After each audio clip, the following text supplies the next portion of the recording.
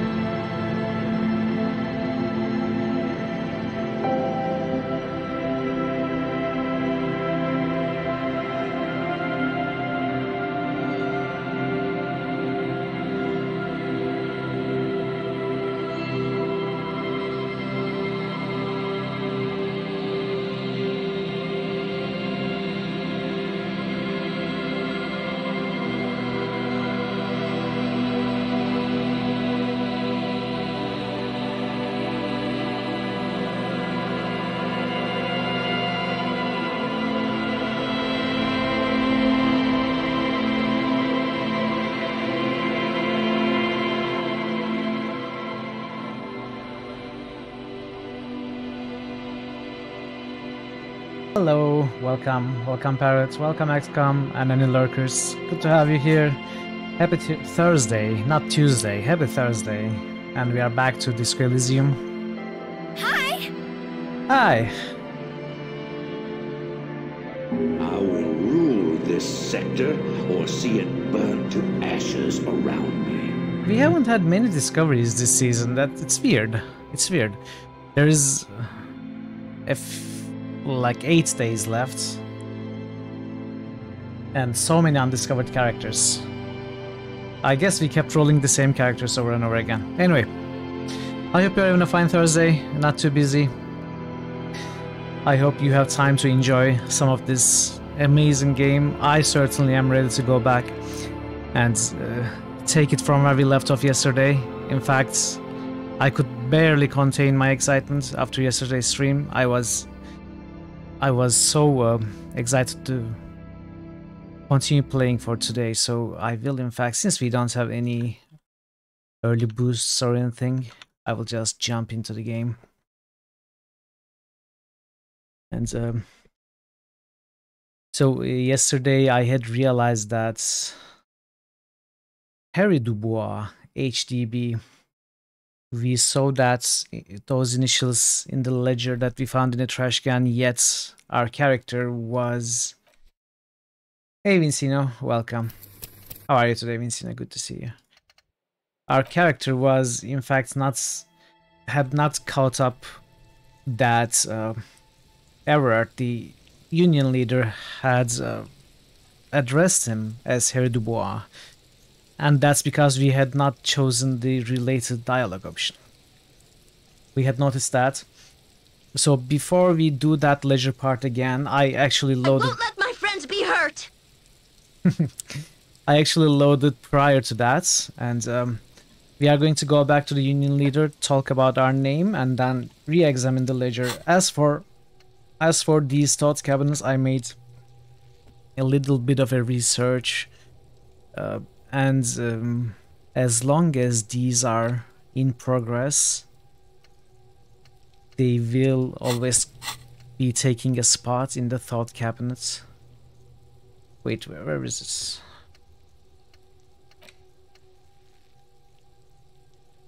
Oh, yeah. So I think that's how it's going to work. I'm not sure, or maybe not. Maybe it's only have. I actually forgot what I read, but the thing I'm sure is, as long as this is in progress, we will keep getting this penalty or this bonus. When we finish internalizing it, it's going to start taking a spot here. And we will have to spend the learning point to forget it. Which might be a pain, because we need our skill points to raise our stats also. So this Lonesome Long Way Home is no issue. In fact, it's great. It's going to be giving us a free encyclopedia point. Hey Draven, welcome, welcome. I'm doing very well, thank you. How are you doing, Draven? It's good to see you. So this is great, this is not so great. I could perhaps consider internalizing this to get rid of the shivers, and then if we need, we can always forget it. I mean, we can either forget, or we can spend the learning point to unlock a new slot. That's also an option. We don't have to get rid of the ones we learned that we like. We can simply open new slots if we want. But regardless, what I remember from yesterday is this in fact did not give us anything. No, wait, it gave us +2 volition and -1, what? -1 drama? I don't remember. Anyway, what's important is what the point is. I don't want this -1 shivers, so I'm going to internalize that. However, I'm going to keep this +1 encyclopedia. I'm not going to learn it because the bonus, from what I remember yesterday, was not worth it. It's better to keep this as a temporary research bonus. I think it applies while it's paused. I think it does. I'm not so sure. We can in fact try to make sure. Where's encyclopedia?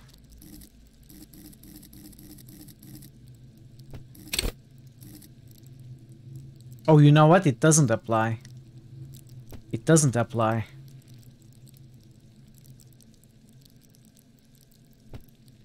Okay. So that's good to know. When we pause it, we lose the bonus. Ah, this is so bad. You know, it almost makes me want to restart the game just to not start learning these. Actually, that means I don't have to internalize this because I don't get this -1 shivers either, right? So it's like I never started them, isn't it? It's basically like I never started them. As long as I keep them paused, they don't take up a slot, they don't give me bonus or penalty. Yeah, Parrot, exactly. So they can just stay in that case. They can just stay. There's no problems. Doing fine there, that's great. That's good, Draven. I forgot, have you played this game? I forgot if I asked you. If you haven't, you definitely should. So yeah, let's start the timer and keep them like this then. And we will go back to the union leader to talk about our name.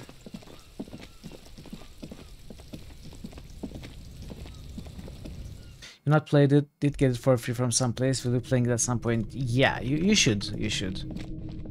You definitely should. Can I still go there from here?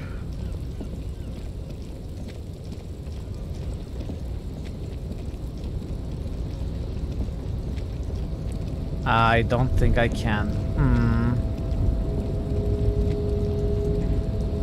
Hey, dial-up sound. It is great. It is amazing.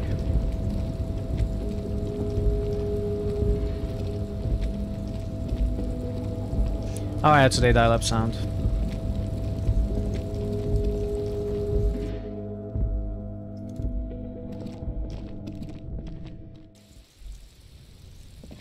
So we've got a bunch of other things that I plan to do today. I don't know if we are going to have time for all of them. I kinda want to read the ledger, yet it's going to take a long time to read all of it, like 3 hours, I think, half an hour each for each case.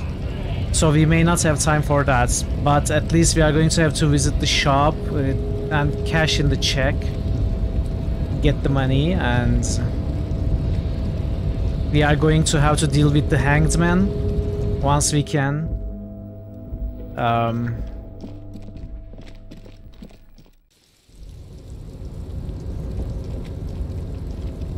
What else? Possibly deal with Kuno again.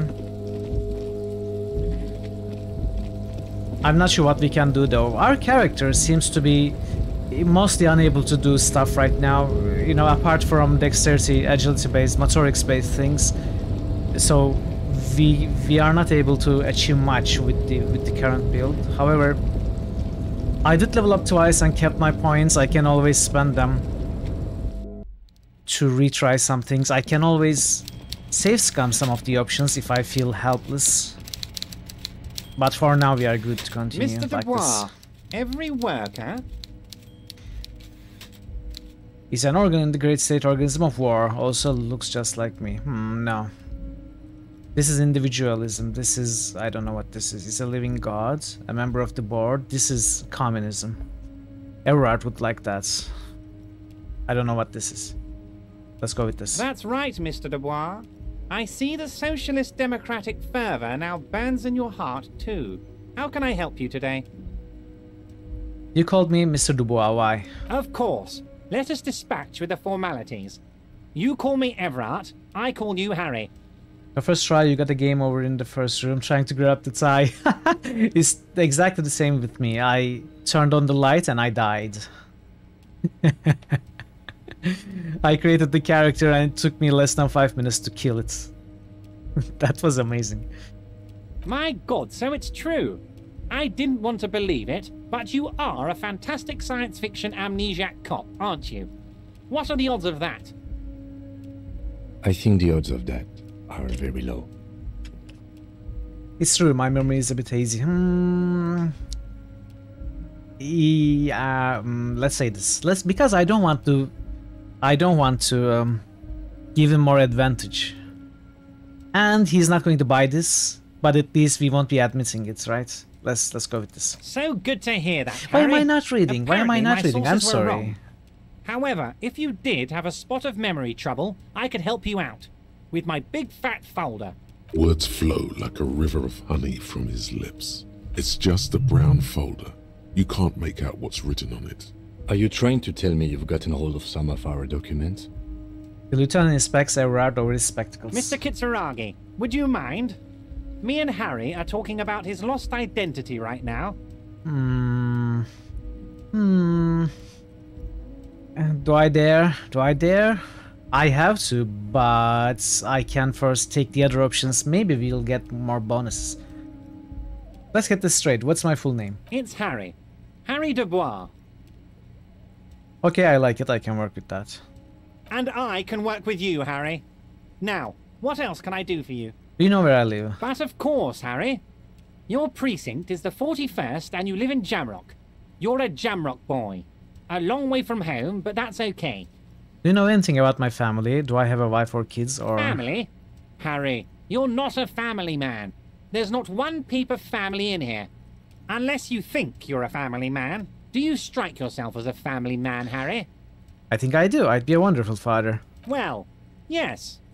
I'm sure you're going to make one little boy or a girl very happy and proud one day, Harry. What kind of cop does he say I am? Well, Harry, if I were to sum you up in one word, it would be apologetic. I'm sorry? Yes. Exactly. You seem to be, a lot of the time, but right now there's no reason to be. Let loose a little. Be you. He's probably just making a guess based on your recent activity in Martinez. Where did you get that folder? Ah, this? My friends in your organization gave it to me, Harry. I find that very suspicious. May I have a look? I'm afraid this is meant for Union eyes only, Mr. Kitsuragi. Yes, we got a bonus. I'm sure you understand. We got a bonus. Please Hey, continue, QP. Harry. How are you, QP? Okay, 58%. We can do this, chat. We can do this. Can we do this, actually? Should I put a point in drama? Because we cannot retry it. Maybe I should put a point in drama. Hey, Marto. Welcome, welcome. It's good to see both of you, QP, Marto. How are you doing today? I could put a point in drama to get my chances up by about 10%.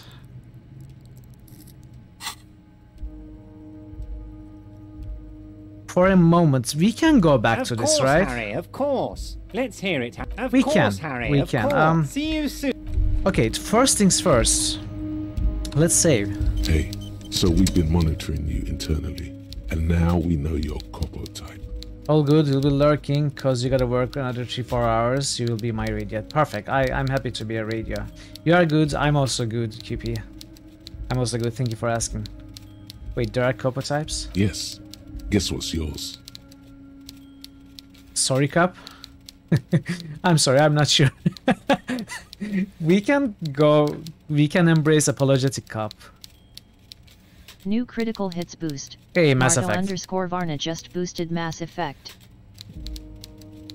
Thanks for the boost, Marto, before going to work, and good luck with your work. Hopefully you are done quickly. New critical hits boost. Hey, okay. Quiescent Pandemonium just boosted Kingdom. New critical hits boost. Vinci Nomen just boosted Dungeon Siege. New critical hits boost. Quiescent Pandemonium just boosted Nox. New critical hits boost. Vinci Nomen just boosted Nox. New critical hits boost. Quiescent Pandemonium just boosted Revenant. New critical hits boost. Vinci Nomen just boosted Elder Scrolls. Thank you. Thank you too for the boosts. I appreciate it. It's my pleasure during the streams, honestly, to receive boosts. Or maybe the oversight was not at all because there was no sound. Wait, what oversight? What did I miss? Oh, this is why you should put some sound, any sound, for all the limiter characters. Oh! QP rolled Eagleanac. Yeah, I guess. I guess, yeah. I didn't hear it, I didn't notice it. Yeah, 660? That's pretty amazing. I'm sorry you had to monitor me. Should we? You know what? Apologetic cop is nice. It's a different, a nicer cop type for a change. Sorry, cop. I'm sorry. I'm not sure. Yes, sorry, cop. The cop who's sorriest. Let's make it official then, shall we?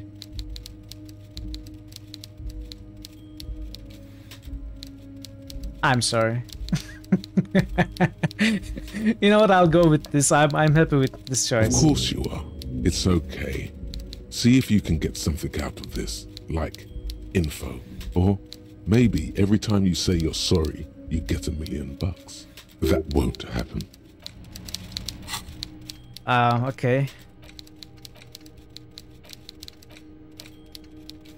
You know what? I'm happy with this. Rigorous self-critique. It's like every time we say we are sorry, we are going to gain something, right? Like maybe a small amount of experience. Exactly. It doesn't even make it to the top 3. That's why I didn't notice it. Let's learn this. Let's learn this. I'm not going to go for communism though. Not going to embrace it. I don't think I'm going to embrace any of the political ideologies in the game. Let's go with this though. I'm going to learn this rigorous self-critique. Okay, so drama. Does anything give us minus drama? Yes. Let's get rid of that. First word you hear is communism. Hey Melandil, how are you today? How are you today? Good to see you. Alright, let's try. I want this to succeed. Let's hear it, Harry. 72, we got a pretty good chance. Let's go. Everard's large hands are covering the folder. This But group the look on shows his face promise says, exceptional. I know everything about you, Harry. Why did I have to roll 3?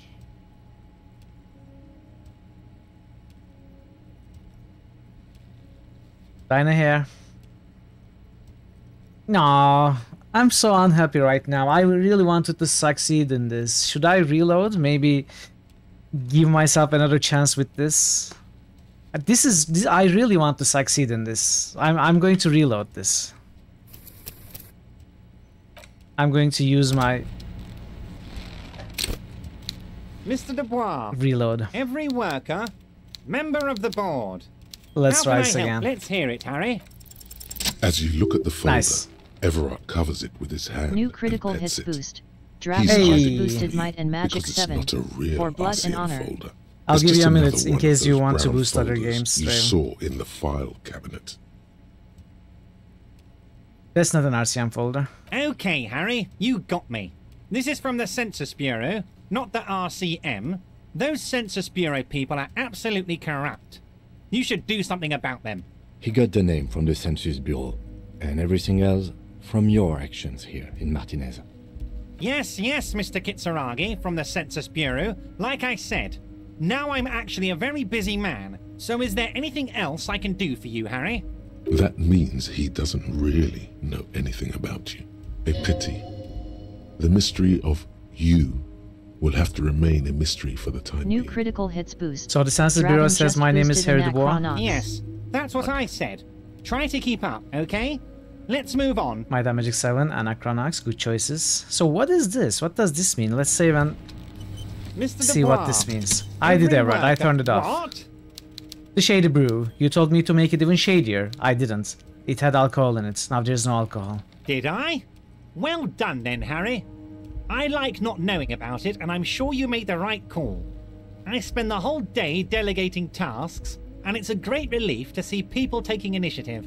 I don't even want Nice. to know what all of that means. Brew, shady, alcohol, turned off.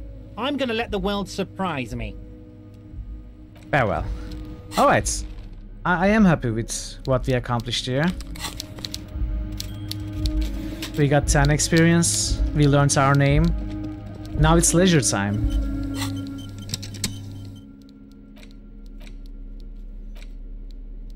But before that, do you want to boost a third game, Draven? Is it Draven or Draven? The TTS reads your name as Draven. It's the ledger you found in the trash. A cabbage of papers hanging from the board. If I just sound, the first way said Draven, okay. It's barely held together by a clip, Alright. then made complete by the faint smell damage of is 7. urinal cleaner. And a Chronox. Draven. Alright. My life for Hey, Gigi. Hello, Gigi. How are you today? Great to see you. I think it was this one, right? And we had succeeded on this, so I'm going to want to succeed on this again. Yes. You can piece them together using the I'm doing very well, alphanumeric thank you, code Gigi. on the margin. It always begins with HDB 41. Why, yes. Every last alphanumeric in the file. Harry Dubois. Yes. HDB. Okay, now we acknowledge the name. I can revisit this. It's going to be half an hour to read each of them. It's already 4 p.m. so it will be 6:30, and the shift ends at around 9 or 10, I think, if I remember correctly from my dialogue with Harry. I mean Kim. So we won't have much time left. Let's look around Not first. much has changed in the meanwhile. A bunch of sodden papers still sags from the clipboard. So why does this give us -1 still? Is it going to be a penalty to every interfacing check?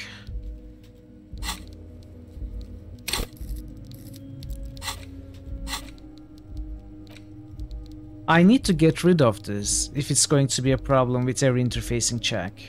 If it's going to be a problem with only this one, then it's alright. Put skill points in interfacing to open this white check.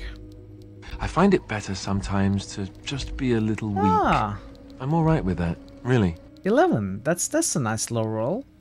And then new discovery.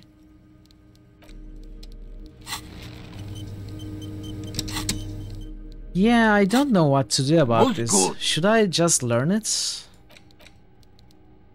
And then forget it if need be?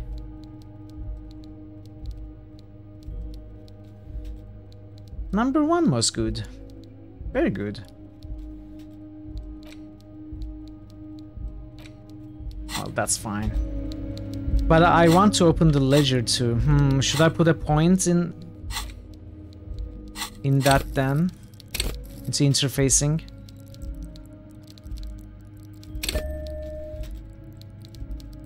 Let's put a point.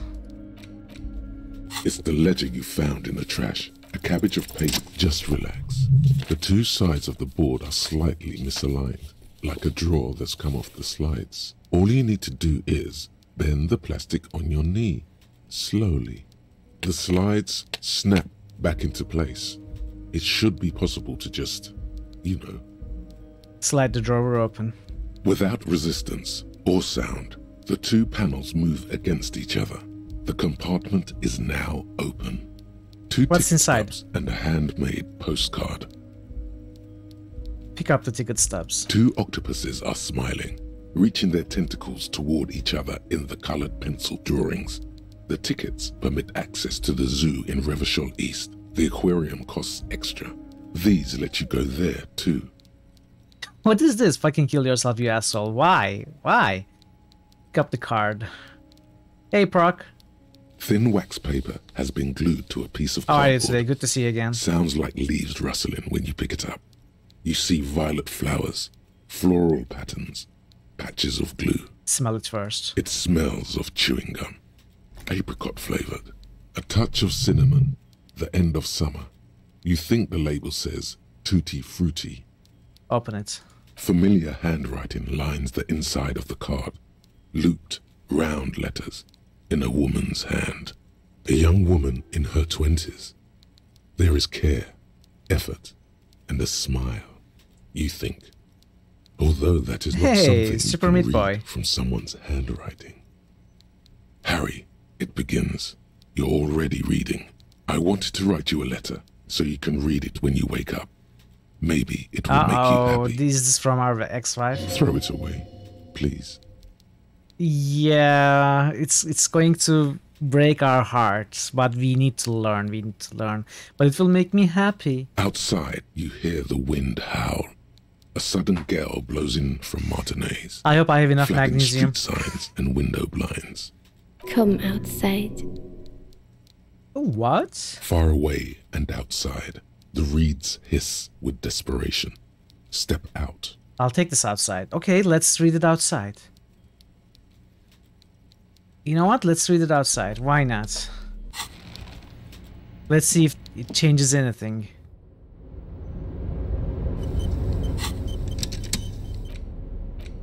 It's the ledger you found in without resistance or thin wax paper. Familiar, a young Harry. Throw it away. No. A merciful wind blows in from the Bay of Revachol. Yeah, voice dusting the acting is ground great at in your this game. feet and raising newspapers far away. You feel the card slipping into it. Now that you're out, let go. Hold on to it, read the card. Hey, what was that? Frisson covers your entire body. A feeling of cold, a persistent chill. Hold on to it, read the card. Your hands shake, holding on to it. Every morning when I step out and you're asleep behind me, it says, I find a little piece of sadness in me. I carry it in my chest, down Voyager Road. Every step I take, it grows. By the time I reach the fuel station, it has filled me entirely. I step onto the light rail and look back. Sparks fall from the bow collector. I know it will be like this until late afternoon, when I get off the 42 and walk back to you. Keep reading. You. Every step I take will get lighter. It almost makes me run. Sometimes I do. I can't believe I met you. I can't believe the happiness I feel with you. You have a vast, vast soul, and I will always, always, always come back to it. Keep reading. Kisses, kisses, kisses. You feel the air sucked out of your lungs and the blood sucked out of your head. Everything around you gets dark. Small white dots appear. You feel the ledger slip from your hand. Fall sideways.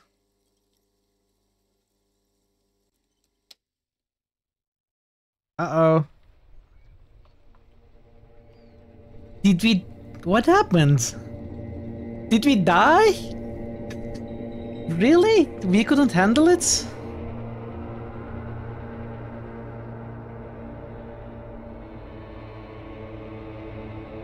Wait, no. There is nothing again. Oh. We actually... What Nothing's, happened? Well, that's me. Is this a new Who day, I or... says who is what? He speaks of the sick. Wait, is this... Tell him. No, it's... The day ended. We didn't die. We didn't die. The day ended. I thought we died and the game restarted. Oh, okay. Okay then. Now that I know that we didn't die, we are definitely going to do this.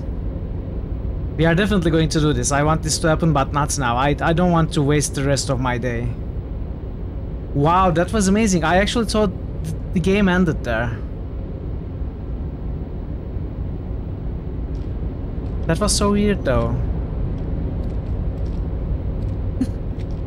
Interesting. Yeah, we are going to do this, but I cannot accept losing the rest of my day. I have a lot of things to do. There goes your immersion. Well,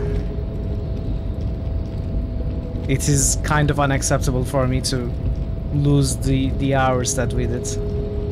But we will do that. We will go back to that. Where am I going?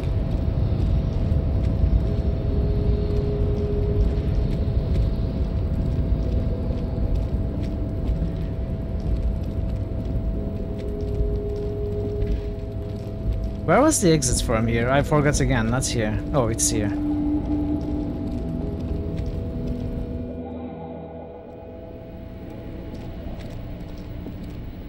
It started the exact same way as a new game, which really confused me.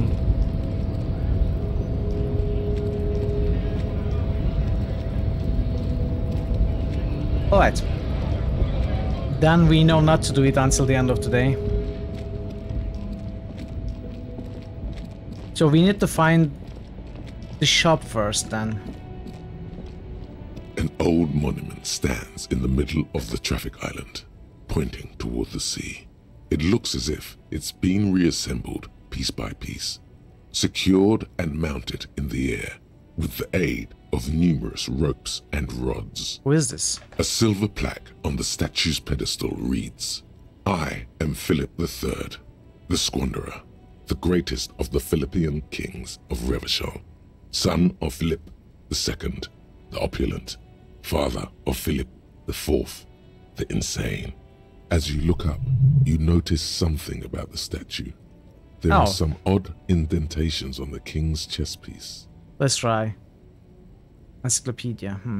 What did this king do? Even by the standards we got it. of the Philippian kings, old sumptuous Philip was known for his profligacy. In what way? He blew through the whole national treasury, starting the decline of one of the penultimate century's greatest superpowers, the suzerain of Revachol. His own maladministration foreshadowed the fall of the monarchy during the anti-centennial revolution, an end to his family line and the monarchy on the Insulindian Isola. How did he manage to blow through the entire national treasury? Stories have it that he had his bedroom converted into a treasure chamber, where he stored unfathomable wealth. Krugerrands, bars of gold, ornate weaponry, armor, and various chalices. He called it the Sol Aurum. It was obscene. There were whispers he slept on a huge pile of gold-dipped feathers, like some obese dragon, instead of a bed, like a normal person.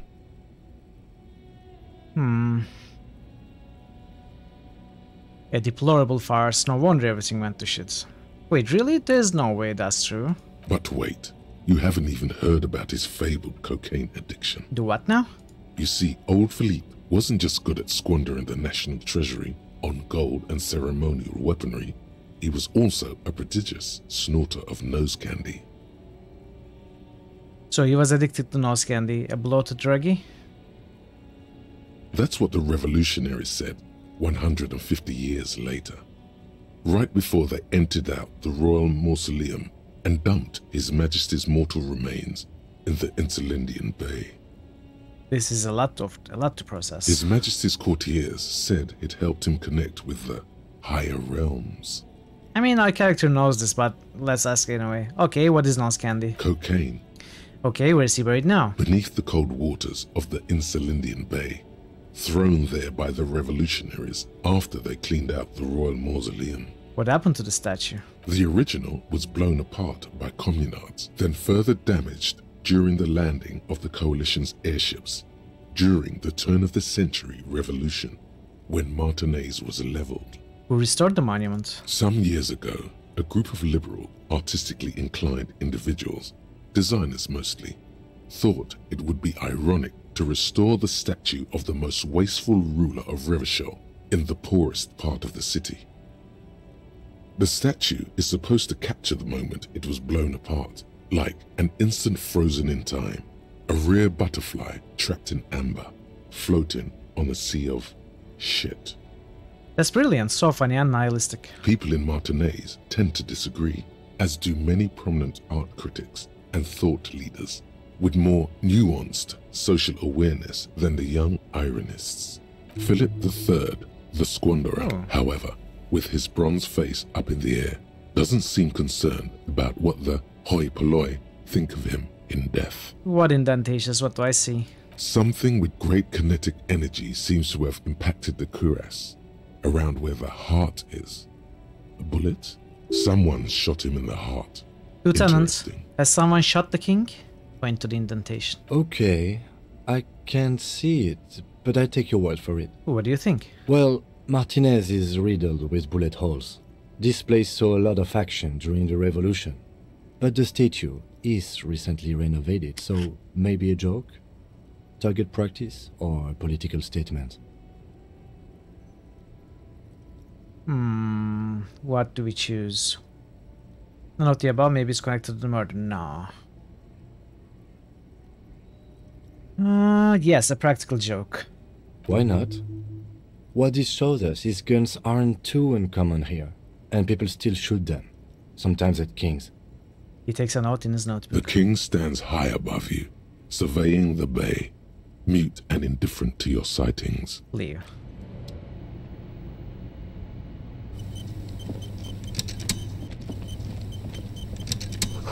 A bold slogan, Human Ox, covers the track.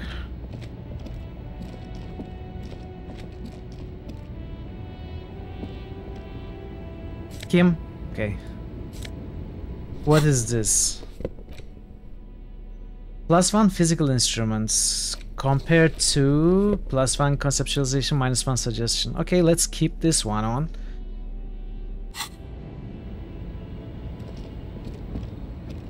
Did I talk to this dude? Okay, this is the end of this direction. The small, wrinkled woman does not greet you. She nods along to something on her radio. A photograph is clutched in her hands, and there is a warm smile on her face. Excuse me, ma'am, I'd like to ask some questions. No response. Wherever this woman is, your words fail to reach her. Snap your fingers in front of her face. Wait. The lieutenant stops you before you can snap. She's just a distracted old woman. Better to leave her alone. Why? Why? I just told you why. If you say so. Kim used his authority on us. He rolled so high, we couldn't even question. And we had to stop. I want to be Kim when I grow up. That's for sure. Ruins full of snow. No one lives here anymore. Can't go this way.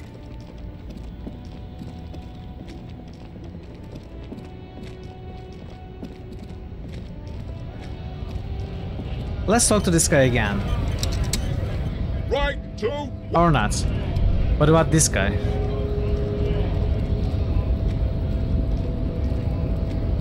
So, how'd you like our harbor? Oh. Labor Utopia. Not approvingly. It's but a rest area on the path leading across open plains. He nods solemnly, then turns to you, a white smile adorning his face. Right. You talk to the boss, eye to eye, like men of the plain. If you have any more questions, I'm set to talk. Good talking to you, gotta run. Okay. Oh, what is this? Did I miss this earlier? Great, okay, this is where I wanted to be. Yellow roses, dozens of them, tulips too. A melancholy pop song plays on the radio. The tear machine stands in the corner. A sign says, 1 bottle equals 10 cents. What is this machine?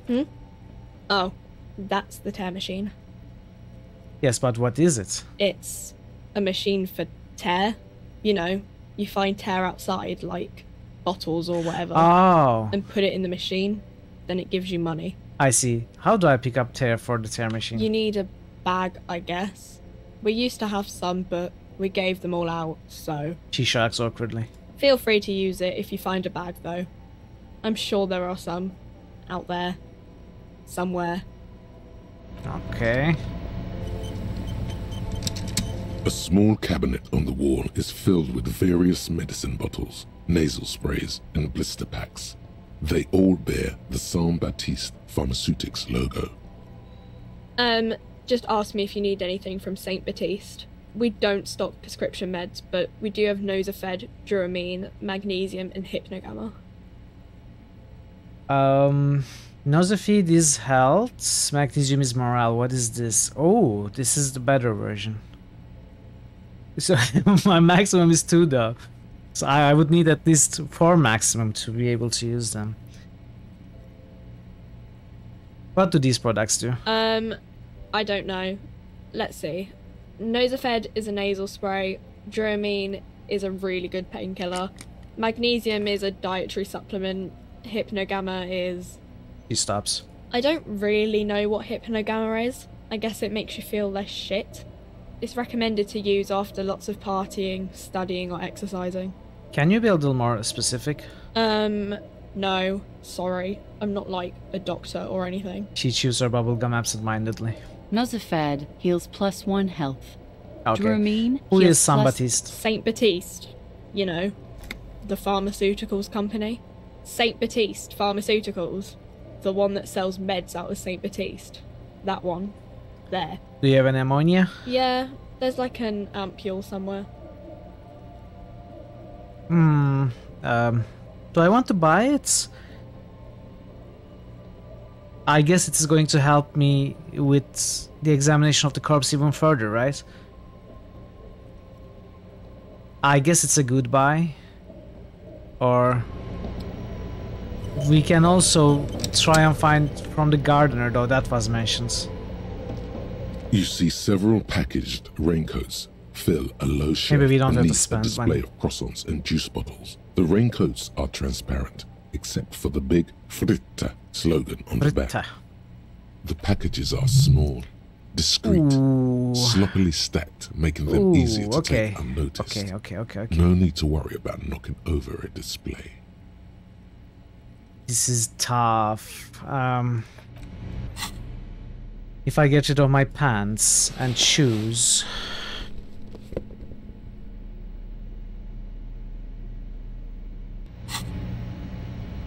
You see several packaged raincoats. 58.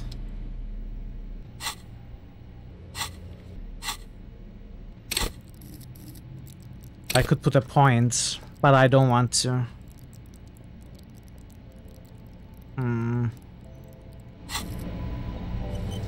You see several packaged raincoats fill a low shelf beneath a display of croissants and juice bottles. The raincoats are transparent, except for the big Fritta slogan on the back.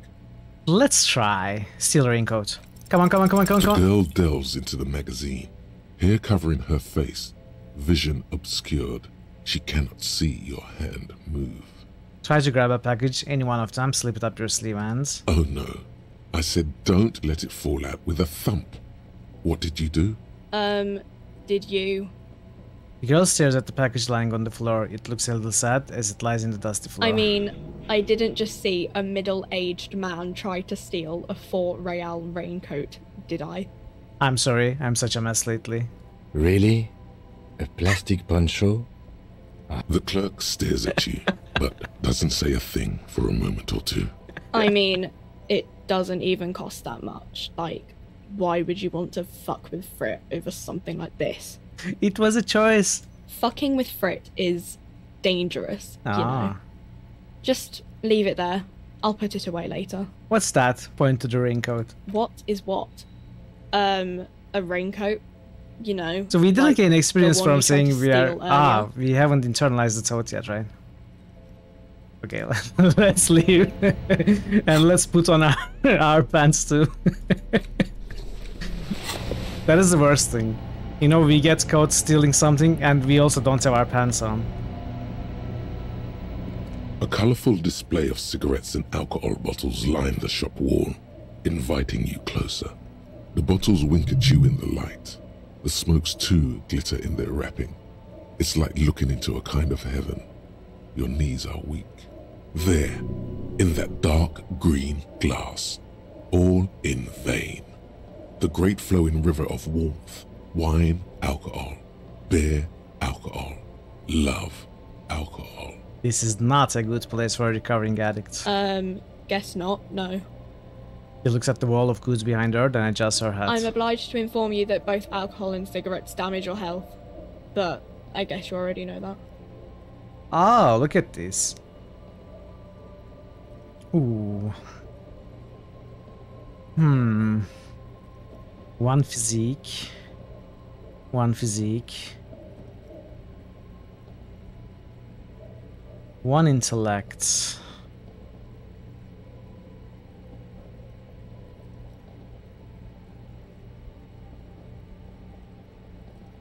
Please tell me about these products. The pale aged vodka is special, I guess. It's stored in pale for a couple of years, which makes it super expensive and super strong. What is pale? You know. She shrugs and is just in explaining it further. Okay, what will consuming this stuff do to my body? I mean, I already said it'd hurt you. I don't know what else they do. He stares at you, unsure. Substances give powerful bonuses to your main stats at the cost of damage to your health or morale. Cigarettes raise your intellect while damaging your health. Alcohol raises physique while damaging your morale. Use medication, like Nosafed and magnesium, to counteract the negative effects of substances. Note: consuming substances can have unforeseen consequences for you. Do you sell any under-the-counter vices? No, Frit only sells legal drugs, like the law says. She fixes her hair underneath her cap. Let's leave. Okay. Welcome to Frit. Feel free to look around or something. Everything is out on the shelves. She returns to her magazine. What's that magazine she's reading? What magazine are you reading? You mean this? She looks at the cover, boasting a colorful photo of two girls kissing. This is Pop Stars. It's got, like, famous people in it. It's not for sale. Looks like it also has something called Police de la Mode, featured on page 34. This speaks to you. Fashion police. I approve of this very futuristic. Tap on the girls kissing. Forget about all that. What is this fashion police feature? Point at the cover. Let's say this. She pops her raspberry-flavored bubblegum and nods, her shoulders tense. She shuffles back, only slightly. Bewilderment and repulsion root her in place. The lieutenant frowns at you, before turning to the clerk with an apologetic half-smile. You mean this? This is Pop... Looks like it also has something Let's called... try this too. It's where they rate different outfits famous people wear. It's kind of funny. They're kind of mean. She stops to It's think. about who's the most stylish. Point to her hat. I bet your hat would take the prize. No. I don't like it. I hate it. We are not the fashion police. We're the real police. Are we You not the mean fashion this police? is Pop Stars. Let's try the other thing. It's where they rate different outfits famous people wear. It's kind Who of is the funny. numero uno guy in They're there kind of right mean. now? And does he look like It's about this? who's... Her lazy eye scans up and down your body, assessing the situation. No, I don't think so. We are not the fashion Okay. police. We're the real police. Before we go on, what is this fritte? I don't know. Frit? And what is frit? Why is it written with 3 T's? I think they think that the extra T makes it funkier. It doesn't. She chews on her gum with disgust. I don't know. And what is A frit? 7 to 11 grocery store. I think they think that the extra Let's proceed. T I have makes, some questions for you. Okay. I'm not really supposed to be chatting to anyone, but... I need to exchange this novelty check for cash. Give her the novelty check and gain 25 real. Wow. I didn't know you worked for the union, sir. I don't. She rolls up the giant novelty check. Looks like she's seen it before and slips it under the counter. Anything else I can do for you? That was easy. Worryingly so. You said I wouldn't want to fuck with Frit. Why? Because Frit has an army. She blinks at you, confused as to why you'd ask such an obvious thing. Hold on, an army? You mean like mercenaries ready to kill people? Yeah, like 2,000 or so. She says it as if it's completely natural. But why would Frit need an army? It's just a corner shop. I don't know. It stops people from robbing Frit, I guess. If they know there's an army, I mean, I wouldn't want to fuck with them anyway. Businesses often hire private security this side of the river. It's an unfortunate state of affairs, but not unheard of. But that's what the cops are for. You think the police, like, bother catching shoplifters? I was a Frit shoplifter. polices themselves, And I got so- caught by the Yeah. cashier. Anything else you wanted? Can you tell me anything about the dead body? I don't really know anything. I mean, I know it's there, but I haven't seen it, so... Did you know the man who died? Not really. Not really? Doesn't mean you knew him a little? No. I didn't know him at all. How long has it been there? I don't know, really long. What do you think happened? I don't Wow, know. do you know anything? No need to worry. It's just standard procedure for us to ask around. If you hear anything, let us know, okay? Okay. Thank you for your help. Uh-huh. Can you tell me anything about this reality we're in? Okay. Reality? You mean, what reality? economic reality, or... Yes, tell me about the economic reality. I don't really know anything. I mean, I'm 15. 15 is an excellent time to learn about the economic reality. Yeah, that's why I'm working my arse off in Frit. So I guess, like, that's economic. What about the physical reality then? I don't know. What about it? Where are we? We're in Frit. No, I mean, where are we on a larger scale? As mankind, or as a nation, or... As a mankind. In a good place. She rubs her face, thinking. I mean, science is doing great, and this radio computer thing seems to be kinda big. I don't know. She shrugs down, folds the magazine back. We're in as mankind. As a nation. We're in She rubs her face, thinking. We're in a transition. You know, transitioning from monarchy to democracy, all that stuff.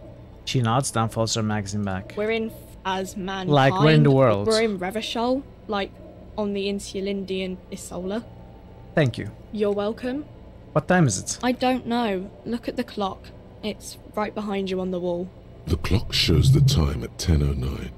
The hands seem to be still. It's apparent the clock doesn't work. What is the revolution? When ordinary people take over the government and demands democracy. What about the one we had here in Revachol? Yeah, it happened like 50 years ago or so. Sorry, I'm not very good at this. At history, I mean. The coalition? What's that? Someone told me there's one. Our government? Or do you mean something else? Sorry, I really need to finish this article. He taps the magazine on the counter. I won't bother you with this nonsense anymore. Cool.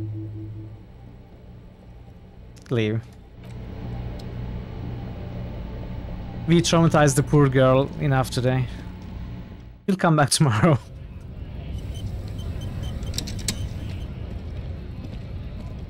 Welcome. This man looks like trouble. You might not want to get into this right now. Plenty of time later. Why are you addressing my partner like that? Don't you welcome to Revachol me. My grandfather came here from a 3,000-year-old racist isolationist culture, while your ancestors came to this island a mere 300 years ago. Heck yeah. Every school of thought and government has failed in the city, but I love it nonetheless. It belongs to me as much as it belongs to you. You tell him. It's men like you who keep Revachol divided, making it that much harder for everyone to climb out of this post-war limbo. Limbo? What's going on here? Oh, come on, man. I just said welcome to Revachol. It's a lorry driver thing. I know exactly what you meant. You think my kind doesn't belong here, that I should watch myself and behave. But you see, I'm an officer of the RCM. It's actually my job to make sure you behave. I would advise you to remember that. My man. Silence. The air between them becomes tense. Your partner needs backup. Now's your moment to shine. Fucking A, Kim, I got your back. Give the lieutenant a punch on the shoulder. Either that... Well, I think we all learned something here. Smile, little lorry man. Okay, so what do we do? What is the cop move? New Evilometer character suggestion by Ivis Origi. Which guy? Kim? Welcome, Ivis Origi. Good to see you again. Yeah, Kim is going to be in the Evilometer. It's already been suggested. Racist lorry driver. Ah, okay. Yeah, I guess he's kind of too generic to be in there, but I will consider it.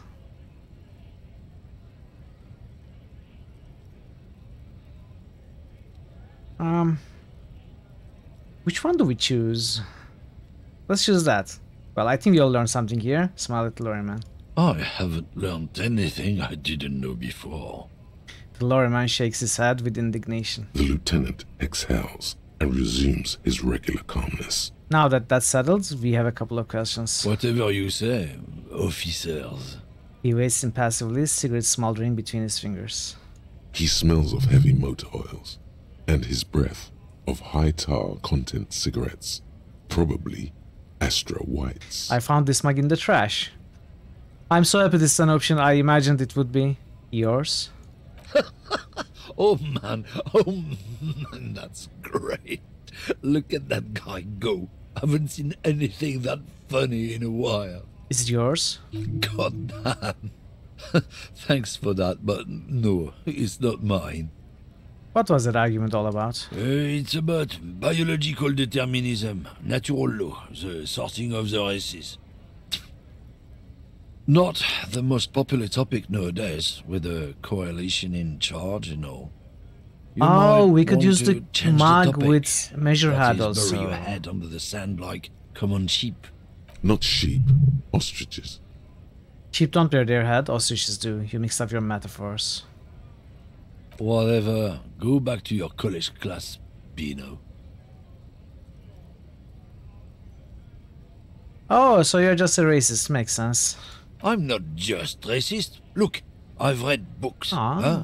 The science of racial theory has all been proved, even if some people don't want to accept it. People who've studied these things say that you and me are superior by design. So, naturally, we Occidentals should be in charge. Obviously, you can see the merits in that. We are going competitive.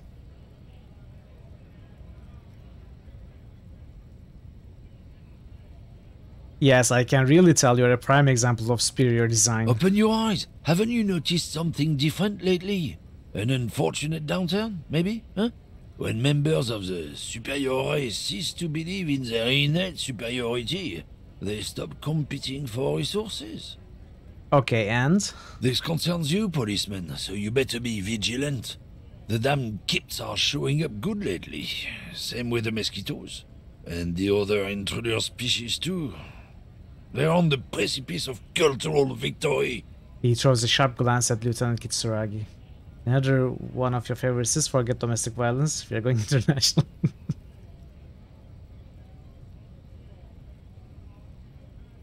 Uh-huh. It's true. Also, you need to realize the dangers of mixing races. Who knows what might happen if people don't stay in their birthplace? You might end up with a new sub-race, with unknown characteristics, leading to extra competition. That's why you've got to control the offspring. Yeah, I'm not down with this. Why don't you go fuck yourself? Don't push your luck, runt. The man gives you a disgusted look, then turns attention elsewhere, ignoring your presence. Looking for something, runt? Come to tell me to fuck off again? What are you hauling? Oh, not much anymore. I'm here to pick up some cargo, but the dock workers are on strike, so it's a sit and wait on your ass situation.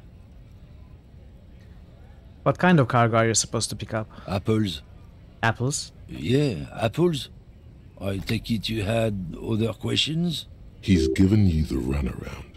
Let's be honest, you were bested. Yeah, done for now.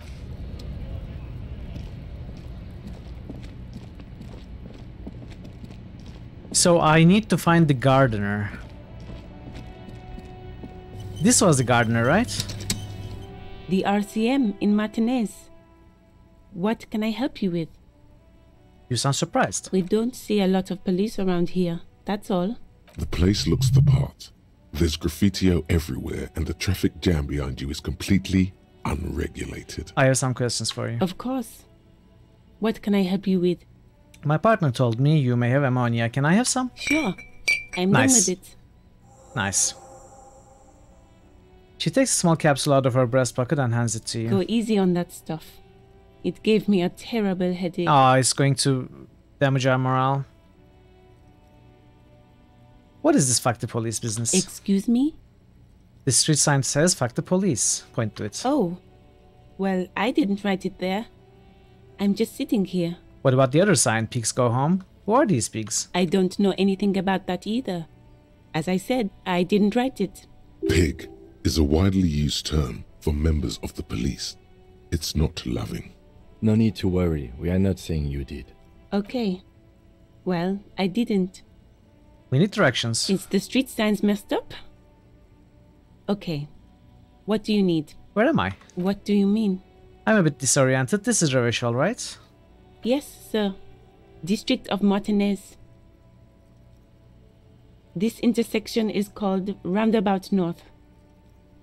He knows where we are. He just wants directions. What is up in the north? There's the pier, the Cape Side apartment buildings, some more tenements. Not a lot, really. What's in the east? The harbor gates. Some kind of commotion, I think. I don't follow the local politics. A fleet store, too. What's in the south? Some shops and a bridge. The canal bridge leads to the coast, but it's broken, I think. Some kind of accident, probably. What's on the other side of the canal? Just coast. There's a little fishing village there, and a fish market. But that got closed down ages ago.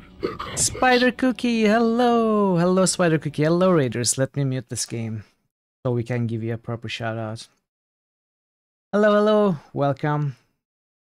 How are you doing today? How did your stream go? I believe you were playing XCOM.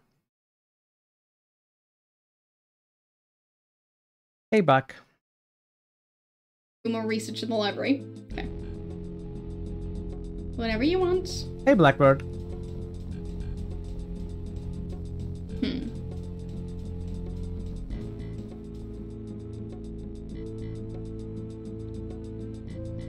Bundespräsidenten Stichwahl Wiederholungsverschiebung.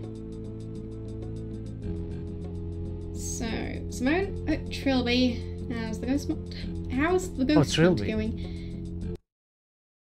Hello, Blackbird. Hello, Spider Cookie. Hello, Raiders. It's great to have all of you here. Made plenty of progress. That's great. That's great. XCOM is a difficult game. And you've been playing a lot of it, really. And really enjoyable to watch too. So anyone who has not been to Spider Cookie's channel, I mean, chances are you have. But if you haven't, you should definitely go there. She's one of my favorite streamers on Twitch. And I spend a lot of time there. And really enjoyable streams. She plays a variety of games, mostly retro. A lot of adventures and RPGs as well. She's been playing the Ultima series. I believe she's still on the third one. And today she was playing XCOM, so she plays different games every week. Yeah, so definitely pay her visits. You won't regret it. And thank you so much. Hey, Marto, welcome. It's great to see you. Wait, you were already here. I'm sorry. It says Raider from Spider Cookie in your message, so I just thought you were just coming in, but no, you were already here. And for those who don't know me, I'm Mitral. I play mostly RPGs and I play mostly point-and-click adventures if I'm not playing RPGs. Right now, we are playing an RPG, which is a lot like an adventure game also. So it's an RPG game with no combat. I believe you know the game because Spider Cookie is or has been. I'm not sure if you finished this, Spider. You've been playing this Elysium too, yes. I didn't know if you finished it or not. I knew you were playing. I am loving it. This is technically not my first playthrough. I actually started this game when it was new, but I couldn't continue after a point and I stopped.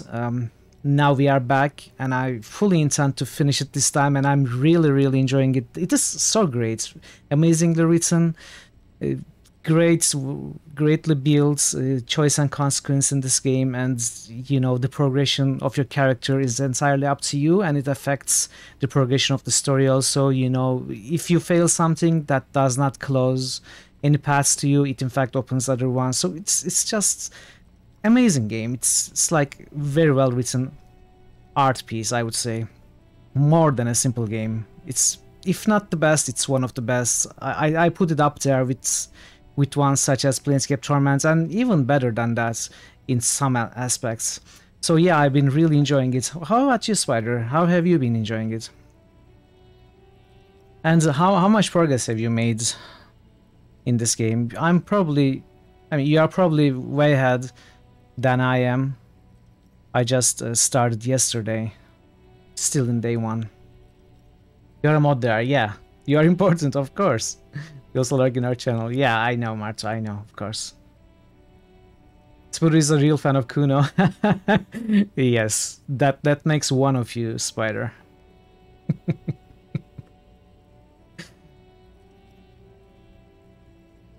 yeah, again, it's so great to have all of you here. Thank you so much for the raid, and thank you so much for staying after the raid. I will start the timer and continue the game. I hope you enjoy your time here. You are getting close to the end of the game, you think. Yeah, I don't know, but I feel like I wouldn't want this to end if I was getting close. Don't want to spoil anything. Yeah, okay. Yeah, thank you. I appreciate that. I have never seen what's up towards the end of the game. When I played it last time, I didn't get too far. I think I was in day 3 when I left, when I stopped playing. And what I had accomplished, I have also forgotten, so this is mostly completely new to me. Not completely, I do recognize the characters, but I don't remember how the story progresses. And even if I did, honestly, things are so different between each playthrough depending on your choices. So I was playing the game yesterday and I made a couple of choices in succession, which caused all of the chats to be surprised and laugh a lot. It was a funny scene, and apparently there were people who had played the game multiple times in the chat, and apparently no one had seen that happen. And it was so funny and new for all of us, everybody. That's such a great thing about a game like this. You can play the game multiple times and you are still able to find new stuff. Yeah, that's one of the biggest reasons that I really love this game. Anyway, let's go on. Hope you enjoy your time here, everybody. What's in the west? It's just water. No, actually, I think they call it the Martinez Inlet. There are some islands in the bay, but they're hard to reach. Thanks, that's all for now. No problem.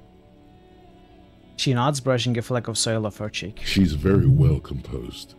Back straight. I have to run. Of course. I won't hold you back. She wipes her brow with the canary yellow glow. If there's a corpse, then you're going to need those gloves for the autopsy. One more thing, can I borrow your gloves? Sure, keep them. I have another pair. She hands you the rubber gloves with no visible annoyance. Thank you. So, I am actually a terrible save scammer. I save and load until I get my way. I really want to achieve stuff, manage stuff, be able to do stuff in my games.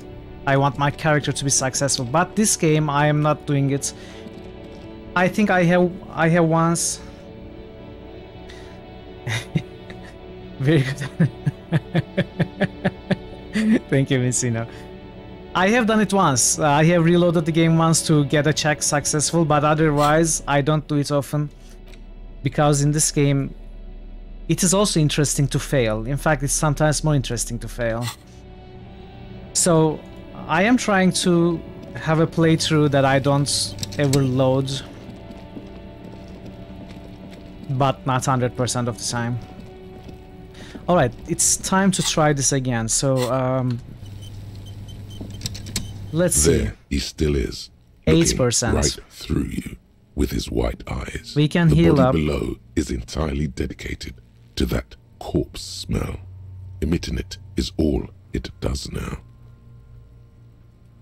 If we heal up... 17%, it's still very low. Is there a way to get our endurance higher somehow? None of the drugs gave us endurance that we had access to.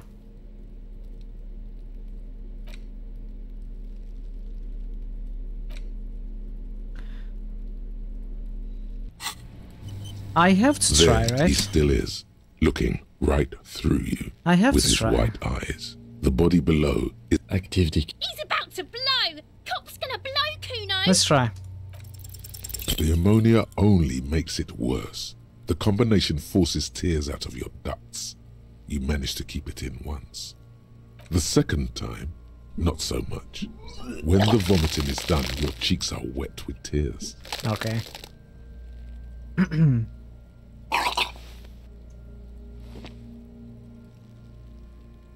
I think I don't want to be a cop anymore. The ammonia didn't help at all. Nor does the wind right now. You feel the lieutenant pat your back rhythmically. I've seen strong men turn themselves inside out for hours, You are facing tough odds here. Alcohol withdrawal makes it considerably harder. Why can't I keep it in if I've been a cop my whole life? I've seen captains puke their guts out. It never gets easier. You never get used to the smell. Every Monday is cadaver day. Throw up, investigate. Throw up, initial autopsy. Throw up, bag it. He pats your back again. Then drive to the station. Maybe throw up on the way there if you didn't bag the thing tight enough. You seem to be fine. I think I've lost my sense of smell. Here's a pause. Not being hungover helps too. Can't we do something else? I think I want to solve something else now. That's probably a good idea. Clear our head. But before we can do that... If he throws his hand from your back and looks you in the eye. You need to get your shit together. Okay. We should go talk to the locals. Find something else to do. Volumetric shit compressor, okay. It's pretty bad right now. We should go talk to the locals, find something else to do while wind changes. You've gained a thought. When this dialogue is over, go to your thought cabinet and internalize it for special bonuses and effects. Give it half an hour. Get yourself together. Oh, come okay. back. We don't have ammonia anymore. We don't have ammonia anymore. So this gets our shit together. Your shit is apart, and it's rather unbecoming of a cop and a human being. It's supposed to be opposite of that, together, compressed in a small area. To achieve a solid level of shit compression, squeeze your butt cheeks together for 30 minutes. Do something similar with the two hemispheres of your brain. Talk to people, maybe that will help. So, what is this going to do for us if we learn it? I am kinda scared of wasting my slots for useless things. Maybe I should be checking guides just for these, just for the thought cabinets, because it's such a limited thing.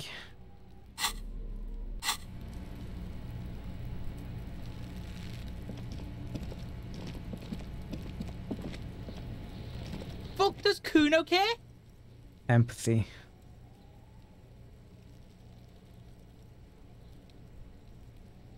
Kuno doesn't... You could put a point in empathy to try this again.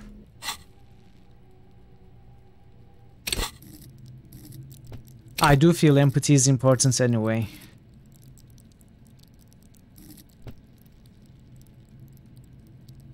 So let's put a point in empathy. Fuck does Kuno care? It's legendary though, it's so difficult. Kuno, I keep throwing up and I can't investigate the body at all. What is this? You were lucky you didn't die there. Screw the both of you. Oh, Let's try what? this. You'll fucking vomit on Kuno too, pig? Yeah, I will. Let's try. It's not going to work, but let's try.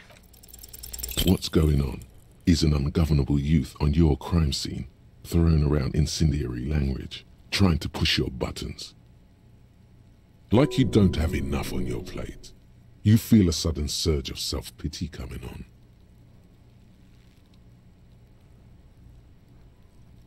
Kuno, Steel of Rage, Night City. What's going on there? I'm intrigued. No! The evil shit behind the fence hacks like she's coughing up a furball. You told him about it and now he knows your name! The city's not fucking lame. You are lame. Kuno's tired of defending Rage City from... Just fuck off, alright? He waves his hand in the air. And fuck you too, putting Kuno on the spot like that.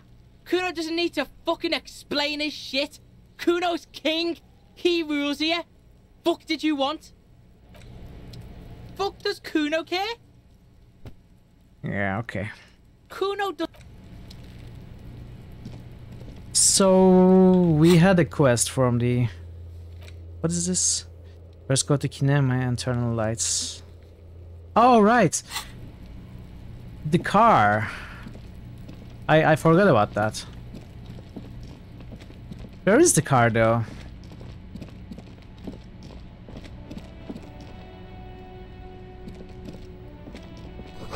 There are bottles inside. You could pick them up if you had a bag. I do need a bag.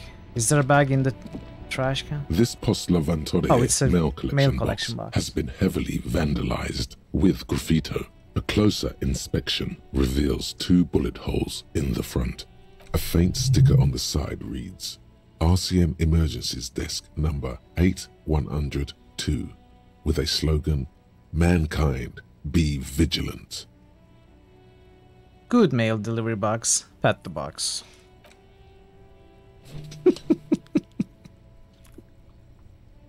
The box seems happy. Hey. Eat shit, pig.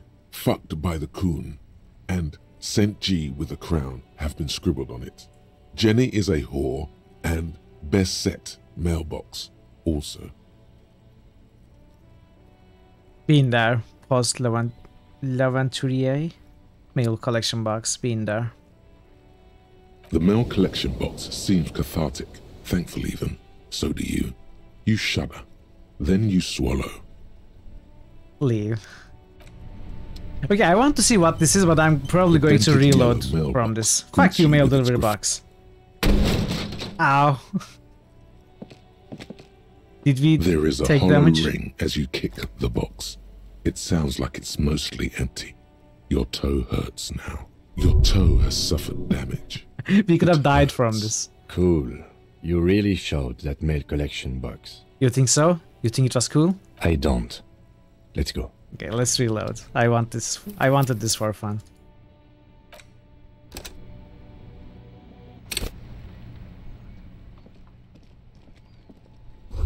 Some great tectonic force has cracked the pavement like an eggshell. The damage looks like it could have been caused by an earthquake. The worn and beaten wooden planks of the bench do not look overly comforting. We can sit on benches after we've solved the murder. Let's go.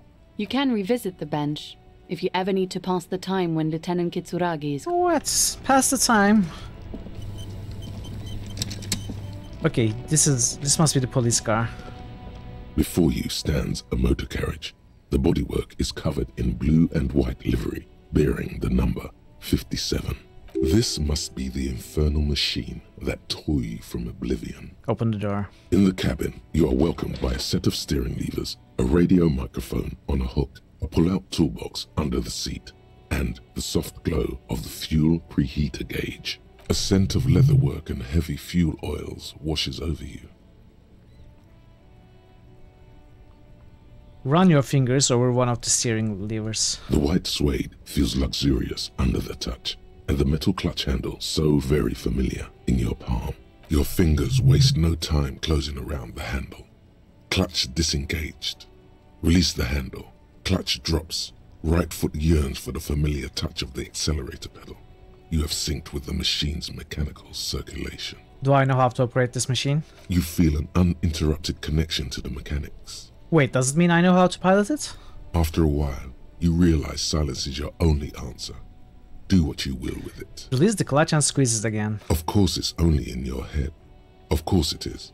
But it almost feels as if the clutch handle is gently squeezing back. How are you, my friends? The smell of freshly treated leather, the lack of dirt and dust on the dashboard, and a neat little brush in the cup holder.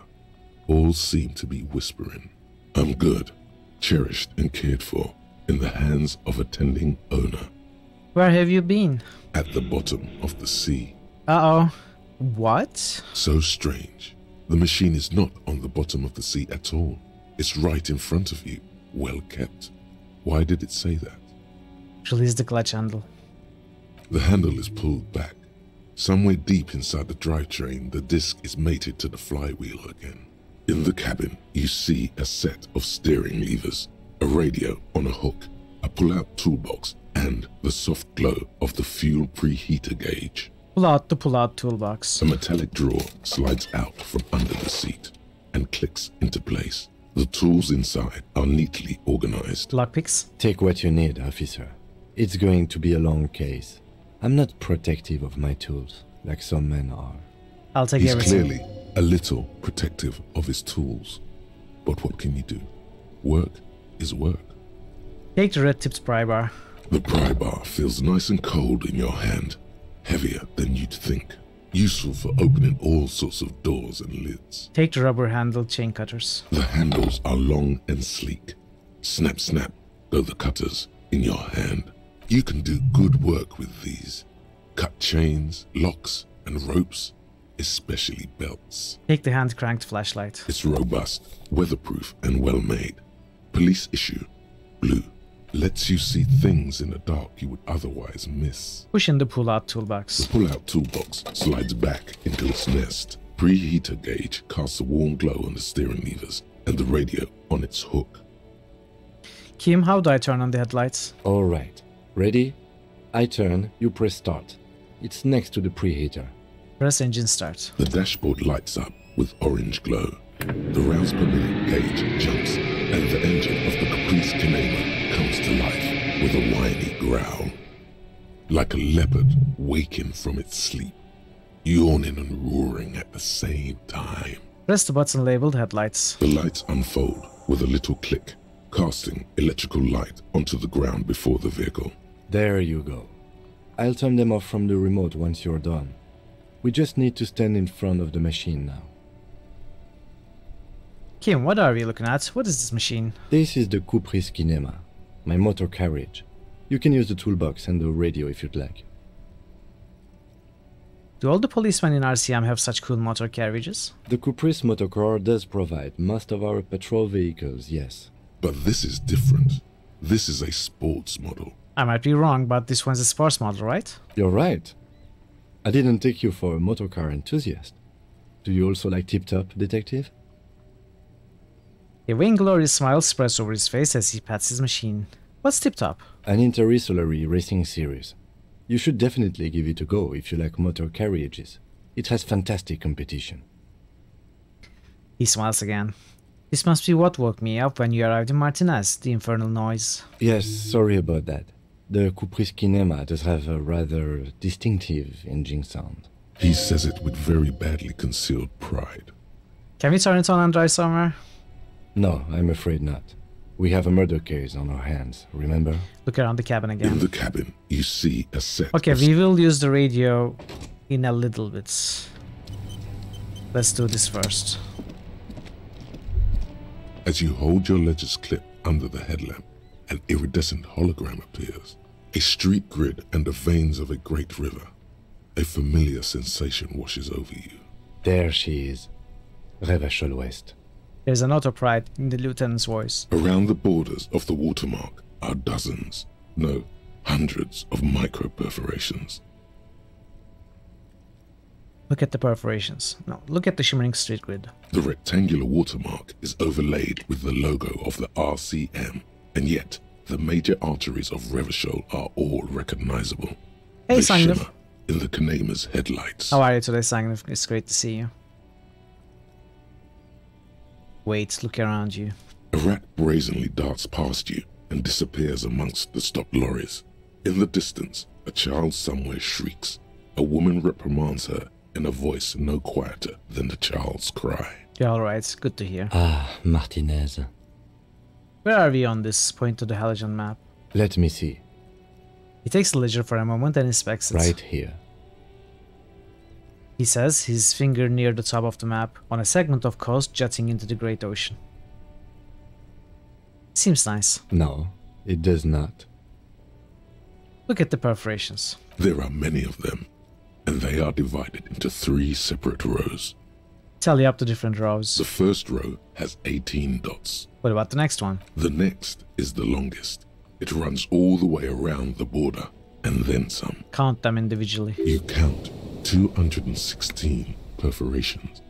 Considering that nice, large number, a wave of pride washes over you. Though you can't say why, precisely. What about the last row? The last row has 3 perforations. As you look at them, you feel your index finger reflexively contract 3 times. Seems like something I've done before. And something you'll do again before this is all over. Hey Kim, what do all these holes mean? Point to the dots on the watermark. Those are perforations. They represent your record as an officer of the RCM. They are your statistics, as it were. I should have guessed you'd keep a record. Officers often do. Let's take a look. The first row represents your years of service. 18 years. Okay, not bad at all. What did you do before you volunteered?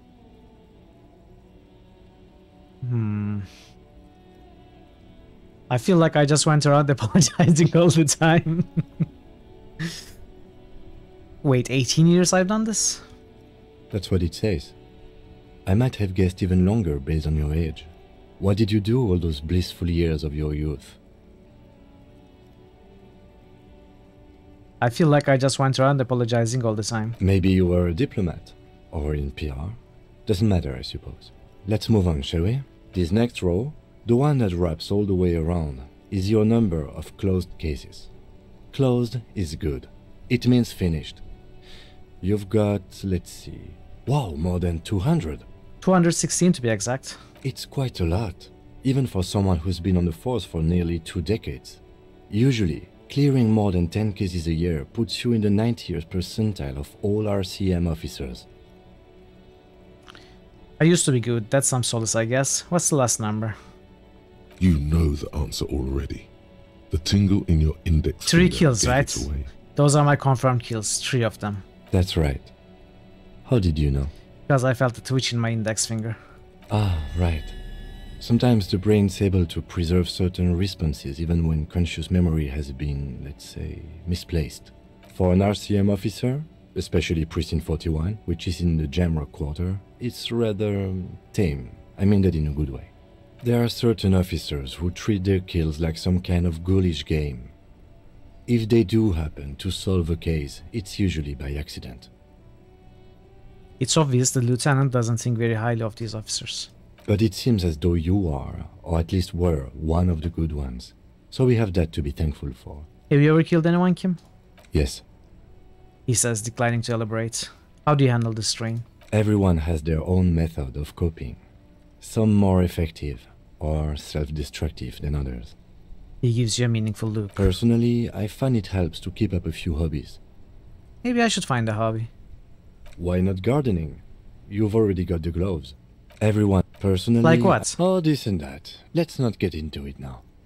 Why not gardening? Thanks for this. The lieutenant nods. Okay, let's go. Right. I'll go turn off the lights. Nice, time more You experience. can now see your statistics on your journal page. To the right. Alright.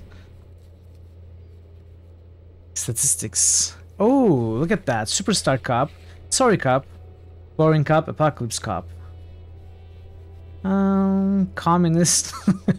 I said I don't want to choose the communist thought, but it feels like I have been choosing it. Look at that. Good cop, bad cop, 6. What does it mean? Honor? People killed 3. Cases solved 216. 18 years. Okay, then,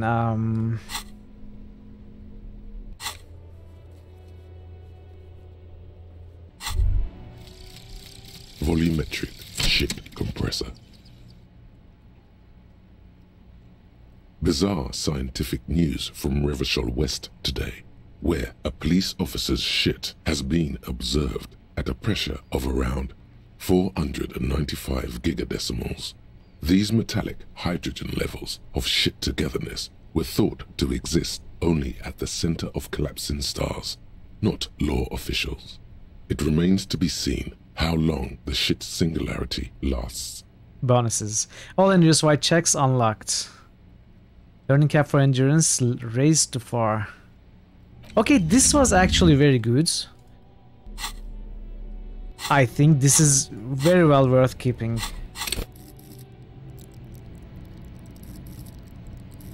Wait.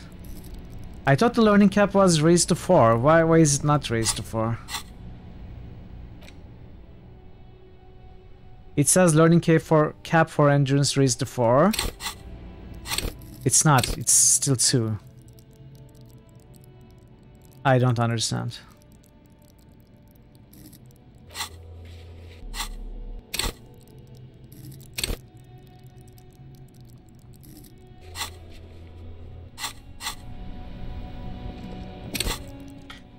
I don't understand that. Inside, you see a set of steering levers, a radio microphone, a pull-out toolbox, and the soft glow of the fuel preheater gauge. Your endurance is 2, you can raise it up to the cap, which has been raised to 4.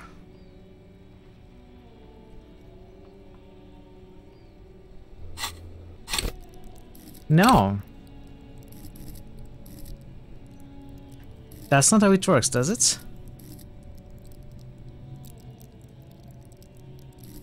Oh, is that what it is? Is that what it is? So I thought it would give me 4 diamonds, 4 empty diamonds to fill, like 4 skill points to put in.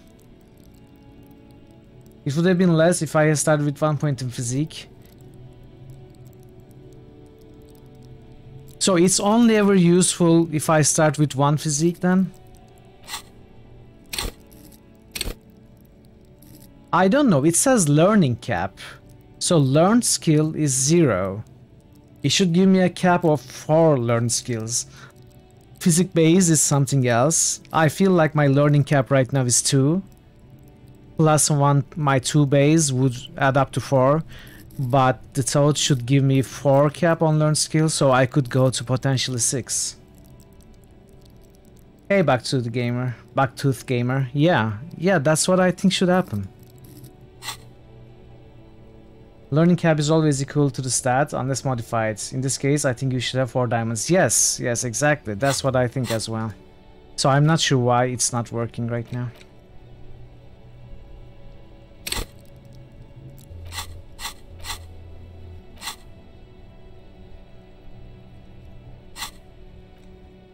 Anyway, tap on the fuel heater As gauge. you tap on the gauge, the indicator pin jerks as if startled.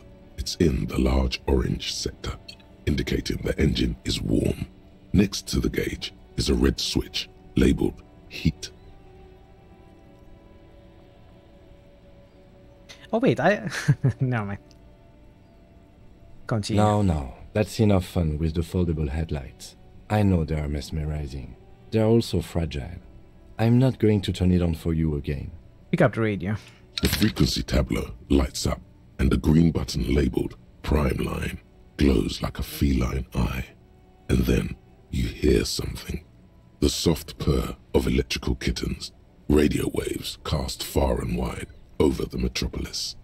A woman's voice greets you through the static. This is Precinct 57. Hello, Lieutenant. How may I assist you? Hello, Alice. Please assist our colleague from the 41st Precinct here. I'm putting him on. Operating the radio is easy. Just be confident. You've probably done it 1,000 times. Come in Delta 10, this is Firewalker copy. Hi Alice, this is the officer from 41st Precinct speaking. Nice to meet you. This is Officer Alice Demetri, Precinct 57. How may I assist you? Your voice replies in the radio. Under the green Prime Line, a yellow saved button catches your eye. You wonder what the lieutenant's default radio station is.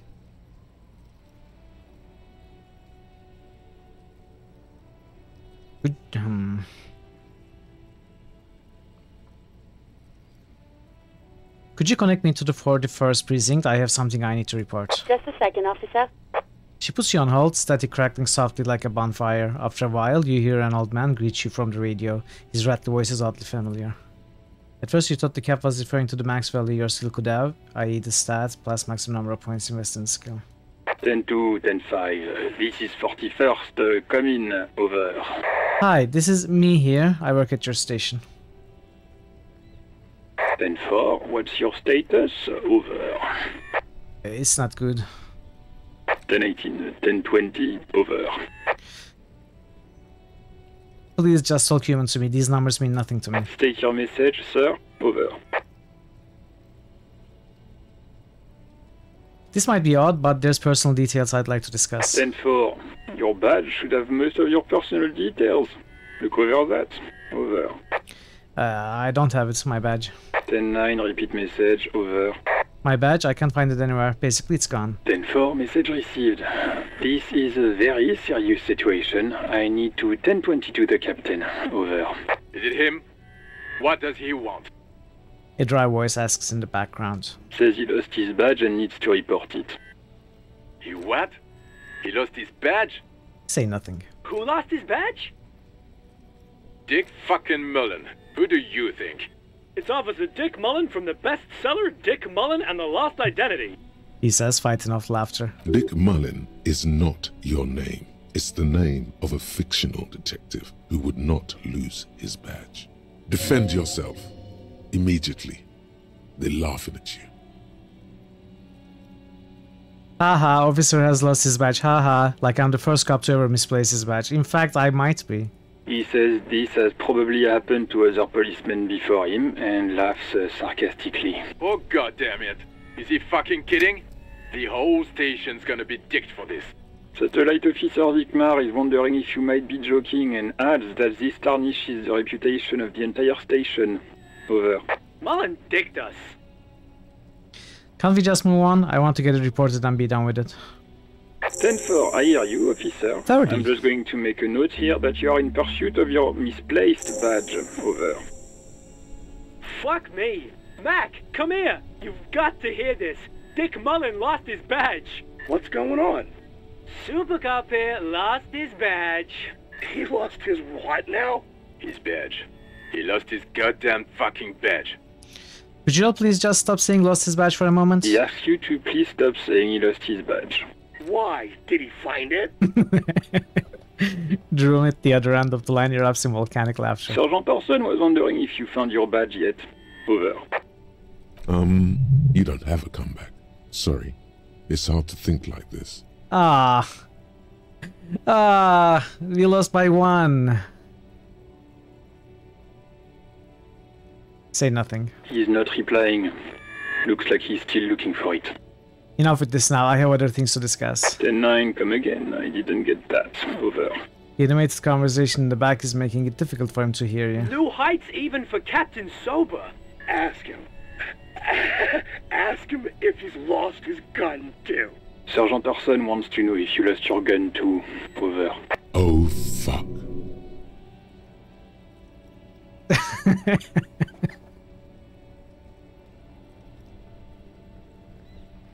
Say nothing. 10-1, you're breaking up. 10-9, repeat please. Over. Don't say anything. 10-9, come in, officer. Over. Remain silent with terror. Come in, officer. 10-9, repeat message please. Did you misplace your firearm? Over. That's affirmative, over. He says he doesn't have it. Dear God, he lost his gun? Oh my, I can't. The man succumbs to laughter again. This isn't really a laughing matter. Mac can face a giant of Coco Nur by himself, but Disco here made him piss his pants. Oh, I can't. Fuck. He lost his... Ask him if he's still got his wiener. I'm not going to. Ask him. Sergeant Orson here is wondering if you are still in possession of your genitalia. Over. Yes, I lost my wiener too. Just laugh, okay? He acknowledges your joke and asks you to lay off. Lay off? Lay off? Tell him we'll lay off when he retrieves the goddamn police property that he has been entrusted with. Satellite Officer I heard him and I'm on it. 10-4, affirmative. Officer is in pursuit of his firearm. Oh God, The man is fighting back tears. Officer, do you need further assistance? I'm Over. in dire need of financial assistance. 10-4, I hear you. I don't have the authority to grant your request, but... What does he want now? He's asking for money. Is he fucking kidding? I don't think he is. Don't give that asshole anything. He's just gonna drink it all. Alright, that's a negative on the additional funds, sir. Over. It's paramount to the investigation that you grant me more money. He says it's important to the case. He isn't getting a red cent. You can tell him that. Request denied, sir. Please, I'm begging you here. I don't even have a place to sleep tonight. He says he's in trouble. Doesn't have a place to sleep. Well, I guess he'd better crack the case before sundown then. Wow. Vikmar said... I don't want to be here anymore. I want to go home. Please come and get me. Okay, I heard you. No offense. Anything else, sir? That's Over. all for now. Roger that. 10-10. Over and out. Got the radio again. This is Precinct 57. How may I assist you? Alice, please connect me to Station 41's Lazareth. What is Lazareth? It will take just a moment, officer. Her voices fade out into the familiar radio static. Gottlieb, what do you want? He's carelessly chewing on a piece of hard candy. I was told to call the Lazareth. People are worried about me. Oh, it's you. I lost my memory, all of it. Lasagna maker. With all the damage you've been dealing yourself with drugs and alcohol, I'm not surprised. You're not surprised? Okay, anything else? What else? I'm not a brain doctor. Look on the bright side, you've got a whole new life now. What the heck? Use it wisely. It's hard to say if he doesn't believe you, or doesn't care. I think I've developed extreme photosensitivity. That's because you're hungover. Even the radio waves coming from your direction smell like liquor. Do you feel like your eyes are twitching too? Yes. That's the tiny vessels pulsating from high blood pressure, stupid officer. You might be sustaining permanent damage to your vision as we speak. Not much I can do about it. I'm not an eye doctor. But what kind of doctor are you then? The busy kind. It's not life-threatening, just annoying for you. I've got more important things to do here. It certainly does not help with aiming. You know who I am? Yes, there's no end to the misfortunes fate has seen fit to rain upon me. I'm sorry I've been such a bother to you. Oh, spare me the sad, drunken blubbering and get on with it. What's your complaint? I think I've had a heart attack. And you survived it. Congratulations. Are you mobile? Yes. Even better. Anything else? I wouldn't worry about that. Officers your age have coronary trouble all the time. Also, death is a natural part of life. What kind of a doctor is this guy? Not taking us seriously at all.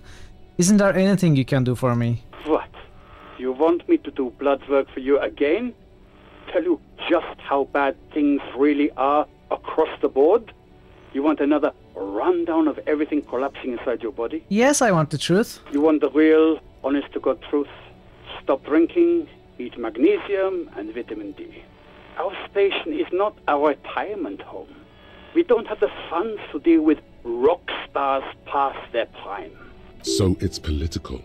You're being neglected because of political reasons. Wow, really? And no, I don't want to hear a political commentary on the topic. In fact, I got work to do. Some idiot has glued his eyelids shut with cyanoacrylate.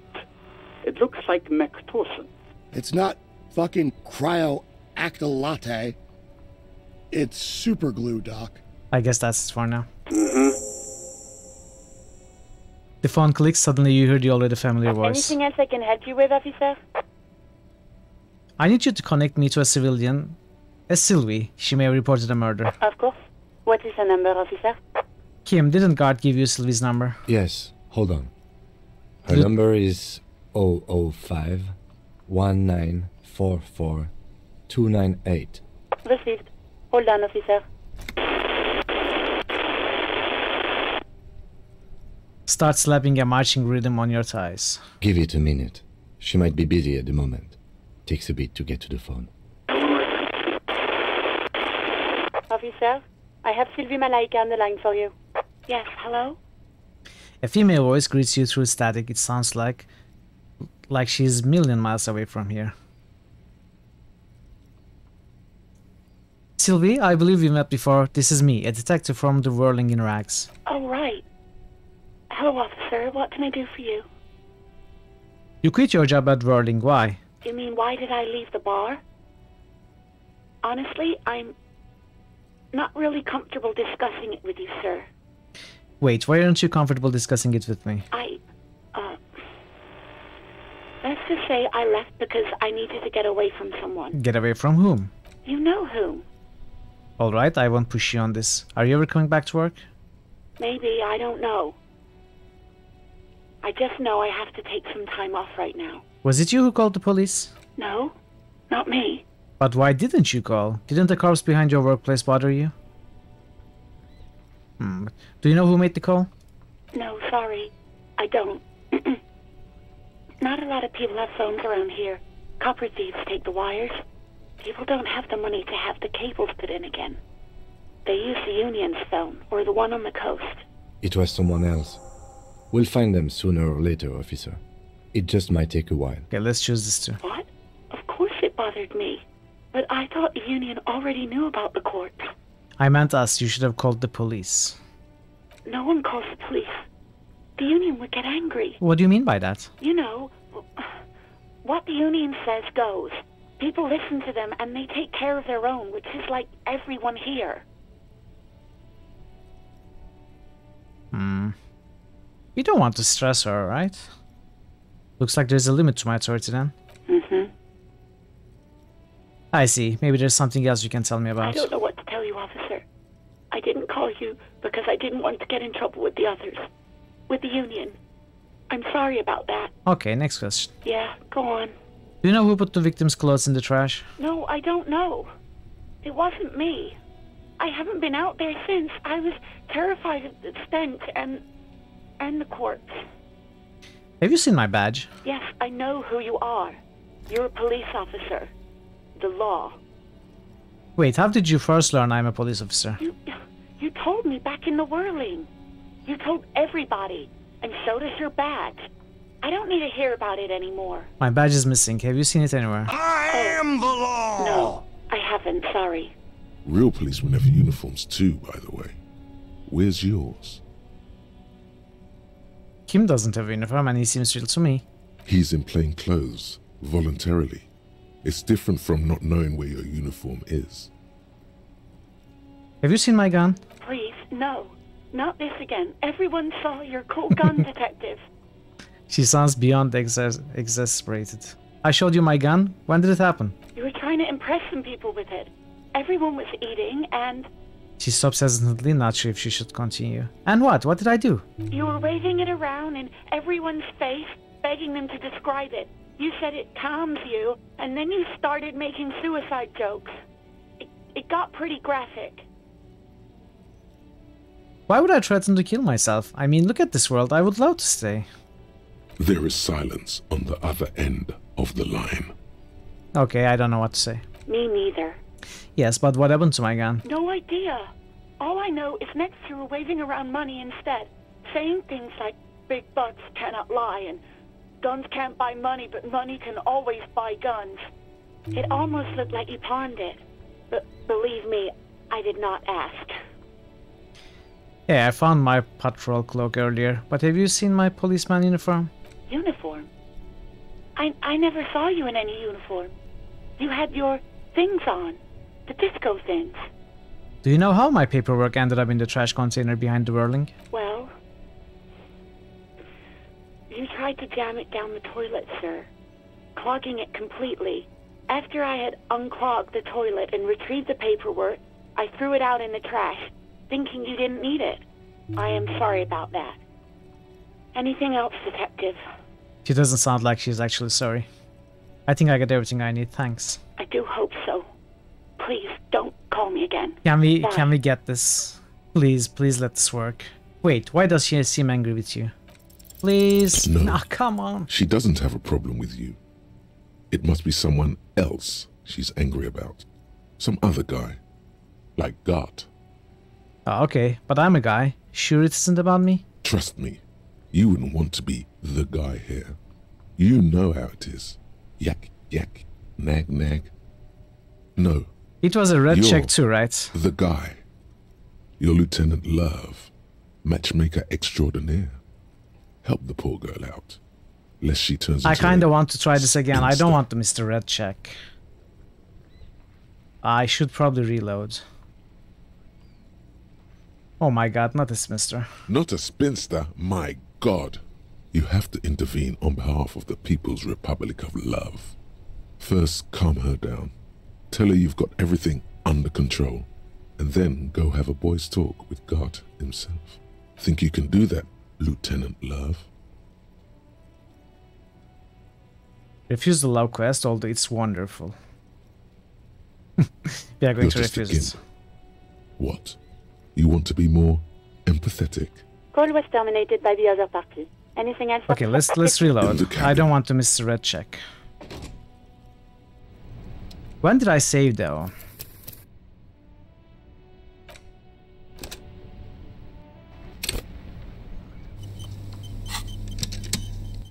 I think Oh, okay. This is Inside, very you early. see a set of steering levers, a radio microphone, a pull as you Wait. tap. No, it's not very early. With the frequency, the soft. Hello, Ali. Operating the radio is easy. Under We the have to green call the box. precinct and the laser. 10-4, 10-18, 10-20, over. State your message. 10-4. Is it him? Says it. This is. You mean you? What? It's your. Did you lose? Cool up, Dick. It's officer. Dick, defend yourself. Immediately. He said. Oh, Satellite. Mullen dicked us. He's a. Of course. Satellite officer victim. 10-4, I hear you. What? What's his badge? He lost his goddamn. Yes. What? Sergeant? You don't have a comeback. Sorry. Oh, of course. It's This hard is to passive think check. like We will this. always fail. Say nothing. He's not replying. 10. No ass. Sergeant. Oh, fuck. Should I try? We didn't try last time. Let's see how failing this goes. Even before you can get the words out, everything gets scrambled in your brain. No, of course I didn't lose my gun. Fuck it. I didn't lose my gun. He says he didn't lose his gun. Or his fun, whatever that means. Ask him to describe it. His gun. Not his fun. Just the gun will do. Satellite Officer McLean requests a description of your weapon. Over. Whisper to the Lieutenant. Kim, what are you packing? It's a single-shot kill A9. An armistice, to be precise. Speaking to the radio, it's a single shot Armistice kill A9 over. Says it's a kill 9mm armistice. Armistice? What, is he a fucking... Clearly he doesn't have his Villiers anymore. Dear God, he lost his gun. Okay. I'm not... Lay. Satellite Officer Victim. Oh, Officer, do you need for... Then what does he ask is... I don't... They won't give me money, Right, so... That's a negative on the additional funds, sir. His request denied, sir. Vigmar said... Anything else, sir? Over. Personal details. Wait. Before you say anything stupid, think it through. Wait. Did this happen earlier? I don't remember. What's there to think about? You're going to be looking at a straitjacket if you tell everyone you lost your memory. Be smart about this. Wait, did I not Ask choose if this he's last time? there alone. 10-4, sir. I'm not hearing your question.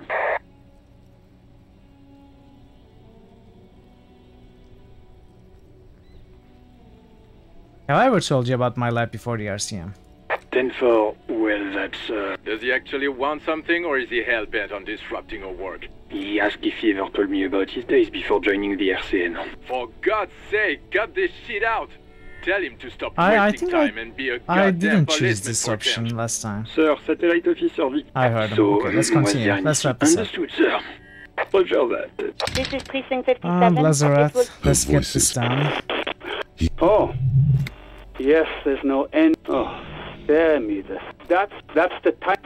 It certainly does not. And you even better. What else? It's hard to say. What? You want the... So... And no... It's not fucking... Anything else I can help you with, officer? Okay, let's save. In the cabin.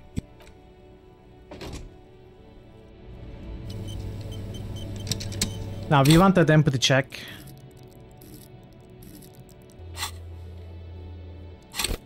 Okay, see, it's updated. So maybe it takes a minute to update. Maybe it updates once the time passes.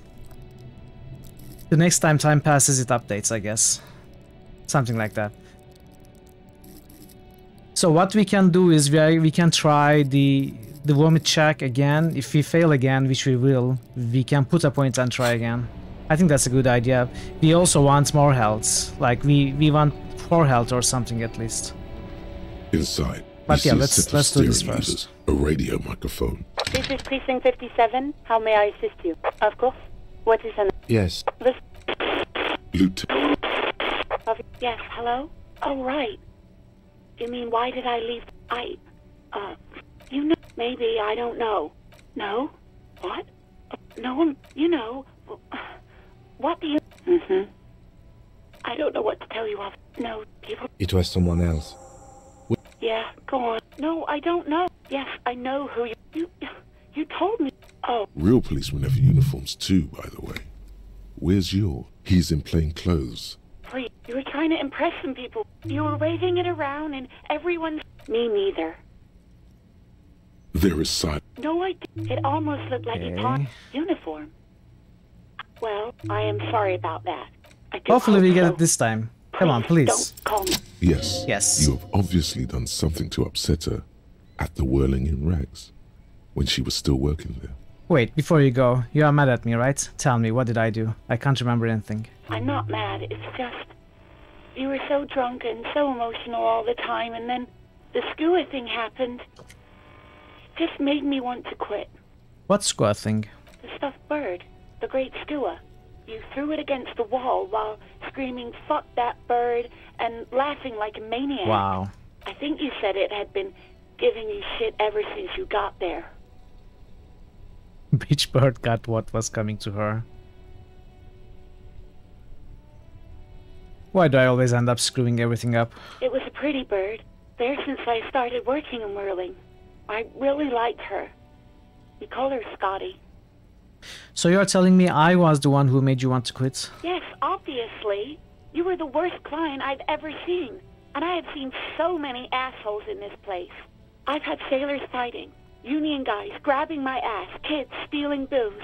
Once a guy was glued to the karaoke machine every night for 2 months. But you...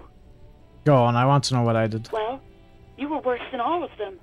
Honestly, you were getting borderline aggressive. Even about little things like not turning down the volume at 3 a.m. I even liked one of those songs you kept listening to on repeat. No more. I hate it now. Hold on, which song? We Go On by the O.O. I can't listen to it anymore. You've turned it into a parody. Sorry about the song. To hell with that song. Then there was your room. Your project. An experiment to see how bad it can get in there. I tried to send the cleaner, but you wouldn't let me. Threatened to make me understand. I had no idea what you meant, and I don't want to know. And then screamed something about how you're a piece of shit human being, and why does anyone even let you work as a policeman? That you'd fire yourself, but you can't even do that. If only we had learned that thought already. This one. I'm sorry. And then I had to deal with your toilet. The one you clogged with police documents, causing water damage downstairs in the kitchen. I won't even mention you waving your gun around, harassing customers, threatening to sing karaoke, threatening to kill yourself. Okay, I get it. I wasn't a very good tenant. No, you really weren't. You were simply the worst. I'm truly sorry for everything, Sylvie. God, I knew I shouldn't have brought it up. Just try not to call me again, and let's pretend it never happened. What else did I sing besides the O.O.? I'm looking for a song. All sorts of things.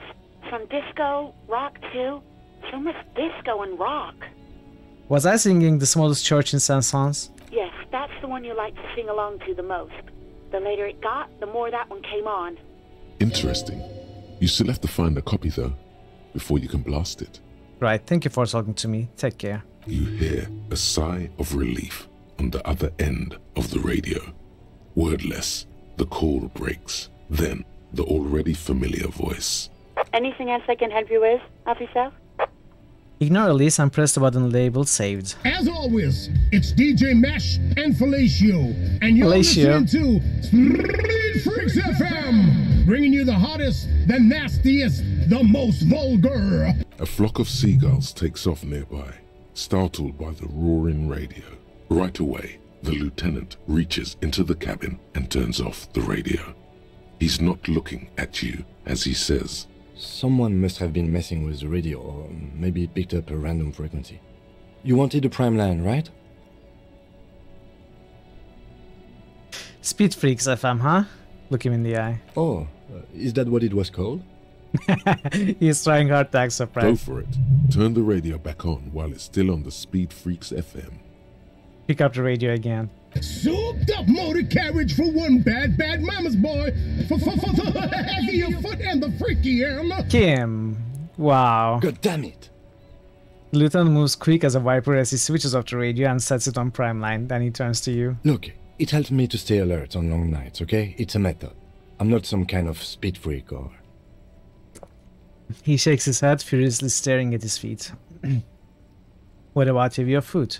You would be too if you had his motor carriage. See? He snaps up seriously. But seriously, let's quit joking around, alright? We have a case to investigate. He turns back to the cabin. This is Precinct 57. Can I connect you to someone? I'm done with the radio for now. 57's over and out. In the cabin, you see a set. Okay, we are done. I think we are actually done with this. New critical hits boost. Parrotwise just boosted Dragon Age 2. New critical hits boost. Parrotwise just boosted Might and Magic 7, for Blood and Honor. New critical hits boost. Parrotwise just boosted Pillars of Eternity. Thanks for the boost, Parrots. Alright, let's go back to the corpse. There are a few others I haven't talked to. Hey Unblock, how are you today? It's good to see you again.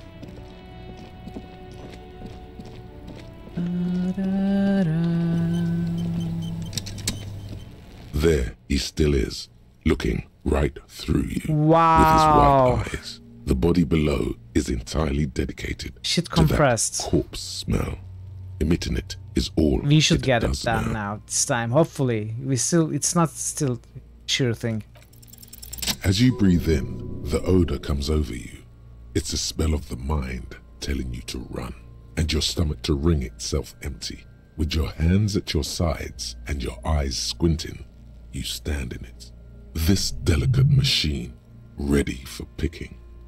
Instinctively you crack your fingers. Do they always do that? They do after 7 days, yes. We are deep in decomposition here. Step closer. The man before you is naked, but for a pair of underpants and enameled boots. His skin is greenish, marbled with decaying veins, and blotched by lividity. A fading web of tattoos covers his chest and shoulders. The cargo belt used to fasten him to the branch above appears industrial in strength. Inspect the boots. The material appears to be ceramic. Its clean white stands in stark contrast to the decaying flesh above the knee. The man wore thick polymer socks, probably for padding.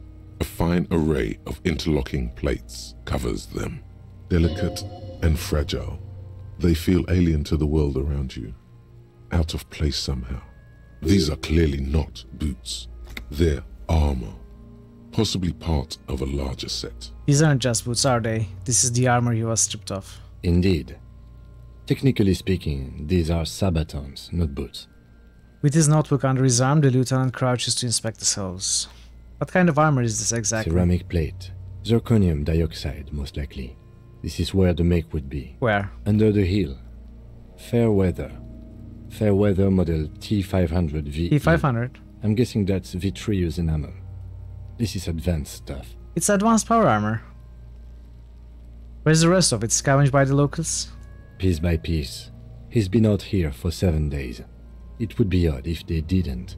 We should keep a lookout for these species. The armor could yield information. This is one thing he might actually know. Maybe he was just wearing these boots and there's no rest of the armor. No, I think he had something precious underneath the clothes. They had to remove the jeans and shirt we found to get to it. And this kind of armor is often worn under fabrics. What if they told him to strip before they hung him, to demean him? They usually hang them completely naked for that. La puta madre, the Mazda, the Besmerties and the like. This one still has his underpants. Fucking talking about underpants. The material looks out of place here. It is. It's expensive. The lieutenant draws a line in the condensation on the ceramic with his index finger. We've requested similar material for our tactical units for years now. The constabularies deemed it too costly.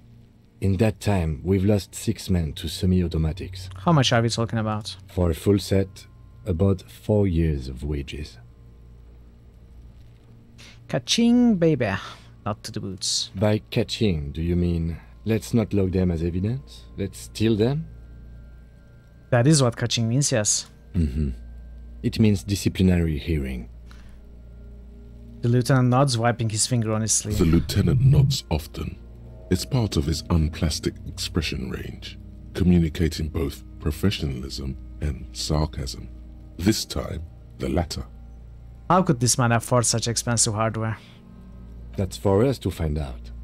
My initial report on the area suggests he was a security guard for the harbor company, but that's just hearsay.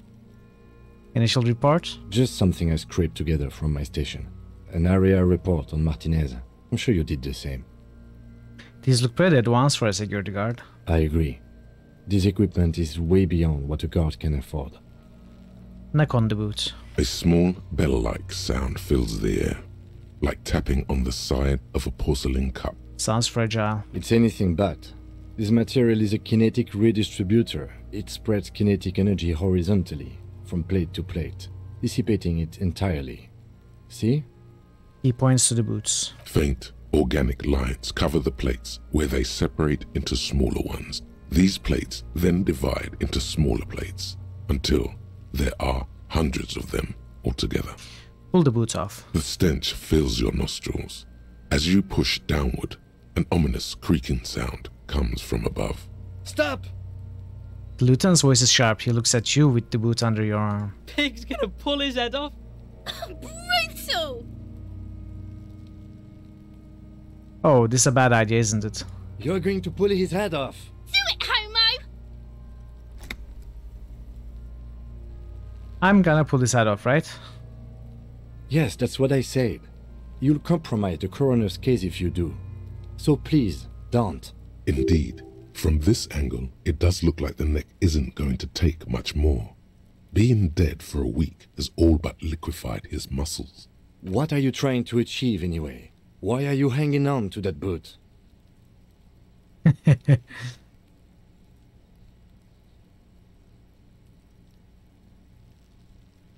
Are we not detectives? There may be some clues inside the boot.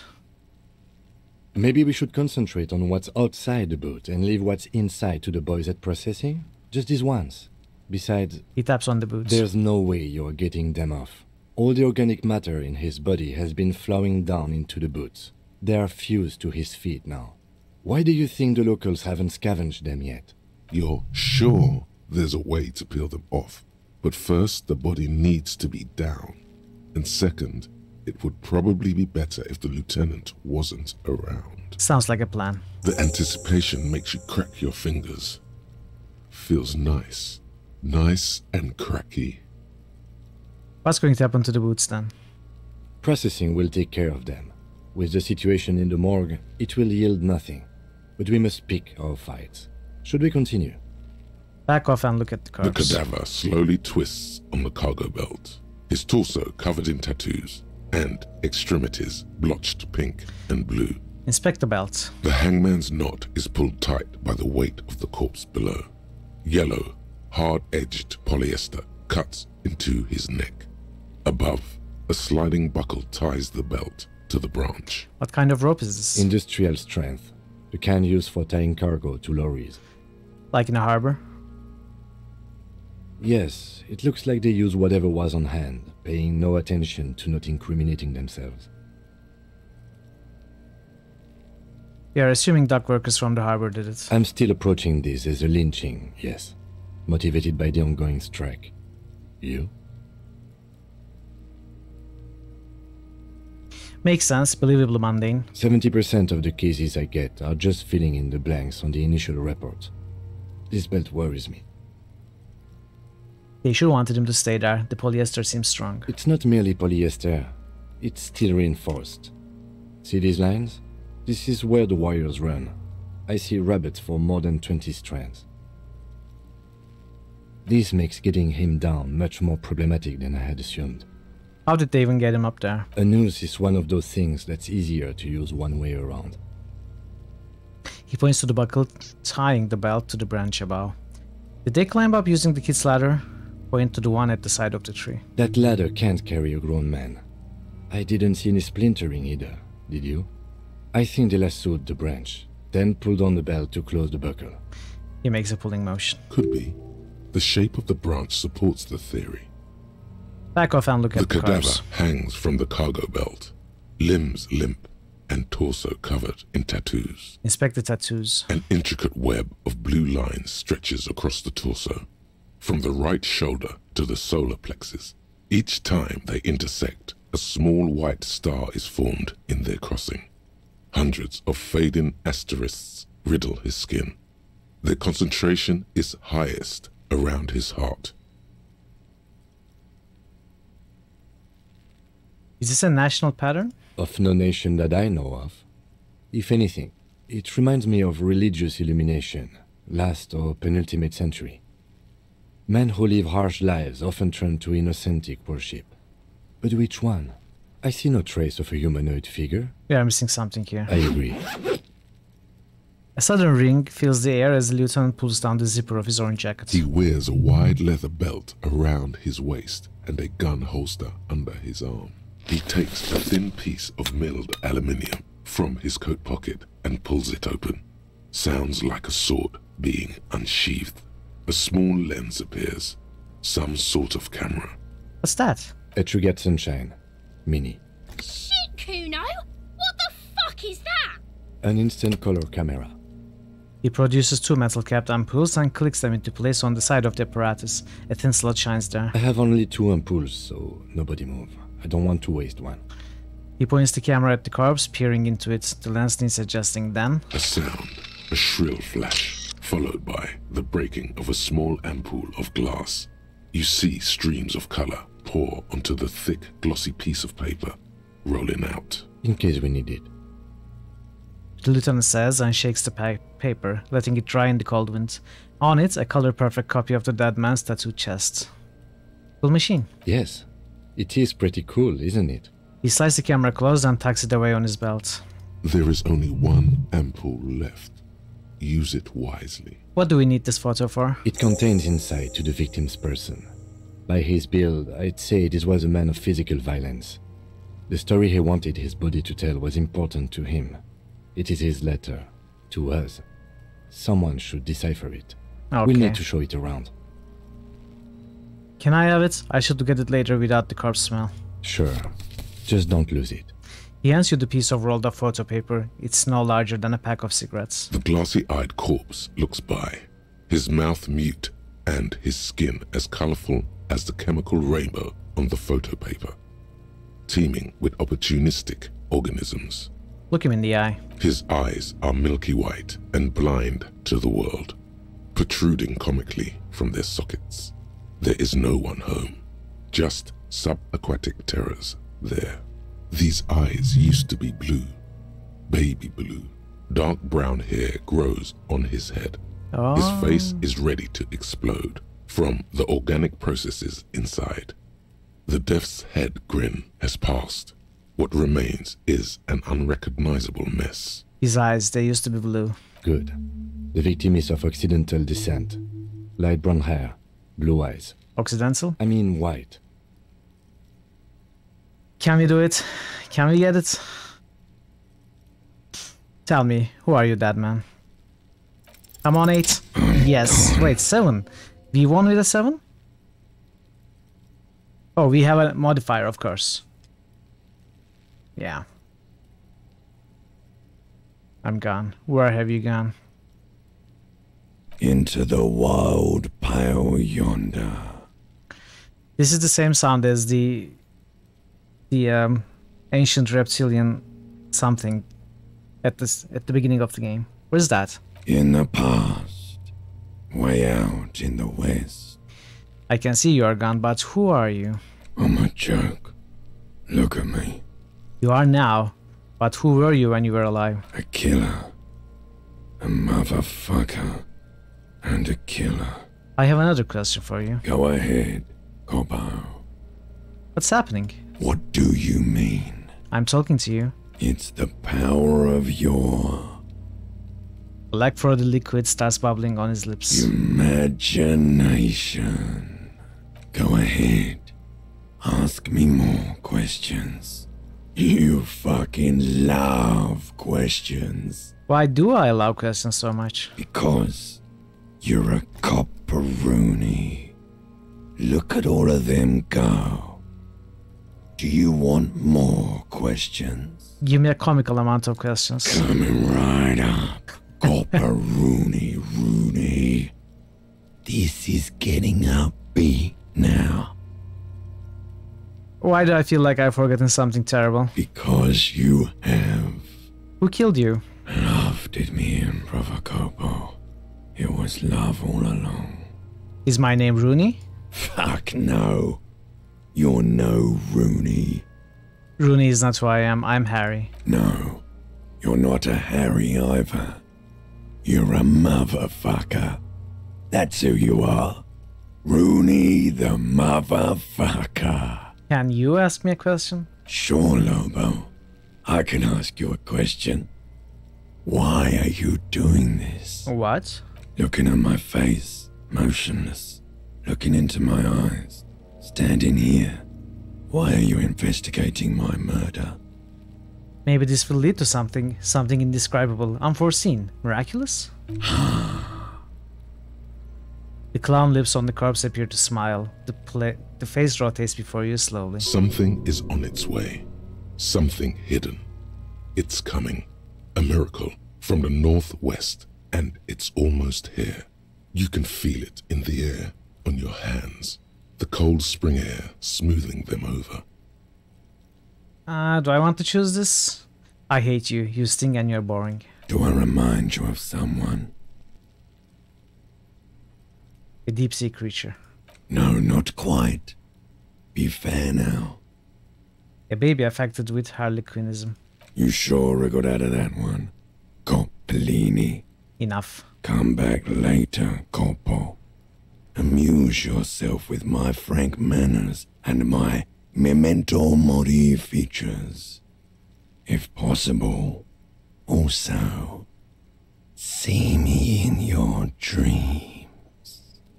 None of that was written. Instead, it says you can come back and look into this face anytime you want.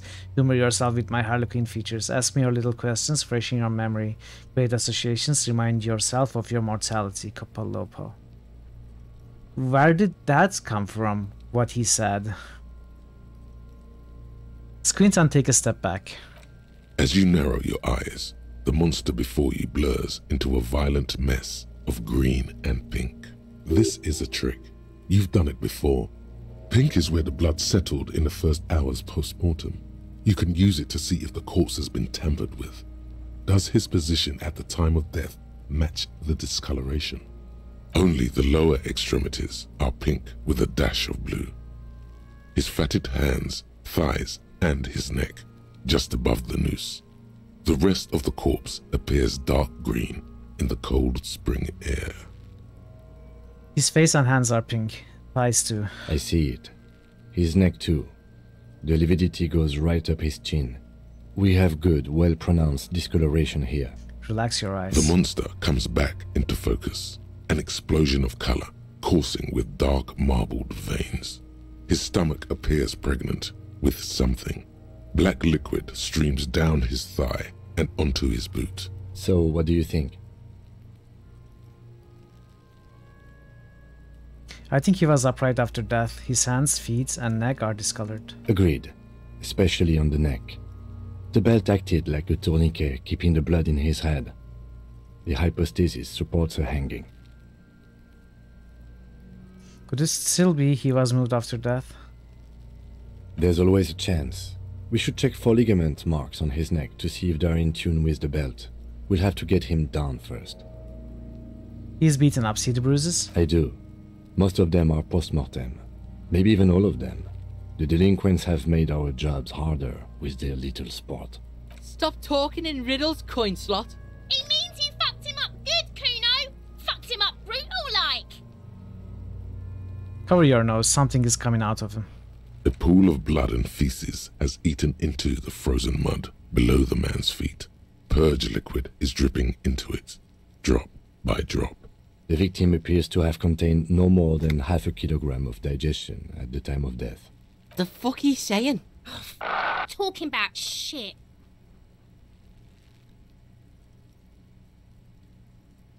Maybe he went to the toilet sometime before death. Maybe. He doesn't really want to dwell on it too long. We don't need to say this, do we? Back off and catch your breath. But there is no breath to catch. Only the cadaver filling the air and your nostrils. He slowly rotates before you, decomposing. What is this?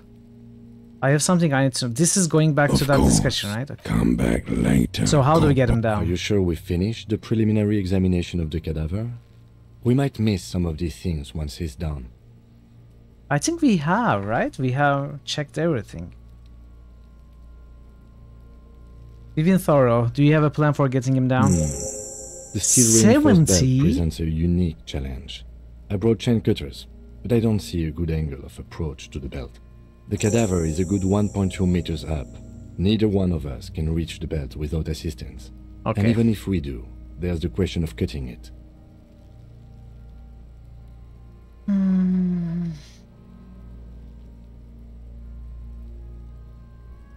Okay, I don't want to choose this unless I have to. This is an option. I don't want to choose this period. This seems to be an option. I don't want to choose this either. We could saw the branch. Climb up there and saw the branch? Yeah, it seems dangerous. There has to be a less risky way, with less falling down of trees. Maybe we could shoot him down. Yeah! Bang bang time, pig! Shoot his head off! How? Where the buckle ties the rope to the branch. That's a good spot to aim.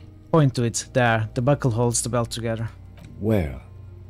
Ah, yes, I see. If the shot hits that, there might be a chance to release the belt. Yeah, now we're talking. Entertain a Kuno with some shit. They'll miss! The pigs will miss Kuno! Wait, let me try. The lieutenant's brow is furrowed. He appears too deep in concentration to even notice what you said.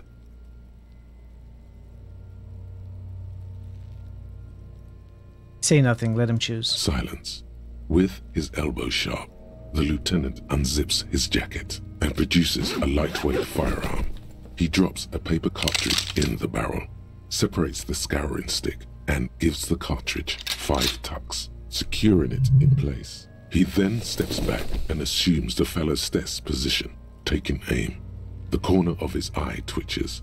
His finger is on the trigger. Easy does it, partner. He's gonna fucking miss! The kid's voice is drowned in a shrill blast that echoes off the walls of the surrounding tenements. A cloud of smoke slowly parts in the air as the lieutenant steps back and says to himself, God damn it. A lot of things were wrong with that shot. The fellow's test was the wrong choice. His shoulders were raised, but above all, he cannot trust his eyesight. Fucking idiot! Mookabat asshole! Kuno could have hit it easy, but then Kuno's not fucking handicapped, is he? It's okay, man. Kuno's sorry too. Kuno feels sorry for the Beano Clad. The lieutenant doesn't say a word, just looks at the gun in his hand. Try again, maybe? No, we are lucky as it is. We didn't break anything, and the victim remains uncompromised. Any more mistakes could put us in an unfortunate position with the locals. We have eyes on us. I didn't do us any favors with that. What now? I have to say, it's beginning to look unlikely we can get him No, down but I wanted to without shoot assistance. too. I have good shooting skills. You don't feel like too bad of a shot yourself. Can I have the gun? I should try. It's bad as it is. Us shooting firearms like punks. He pauses, then shrugs and proceeds to load the pistolet. Go ahead. I'm not stopping you. No, I wanted to save Just first. don't lose it. Can I save first, Kim? They only have one gun! This is the sorriest pair of pigs Kuno's ever seen. I want to save. Take the gun. Yeah, take it, you fucking banana boyka! Take it and shoot yourself in the mouth! Feel the weight first. The cold piece of bakelite and gunmetal is surprisingly light. Your fingers fit right through the guard, instinctively resting on the trigger. You've held this, an A9 Armistice, before. At some point, it probably used to be your choice of firearm. It still feels comfortable, like you never laid it down. The fuck are you waiting for, Kuno? Tell him to shoot himself in the mouth! Point the gun at the belt. The buckle comes into focus in your sights. You stand with your feet planted firmly in the ground and your left hand supporting your gun arm. Why don't don't you just shoot yourself in your You mouth? win. At least you won't miss. No, I wanted to save hand-eye coordination. It cannot be retried. No. Okay, say shut up. Or what? You gonna fuck me? You wanna fuck me, pig? Is that what this is about? Close your left eye first. Your field of view narrows. The branch slowly moves, becoming entirely two-dimensional. The metal buckle glimmers, catching the evening light. As the corpse slowly rotates, the slow movement of the branch in the wind and your shoulders directing the gun sync up, dancing hypnotically. Look, he's crying. Okay. You gonna cry now, fucking faggoty? We need to get this. We absolutely have to get this. Yes.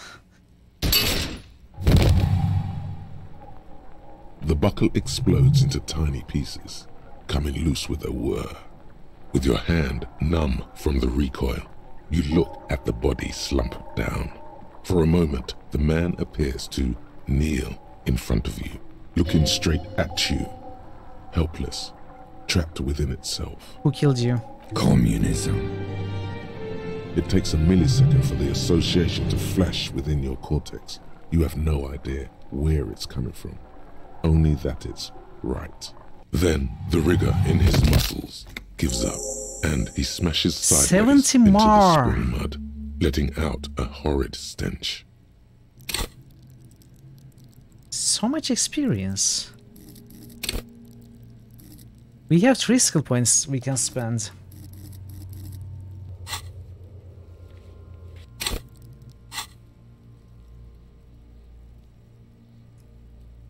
You've been policed. Ace is high.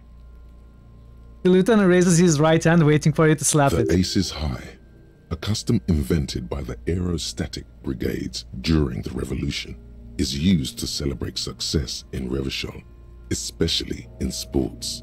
The gesture is spread across the world, despite the defeat of the revolutionaries themselves. You could add an ace's low to it, if you like, by turning your back after the high and waiting for another. Slap it and wait for an ace's low. The high arrives with a sharp slap. As you turn around, there is a moment of doubt. No. Feels like that low ain't gonna connect. Don't leave me hanging, bro. Don't leave me hanging. Chill. It's gonna connect. But then it does, and with furious precision. Nice. The lieutenant is not one to leave an ace's low hanging. I knew these guys were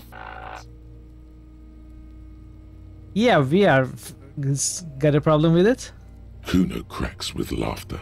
Sounds like someone strangling a seagull. It's clear he enjoys himself. I knew they suck each other off. What now? We will perform a field autopsy and determine the cause of death. But before... Excuse me. Slumped on the ground like that has not improved the way the corpse smells. The fall seems to have released something deep inside it. It looks like I feel like taking a break from the stench. I'm sorry to interrupt the jubilations here. Just a little breather before we do the autopsy. Alright, give him back his gun. In the meantime, we should locate the representative of the logistics company. My preliminary information suggests the Wild Pines have sent a strike negotiator to wrangle back control from the Union. We are getting to the end of the day, by the way. I bet she has a fresh perspective to offer us. Since we've already talked to Everhart in the harbor, that interview is done, for better or for worse. Yeah. Is this a famous list of initial interviews? Yes. And those were the interviewees. Let's go. Strike negotiator.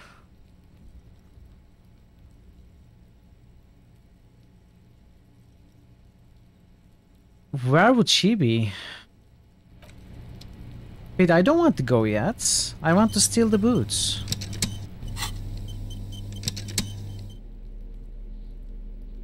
Tracts. There's so much we can do. Let's talk to... Okay, let's check the body. The rotting man lies on his side with his eyes looking straight through you. The belt is still around his neck. His body is supine and open to intrusion. By autopsy, the lieutenant adjusts his glasses and takes a deep breath. First, what exactly is a field autopsy? Come on, officer. You know what a field autopsy is. You've done 100 of them. Clap your gloved hands, let's get in there. There truly is a time for everything, even for yellow gardening gloves. However, they are lacking hygienically. I suggest you get in there in limited capacity. I don't know, what do you mean? I mean when I need you to. Until then, I should handle physical contact, and you should take notes. We should fill this in, right? Show him the red field autopsy form in your ledger. That's right. So we are getting to it before we talk to the representative? That's not what Kim just said.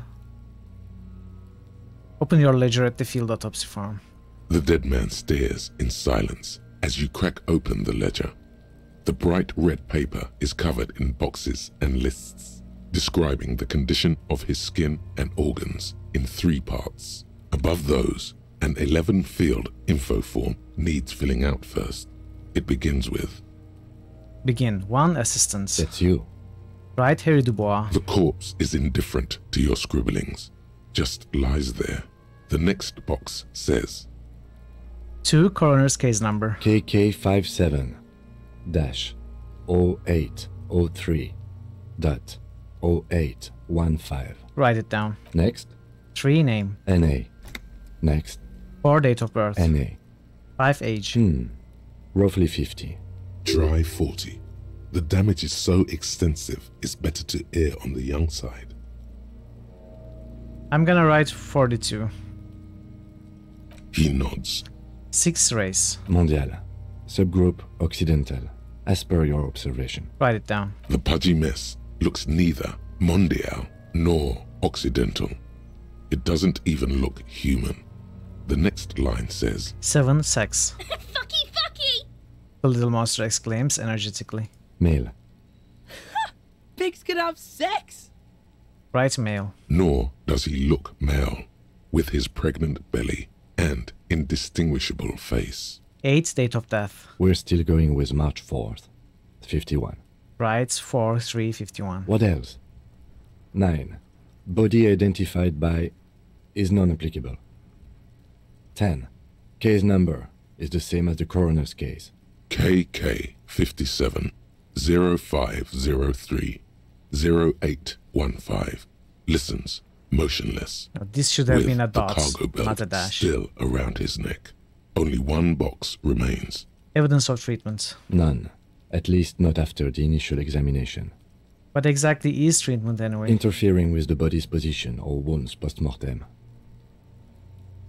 I'm not sure. Didn't the footprints look like he was carried over? They'd have to have incapacitated and carried him over. This man was more than a match for untrained dogwalkers. He places his hand on the dead man's chest as if in preparation. Your central nervous system recognizes this gesture. It's the stations of the breath. Ecclesiastic, religious in nature, a holdout from pre-DeLorean burial rites. It takes him 2 seconds to perform. Then, somewhere in Jamrock North, a small wood shed behind Rosencrantz Row, Lieutenant Nick Feuerbach puts his hand to the chest of a small corpse, no larger than a monkey. It's raining outside, light drizzle. There is darkness in the shed. Elsewhere yet, an obese female sits in a wicker chair, her silhouette bull-like against the window. Outside, Grand Coudon. The day is turning dim for Sergeant Mac Dawson. Hand extended, he approaches, to make sure she is dead more than anything else. And so, all across Jamrock, Coal City, GRIH, 42 deceased persons found today, 42 stations of breath. We should start the post-mortem. Turn the page. The corpse cannot feel Kim's hand on his chest. It no longer meaningfully interacts with its surroundings. A thicket of boxes and lists on red copier paper tries to answer why. External examination summary. Clothes. The deceased wears armored boots and white briefs. The make of the briefs is Babrodin, I think. Let's see. He turns the body onto its side to check the underwear label. See, it's happening. Babrodin, yes. Inexpensive. Size M. Color white. The disappointment is palpable. The red-haired thing was expecting something more lurid. The boots are ceramic, vitreous enamel. They are fused to his skin from blood flowing downward post-mortem. Removal of the boots is left for processing. It would be clever of you to omit the boots altogether, sire. If you are to keep them for yourself, as you ought to, you have deserved them more than anyone else. No, if I omit the boots, he's going to notice that. But I can write the boots, then steal them, and then next day say that the locals must have stolen them, right? When am I gonna get them? Patience. After the autopsy, before the body is taken away, there will be a window of opportunity. After the lieutenant has gone to sleep. I hope this has helped you, my liege. I'm not sure actually if it is more clever to omit the boots. No, write it down. Tattoos. He stands up, feet planted on either side of the body. The upper torso is covered in a single, continuous tattoo, resembling a national pattern. It reaches from the right shoulder to the heart. The ink is blue and white. The assistant has a color photograph of the markings, to be added to the case files as document A1. The photo is taken on the scene, using a Trigat Mini. Write it down. The deceased has a cargo lashing belt around his neck, tied with a hangman's knot. Color yellow. Length 3 meters. There is a buckle on the other end. Write it down. Well nourished, athletically built, measuring 1.8 meters. Generally consistent with age 42. Preservation is good. Ambient temperature below freezing. Write it down. Body hair is light brown. Distribution is consistent with the age. The deceased had male pattern baldness. Hair is combed back, short. Touch the corpse's hair before moving on. Let's do it. The hair under your latex fingers feels cold to touch, wet. Stroke his hair gently. What is this going to accomplish? Let's try. The stench is suffocating. Strands of dark brown hair start sticking to the latex of the glove, like thread off a rag doll's head. There must be brilliantine in there. He's combed his hair back with oil. Write it down, adding the brilliantine. Lividity is consistent with hanging. The head is congested. Contusions are present on the head, chest, and thighs. Consistent with stones thrown post-mortem. Low velocity. Fucking low velocity? You think Kuno doesn't know what you're talking about? Velocity was fucking max. Talking shit about Kuno's velocity. In addition, there are bite marks on the face, scalp, and chest. Consistent with predation. Write down what I meant for high velocity. Write down. Ligature mark. The lieutenant produced a small folding knife, with the other hand pulling on the belt. He starts cutting into the polyester. The stench is horrid. After a while, it's obvious the material cannot be cut. The steel wiring. There's too much of it. We need to remove the belt so we can get to the ligature mark. You got just the right tool for that. The chain cutters.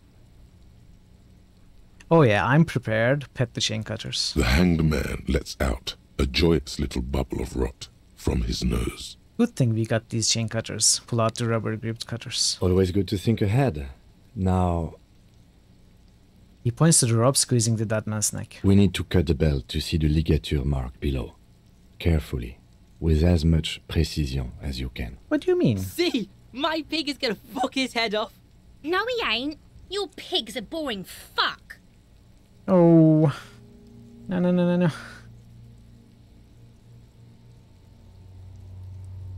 Look for a good spot to cut. The belt is equally tight around the whole circumference of his neck, swelling over the edges like white bread, rising from the east. The knot is the weak spot. Ooh. The chain cutters fit in there. Steady now. Like a flower arranger. 2 cuts and it should come loose. Okay, okay, 83. We can do this. We can do this. Right? We can do this. Cut the belt off. To jam the cutters right under the knot. That seems like a smart idea. Yeah, somewhere there. Already they're buried deep in the man's flesh. Then you rotate them to get a better hold. Then...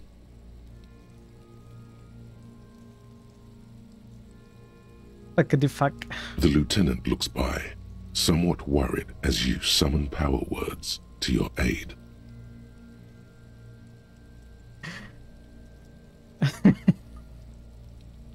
Enough, cut some. Yeah, fuck him! Fuck that baggery! Corpse fucking time! Told you my pig was hardcore. I should have a go first. I think I have a strategy. Let him work. He sinks the cutters into the knot, preparing to perform the cuts, with his elbow to his knee for precision. How did we fail that? Snap. The knot is slashed. Another cut and the belt falls apart like a flower bouquet. Even I could do that. The dead man's neck and the dark red ligature mark around it. Here. He hands you the chain cutter's back, then kneels closer to the body, running his finger along the dark red groove until he comes to a gap. The rope rises to a point, leaving a gap in the ligature mark. The suspension point is in the back of the neck, on the nape. Hemorrhaging is observed on the skin, above and below the ligature mark. The mark is well pronounced, consistent with a drop from 1 or 1.5 meters. Write it down. Chest is intact. I can't Normal believe we control. failed that. Abdomen is protuberant. Pelvis intact. Genitalia... He pulls down the man's underpants. No! Let's get out and see! I fucking knew it! Genitalia is male and unremarkable. No evidence of injury. Inspect the genitals. The dead man's penis is average-sized, congested from the downward collection of blood. The testicles are uneven in length, hanging underneath. The genitalia is greenish. Marbling is present around the crotch. Write it down and move on. Back is symmetrical and intact. Upper and lower extremities are intact, but asymmetrical. There are combat injuries on the right hand, thigh, and hip. In addition, I see smaller, residual scars, too numerous to count, covering about 30% of his skin. From wounds sustained over 2, maybe more decades, dispersal and accumulation indicates long and active combat duty. This scarring is extensive, way more than allow officials. We have a real museum here. Of battles, wars. Write it down. Last item. Hands. He takes the man's right hand in his, inspects it, then moves on to the other hand. Pick up the hand. The hand feels heavy, filled with decay liquids, like it's ready to explode if squeezed hard enough. You're suddenly repulsed, so much so you feel compelled to drop it. Hands are clean. No sign of injury from struggling. Lieutenant says as 5 cold, sausage-like fingers slip from your hand. Were we expecting any? I was. Maybe I'm just not seeing them. Honestly, the stench is making it hard for me to think at the moment. Write it down. Ooh. That's all for the external. Well done. What next? Internal examination summary. Central nervous system. I have nothing. Do you have anything on this man's central nervous system? You don't even have a joke. Oh, wow. Nope. Right and A. Musculoskeletal. Purge fluid is coming from the mouth. Not injury related. Eyes and tongue protuberant. Hyoid bone. Let's see. Could we have put a point in conceptualization just then, after the failure? It doesn't work like that, right? We had to have put a point before the failure. With his eyes almost closed, the lieutenant puts his hand on the dead man's throat and begins to massage it, gently. You hear cracks as the lieutenant moves his sharp fingers inside the flesh, like the creaking of an old house at night. Yeah, jack that fucker off! The hyoid bone is fractured. The rest of the musculoskeletal system is intact. Unremarkable. Write it down. Respiratory system. Back hunched as if in prayer, he begins to pry open the dead man's jaws. He stops to exert more force. Both hands are used. Oral cavity shows no lesions. The victim has received dental implants, possibly after a combat wound. Mouth swollen, hemorrhaging present in mucosa of the lips and mouth. Look inside the dead man's mouth. No scream, no sigh of relief rises from the darkness inside. It's humid there.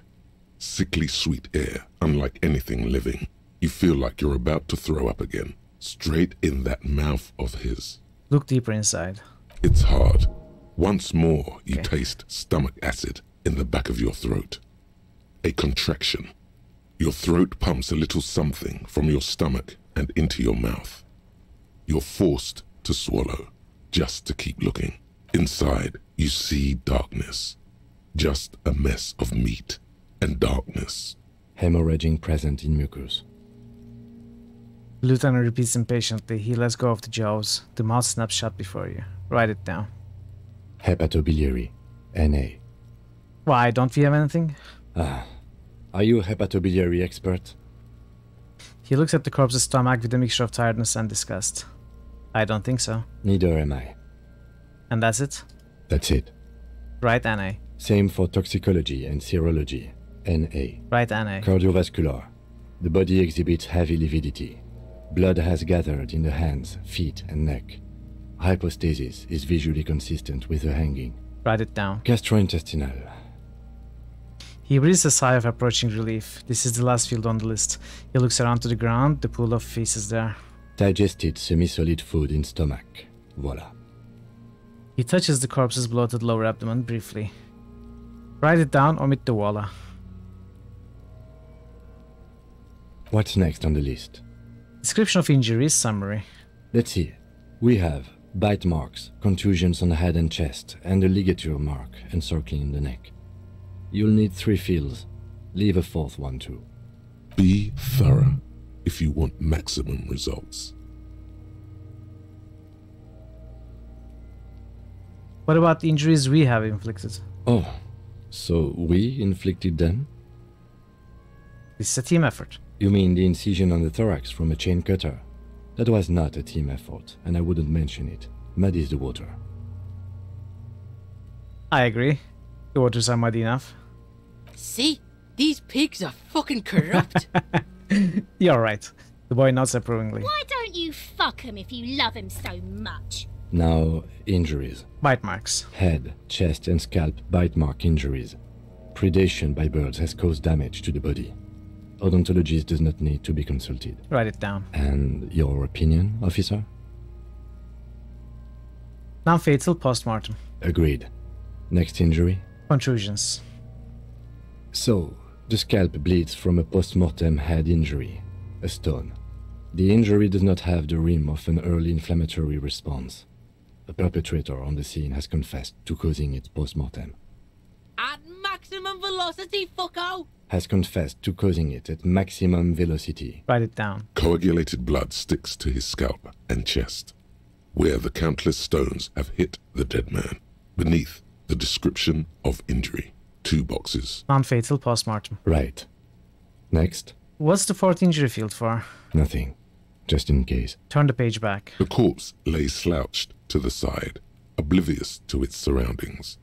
Tell me field something, autopsy Batman. form. Shoot, Looney Rooney. Which was it that killed you then? Love or communism? Huh? You said love killed you, but when you fell down you said it was communism. You're misquoting me, Rooney. I said communism killed me. Love did me in. Enough. Come back later, Corpo. I will. Amuse. Alright. Bite mark. Be thorough. Ligature marks. Finish the autopsy. Results. A dark red abraded ligature mark encircling the neck, with a gap on the nape measuring, let's say, 7 centimeters. The hyoid bone is fractured. The cervical column intact. Dark red abraded ligature mark encircling the neck with a gap on the nape measuring, let's say, 7 centimeters. So this is the hanging mark from the noose.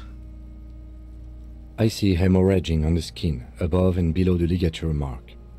Depth of the mark, 1 centimeter. No signs of clawing on the neck. Below the note, 2 customary boxes wait to be ticked.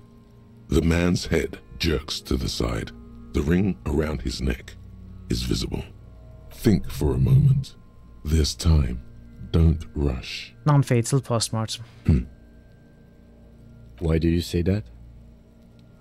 I'm serious, I don't think this was the injury that killed him. Okay. Why don't you think it was fatal? Why weren't his hands tied? A big man like this, I would tie his hands when marching him to the gallows. Honestly, I'm not sure there weren't marks on his wrist. That part got blurry for me. The stench. But you are right, I was ready to call this. Now I think we should leave it empty, at least for the time being. Let's wrap this up. I pronounce Another this field 70 autopsy XP. First, how did it go? It was an irregular field autopsy. We did not establish cause of death, which is supposed to be the goal of an autopsy. But, personally, I do not see this as a parameter for success. Then, given the state of decay here, I consider establishing the victim's ethnicity a minor success. We were thorough with the list of injuries too. We described them all in detail. What is there to say? Given the circumstances, it was a professional field autopsy. What now? I need a copy of that autopsy form. Then I will drive him to Faubourg. Rip out a copy of the autopsy pages. For processing. He looks at the dead man one more time, then at the slip of red paper in his hand, then at the corpse again. You tilt your head, also looking at the corpse. I'm sure we didn't get everything. There's always something.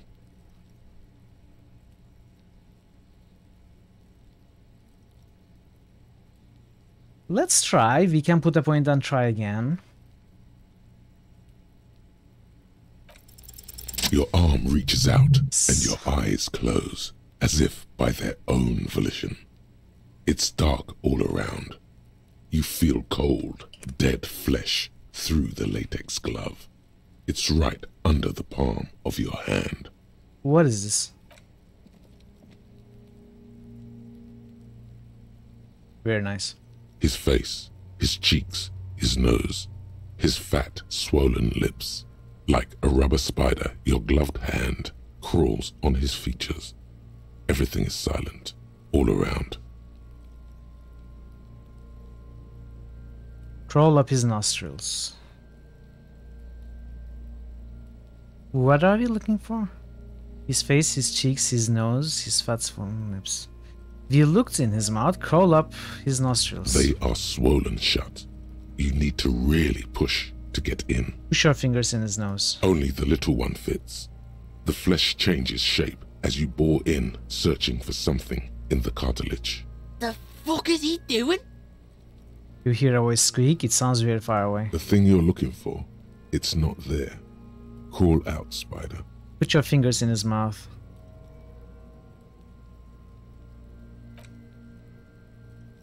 We looked in the mouth though. Hello? The oral cavity is cold and moist.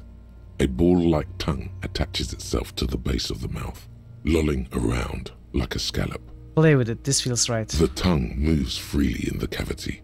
The mucus of the mouth is slippery, fragile, even through the latex. From the soft meat, teeth are budding. Hard pearls of bone in the gums and in the back of the mouth. Can you feel it? You're so close. Rip his jaws open now. Look in. Open your eyes and look. A vision of black and dark red death, pried open by your hands and studded with teeth. Looks like he's laughing. Death fumes rising from his throat.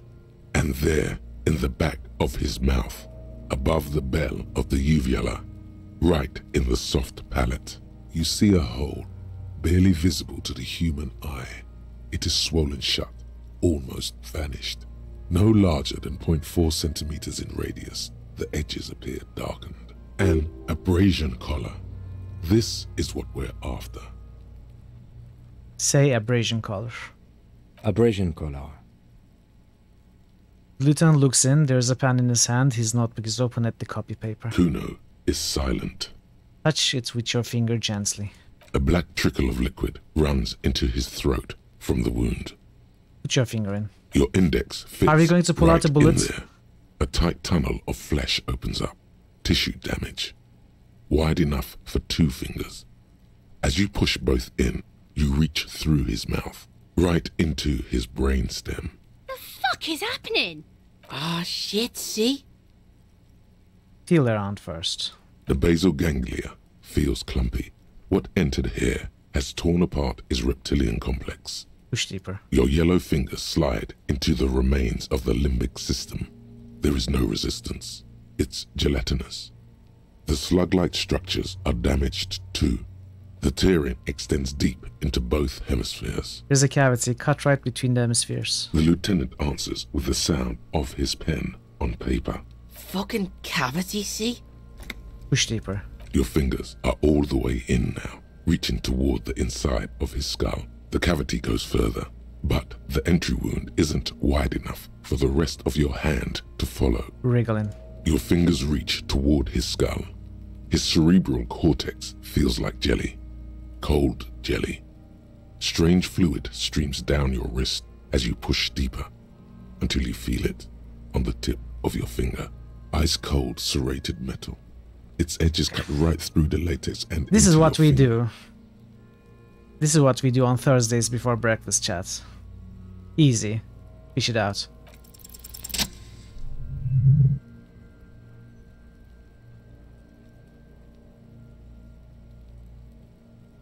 You pick the object between your index and middle finger.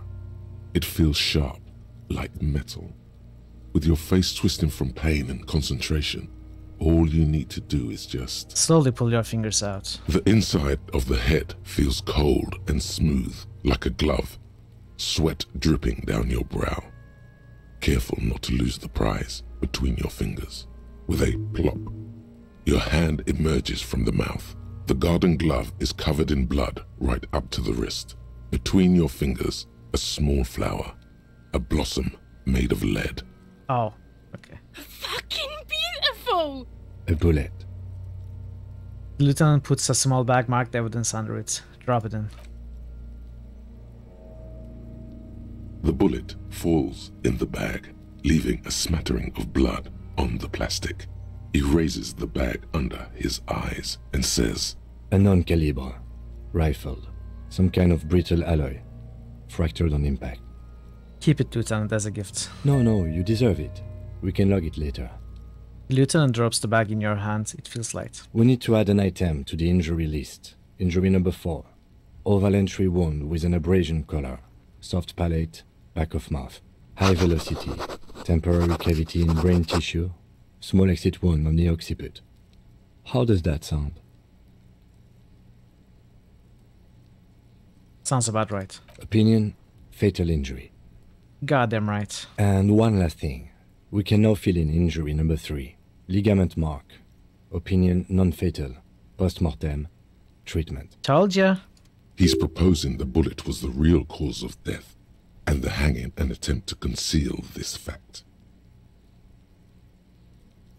The ligament mark, the fractured hyoid bone, it was all treatment. Yes, and the belt around his neck. The hanging. Even dragging him to the yard. All of it was done after this man was already dead. Agreed. I have had my doubts since you showed me the tracks. Why did they carry him over? Why not march him, I thought. There was no satisfying explanation. There have been other signs too. Small things. We were right not to assign hanging as cause of death. As Find the bullet before you get expected fooled. we would. No such luck for them. Who would do this? That's for us to find out. But this, it will make finding them just a little easier. Why would anyone do this? To hide something. The real killer? The real motivation? What really happened here? I think I need to wash myself. Oh, you really do. I am glad to hear you say that. Your room in the Whirling in Rags should come with a bathroom. Be sure to make use of it in the evening. Maybe the bullet holds more answers? Yes, we should take a closer look at it. I am certain it has more to tell us. This little thing could reveal much about the weapon that shot it. What happens next? We put him in a bag and carry him to the holding pen of my kinema. The body bag should contain the odor for the duration of the transport. I would drive him to processing, but it's too late to do that today. I'll do it first thing tomorrow. No problem. One more thing. This was really good work, detective. Okay, I will have time with the boots, I think. Let's drag him to the kinema. All right. He takes out the shiny black body bag. Another skill point. Starts pulling the plastic over the dead man's face. I think I should spend some of these skill points. I have 5 now. You know, let's put 2 in endurance, so we have 4 total.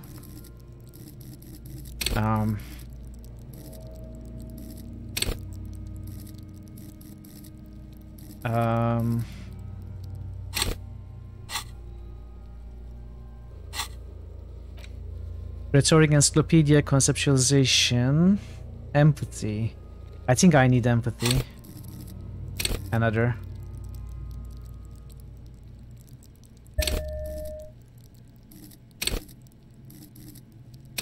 Let's put I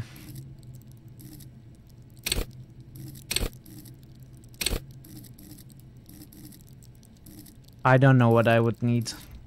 Maybe it's better to keep 2, just in case. There go those beautiful enamel boots. No, what? May No. they rest in processing. No, what? Oh well, in another lifetime. Oh, no. Really? But I thought I would have time. When the Kim wasn't around. The Kim, by the way. I will need a little help carrying him. You take the Really? hands, I'll take the legs.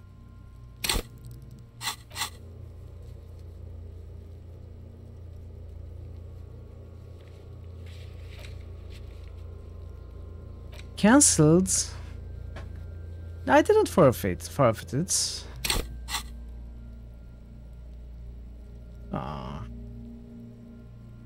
I thought I would have time.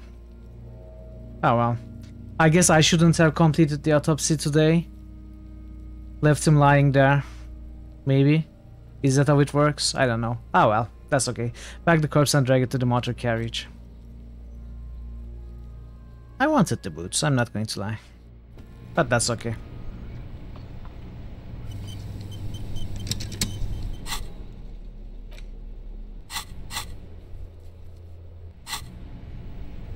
Okay, let's save. Yes? So he's still following me.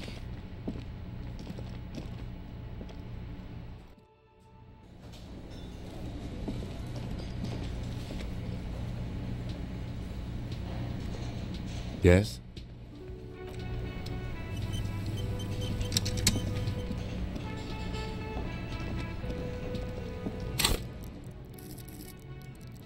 How is this toad coming along? 20 minutes.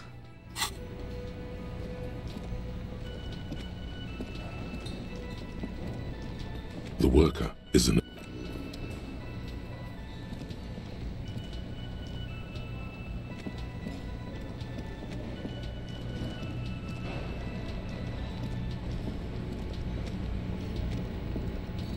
We have a pry bar. Can we open this door now? A heavy steel door. No.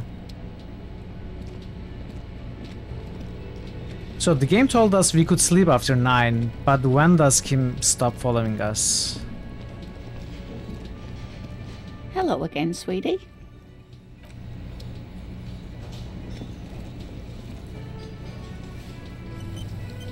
I don't want the day to end right now, but I want to be alone. Let's see if I can talk to Kuno to spend some time.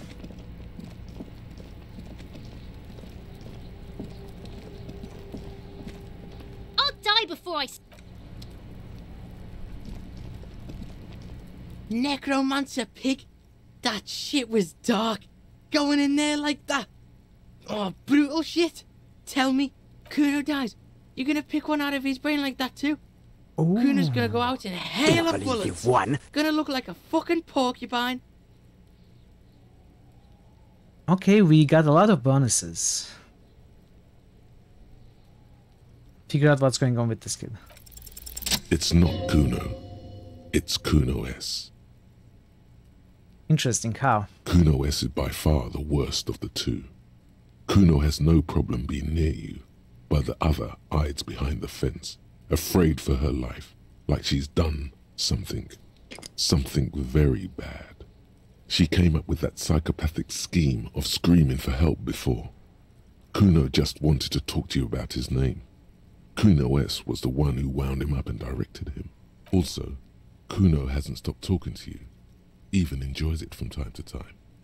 When you talk to the other one, it's like talking to a cornered animal. She only hisses and says murder was the case that they gave her. And then there's the fact that she's a girl and appears to be a little younger, certainly smaller. And yet Kuno is afraid of her. What's up with that, Kuno? All in all, Kuno respects madness. You cannot hope to outdo her on that front. You must win yourself a few minutes with him alone. Act on it, try to separate them. Kuno, psst. Fuck you whispering about? He's whispering too. He's going with it. But watch what happens. Fuck you whispering about! If Kuno wants to whisper, he's gonna fucking whisper, okay? Let's whisper, pig. This is it. You've got him. But be careful. You can still fuck this up. Don't make Kuno look bad in this. We don't want to make Kuno look bad. Also, Kuno respects madness. If we say she's trying to control you, it's going to make Kuno look bad. These ones would insult her. She's terrifying. She's fucked up. Kuno is afraid, right? He might like this one. What's up with her? She's terrifying, crazy scary. Crazy? You don't know the half of it. She's not crazy. She's insane. Dangerous. She's smoked a man. She's done people in. Probably even pigs. Stop talking to him! Kuno, I'm fucking warning you! You're gonna get us into shit! She understands what you're trying to do. Yo, see? Did Kuno not tell you? Kuno told you. Kuno talks to whoever he wants. Talk, pig. Kuno's got it under control. You did it. They're separated. He's even turned his back to her so she can't read his lips. You said she's insane? Yeah, she's psycho. None of that kiddie psycho. Cat burning shit. She does the real deal. Whoa. Yeah. What's the real deal? Snuff radio shit. Believe me, pig, you don't want to know.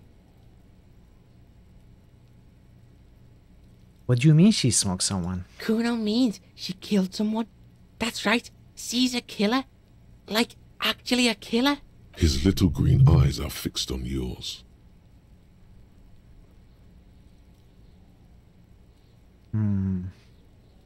Really? Isn't she too small to overpower someone? Are you getting this? You think I'm fucking telling you a joke here? How hard do you think it is to kill a fat ass? Sweet talk him, then knife him. She's probably killed a pig too. I mean, I'm pretty sure she has. Okay, how many cops has she killed then? Forget Kuno said that. Kuno was just shitting. Kuno was just running his mouth. Kuno's stupid like that. He feels eyes on the back of his head and stops. The creature peers at you both from over the fence. There is something searching in her eyes. What's that language she uses? Napakmi? Fagari? Fuck knows. She says it's the song of her people or some shit. What people? Crazy people. The fucking Nakis. I don't know. Some things are too awful to dwell on. The Nakis and Runkaris might be some kind of defense mechanism. Is she your sister? Fuck no, she's not my sister. She's just a stray who got in. Like a mad dog or some shit. Stray? Yeah, she was just there. He points at the apartment building behind the fence. What was that, Kuno? The little one twists her neck looking at the building. She was in the hallway, dripping wet, by the fucking shoe rack, in the dark. Why was she dripping wet? Kuno's got no fucking idea. Her hair was all wet. I think she pissed on the floor too. She was there for 3 days, in the corner, every time Kuno went out. You said she got in? How? I don't know. Someone left the door open. Kuno comes home and she's sleeping under the desk, under the pile of clothes, like a dog. What about your parents? Kuno's dad doesn't give a shit. Doesn't even see her there, or thinks it's fucking Kuno. Shit's all on Kuno. You think she has anything to do with the dead man? Yeah, she would have liked to fuck him up, but she didn't. Kuno wasn't around, and C was with Kuno. Where were you? Look, Kuno's gonna put you at ease. We didn't do it. He speaks the truth, my liege. How are you dealing with all of this? How's Kuno dealing? Kuno's dealing just fine. He doesn't need you fucking with any of it. C doesn't either. Kuno's got this shit under control. You need backup? I'm here for you. Okay, kid. No, it's not okay. C is Kuno's go-to. Kuno's protecting her. You fuck with C. You fuck with Kuno. You threaten her. You threaten to take her away. This is what it all comes down to. He needs you to take him seriously now. I'm going to kill you. I'll run when you put the cuffs on her, sneak up on you later, and fuck you up. You understand? I can respect that. Alright. Now we can do business. Business? Yeah? What do you want? Kuno can hook you up with... He starts no longer whispering. Don't hook him up with shit, Kuno. See? Relax. He respects the Kuno. Kuno made him respect the Kuno. You respect the Kuno, you get all kinds of shit. Kuno's gonna get you hooked on illegal narcotics if you run a little errand for the Kuno. Get you hooked, pig. Get his hook in you. Then Kuno gonna get you hooking for more. Cash in big style. Pig hooker. That's right. Kuno's a candy store for pigs now. Get ready to be rewarded. What was it about running you an errand and illegal narcotics, Kuno? Kuno gets it from his dad. Kuno and his dad are major suppliers. That's where Kuno gets his lightning on. His eyes bulge, their veins reach out like tree branches. Problem is, Kuno and his dad had a little falling out. Now junkies clawing at Kuno's door. Streets going mad. Kuno's got to throw his dirty popo man at it. Okay. Dirty popo man is you.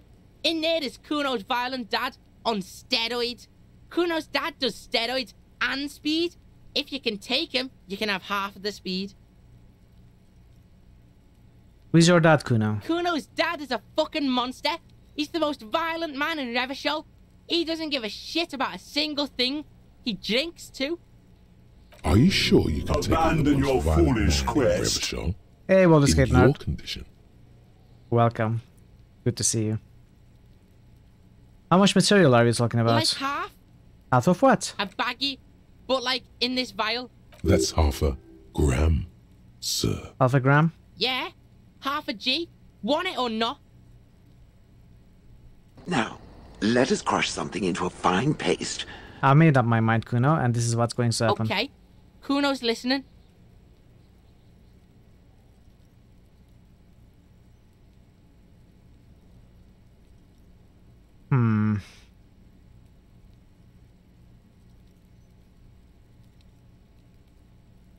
So,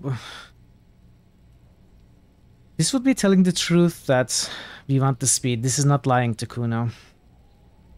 This would be also truth, which wouldn't make Kuno happy.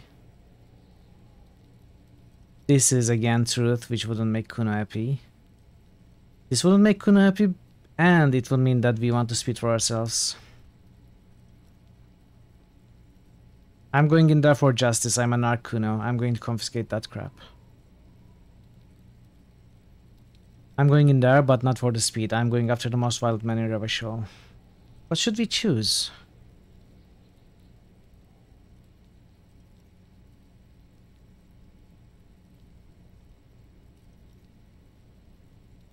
Let's choose this. Sure, whatever.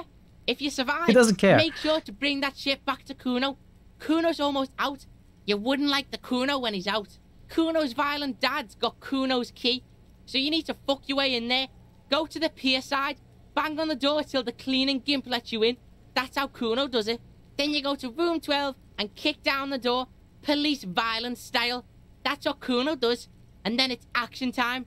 You're locked in the room with violent fuckhead. That's it. Next time Kuno sees you, you better have his shit. Split a kilo with Kuno. What the hell are you signing us up for here? Come on, Kim. Obviously, I'm not gonna take it. We need to get drugs away from a minor. Okay, then. Okay, I'm off. Kuno Kuno doesn't fucking care. Rigorous self-critique. Here it is. Hard facts from the man you are. You once jerked off in the locker room and were caught. You held a young woman by the arm and kept her in your apartment for 20 minutes against her will. That's right. These are not flights of fancy. These are real deeds, Harry, emerging from the darkness of your past. You tried shooting a fleeing suspect in the foot, but hit him in the pelvis, crippling him for life. And, above all, you let life defeat you. All the gifts your parents gave you, all the love and patience of your friends, you drowned in a neurotoxin. You let misery win, and it will keep on winning till you die, or overcome it.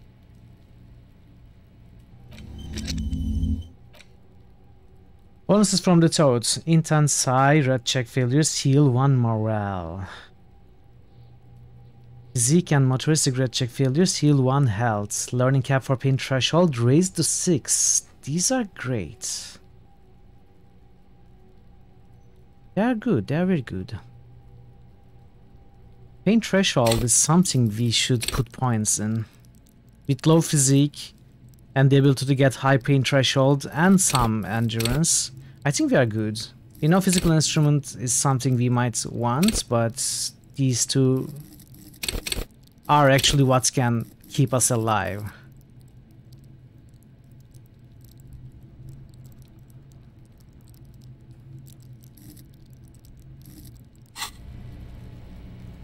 I like that one. New critical hits boost. Bogu_Bogu just boosted gaze on this humble inscription chat. New Nice critical one. hits boost. Bogu_Bogu just boosted gaze on this humble inscription chat twice weaved optimally. Twice with optimally, okay. How are you, Bogu? It's good to see you. Yeah, I like these two. Ace is low. Empathy towards Kim Kitsuragi. Sure, let's learn this. Ace is on the humble inscription. Prepping for your stream. You are doing Amelisan today, right?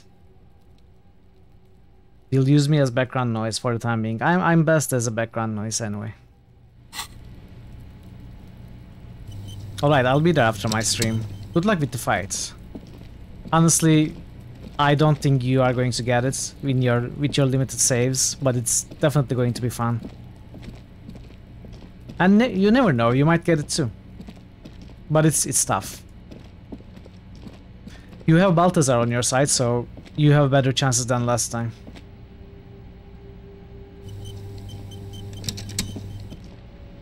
Okay, I'm going to try spending 3 minutes somewhere, see what happens at 10. I am a gander. New critical hits boost. An_log just boosted EOB. Like a traveler. I have to be older. I'll give you a minute in case you want to boost other sandlog. Keep listening. From another planet. Permission to backseat? Hey there. Sure, Parrot. Is it about the time? What's going on here? It's the jam, my man. General advice on my point allocation strategy. Sure. What do you have to say? The air from the east is thick with the smell of crude oils, heavy metals and other byproducts of the modern era. You can almost taste it. What's the jam? It's a traffic jam for the ages. Harbor gates up the street are shut tight, no explanation given. Workers on strike, scabs agitating, an all-around clusterfuck. Meanwhile, we're all stuck here in long-haul limbo for days upon days upon days. Yeah. Upon I days. am checking it.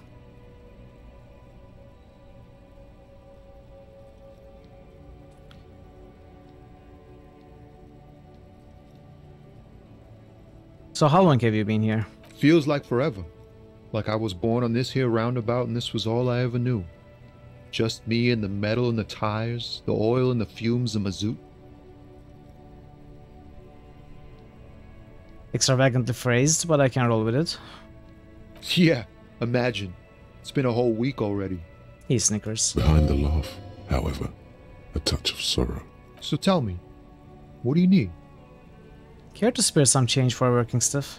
Huh? Sudden financial duties snap him out of his I ain't eggs. got any money. They don't want to pay for unfinished work. They who? The bosses, man.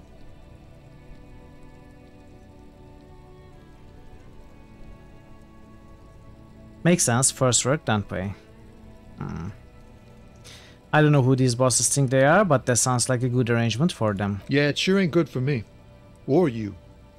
I'd spare a coin or two for a city cop down in his luck. If I had saved 4 myself. Tell me more about this strike. It's like, whatever's going on over at the docks. Workers got a blockade set up, making demands. No way in or out. Going on strike would probably help you dodge a bullet or two. What's the union demanding? Some pretty wild stuff, I hear. Like a giant new power crane in half the company? I forget what exactly.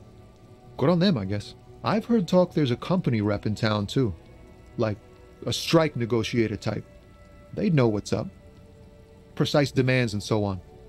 Ah, yes. From the Wild Pines. We'll meet her soon enough, I'm sure. Maybe I should go on strike. Maybe you should. Cops don't get paid much and the hours are long. Plus, you can get shot. Why not? The RCM is a self-managing organization that operates on donations. We promote our own leaders. It would be like striking against your own mother. I don't know my mother, but I'd go on strike against her too, for my rights. Okay. But do continue. You were asking about the strike? What do you think the company wants? They want to keep that money flowing in, my man. Ka-ching. Anything else I should know? Anything else? Yeah, this ain't really my area of expertise. I just do my job and get paid. I have things to do and places to be. All of us do. All of who? Us lorry drivers. Camionneurs. You still hang around here waiting for this mess to end. Most have scurried off somewhere to get drunk or high. Or laid. Not that I blame them, really. Not you? Not my thing. Chasing transient pleasures is a drag these days. I prefer the examined life now. Thinking, reflecting, observing.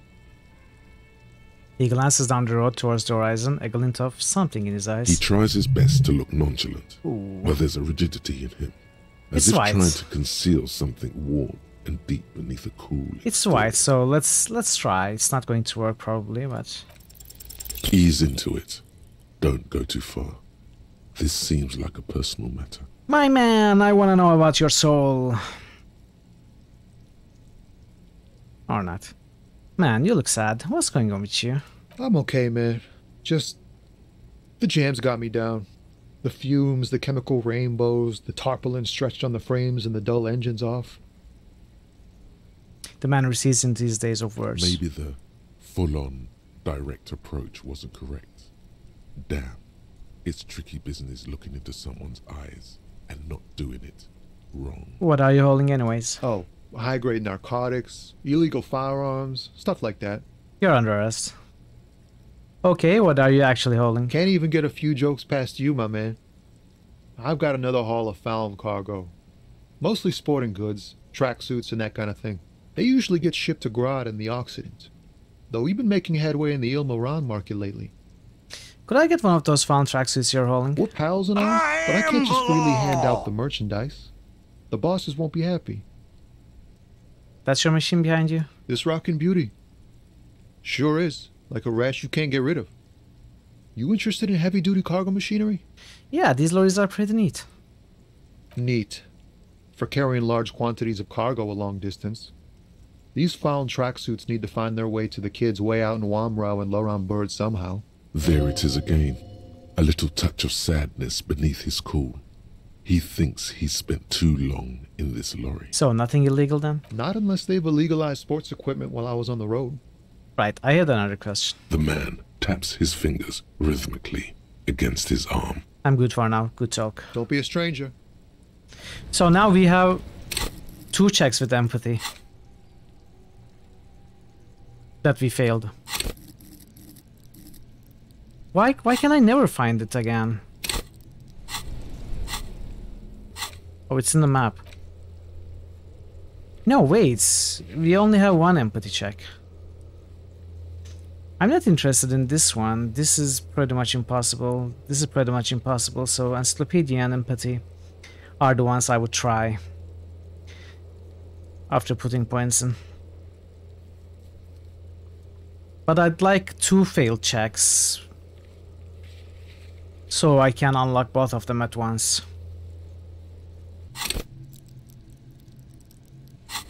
So I'm not doing it right now. Okay, Kim wants to talk. I guess it's the end of day. We should think about calling it a day, maybe. The nights are still miserably cold this time of year. I haven't paid the cafeteria manager for damages yet. You should take care of that, then. But I don't have the money. Let's talk to him anyway. An officer of the RCM shouldn't be sleeping in the street. We'll figure something out. Though he finds this situation frustrating, he is doing his best to not make you feel any worse than you already do.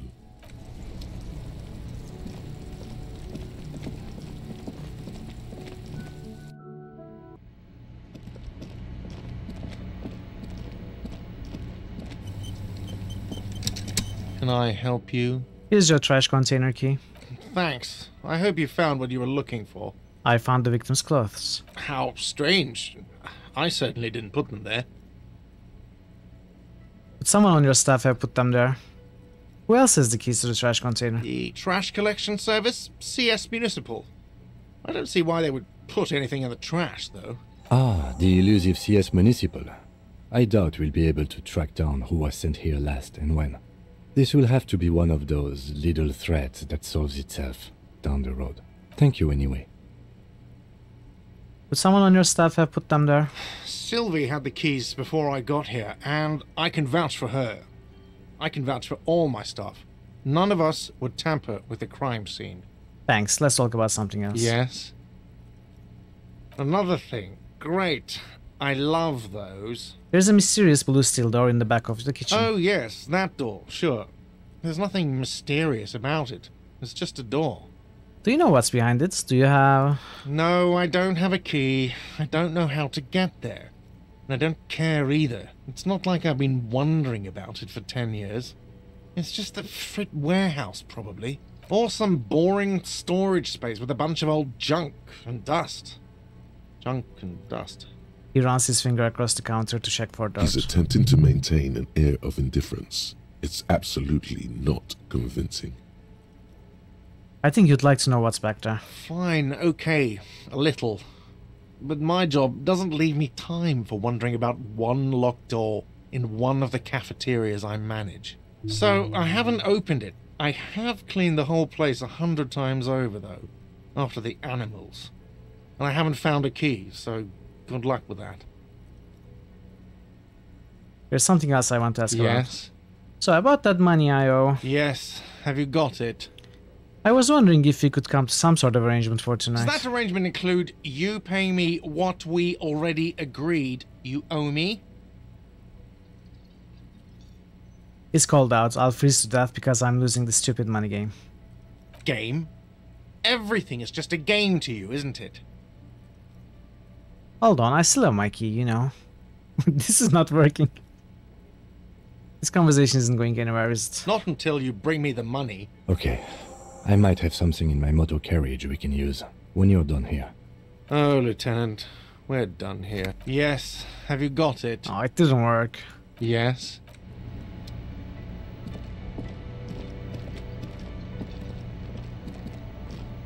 What's in the motor carriage that I can use? You got money for me, Kim? Inside, you see a set of steering levers, a radio mic. I have something here we could sell. Look in the back, in the suspect transport enclosure. Transport enclosure? Regular people just call it the cage. The cage at the back of the motor carriage looks rather uncomfortable. 4 shiny hubcaps are stacked against the seat. Their silver edges sparkle in the dark. I confiscated these 4 a little while back. We can take them to the pawn shop down by the Martinez Canal.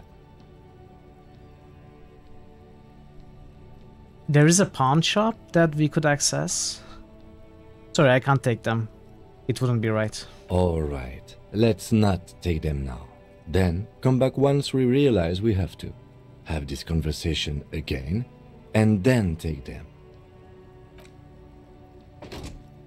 Okay. Let's find the pawn shops.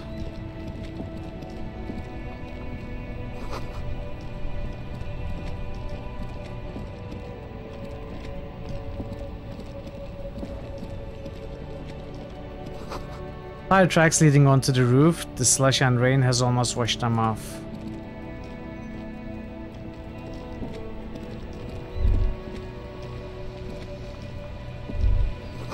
Spirited chirps and clicks of swallows fill the air. Okay, there is a lot that I didn't explore. This coin-operated viewer has been banged up, inoperable. On the cover stands a very muscular man surrounded by flames. This book has a rose, a pistol, and a half-naked dame on its cover.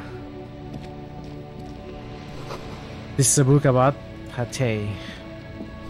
This book, you don't really understand what it's about, nor does it seem important. A book about Bodario culture. It promotes freedom and roaming upstream. A book about future. The government reads your mind using radio technology. To Roundabout North. To Capeside Apartments, Martinez Pier. The ad reads broken window, tips has windows. This coin-operated viewer is facing southwest.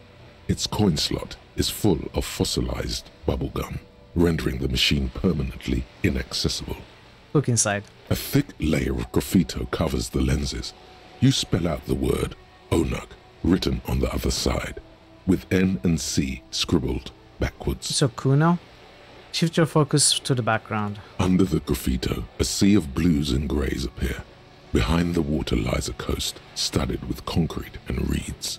On it, a church on stilts, lanky weather-worn wooden planks, an X-shaped cross topping its tower. Around the large wooden building you see chunks of sea ice gathered on the beach, and a small tent set up on the ice. Poor little viewer. That's it. The metal feels cold and wet under your palm. It looks unhygienic. Vandalism. Probably some kid. Lieutenant inspects the rigged slot. A simple but clever solution to ruining a coin-operated viewer. It took ingenuity. Leave. If you had a bag in your hand, perhaps you could collect these bottles and sell them. Yeah, I don't have a bag. I need a bag.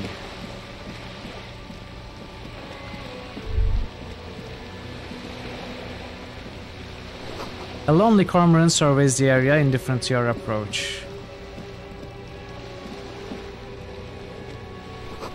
The belly of this boat shines like it was recently painted. Through the Saints Geese Lane, Roundabout North.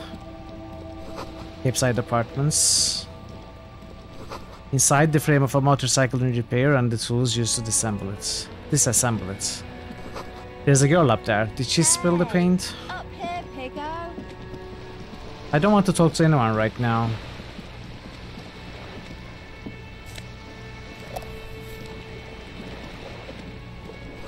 Talking resort for residents of Rue de Saints Geese Lane. Okay. What's this? Your room in Whirling isn't much bigger than this sloop. This is worth more than you'll ever earn in all your life.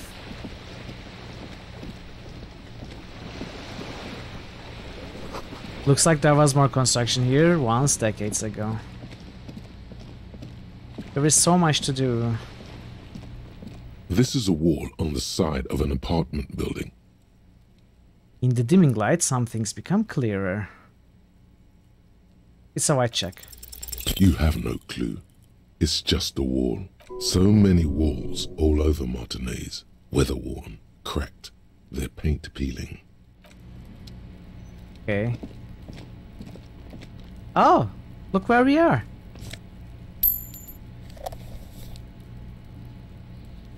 Hello. Are you trying to sneak up on me? Come to slit my throat in my sleep? Apparently, she doesn't like people standing behind her back. Pig's come to take me out. Trying to snuff me out. Her voice becomes almost inaudible. I'm sorry for sneaking up on you. Leave. Are you sleeping right now? Don't get fucking clever with me, Pig. You think you're so clever. She hisses. The garden knows this won't be a fuse until the snow melts. Chairs on tables eaten by rain and rot. Noza fed. Orange bomb head. You got a bomb head. All I needed from life. Reaction speed -1 retard. Sure.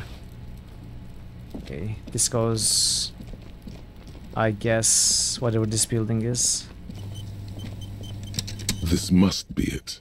The basement door is weather-worn. Oh, the copper it's nails this door. holding the upholstery in place have turned green from sea air, and there's a knocker shaped like a lion's head. Press your ear against the door. The leather upholstery is worn and rough against your jaw. You don't hear any movement. In fact, it's oddly silent in the yard around you. No birds chirp. Carefully knock. You knock silently. The upholstery muffles the sound. No response comes from the apartment. I guess no one is in? Lieutenant, what's your opinion of this task we're undertaking? Let's be honest. This isn't what I joined the RCM for, but every day tells you something new about yourself. Lieutenant replies, still inspecting the padded door. Apparently, working with the local union boss to get info on an investigation is not something I'm squeamish about.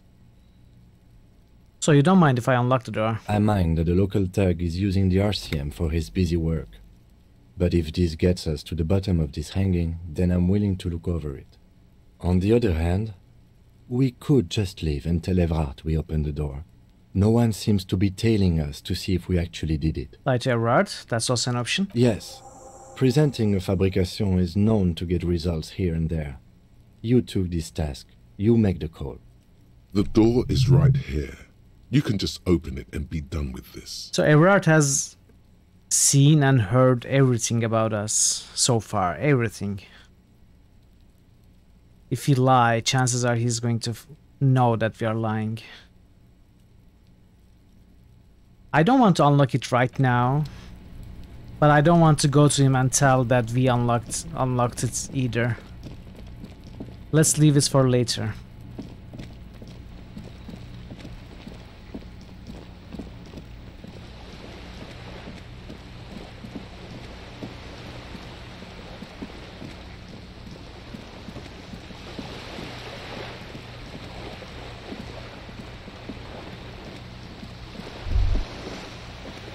You hear the distant squall of seabirds.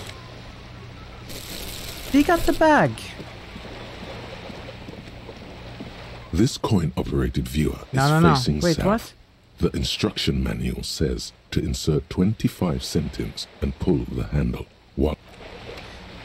Where are the bottles? I thought I had seen bottles here, around here, somewhere. This coin operates.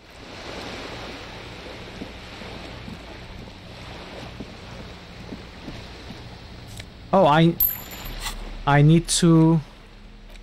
Ah, okay, I have to hold it in my hands.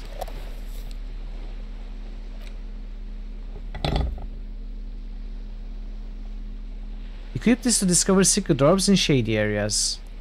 Equip this to open lock containers in the world. Equip this to open lock containers in the world. I need to have it equipped.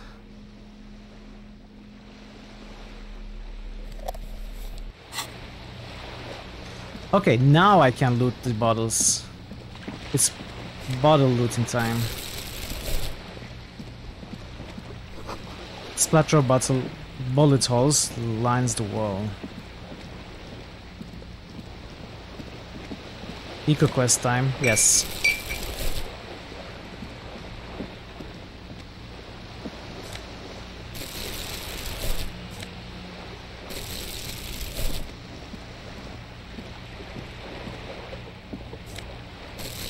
They really made this a chore, didn't they? Click on every single bottle.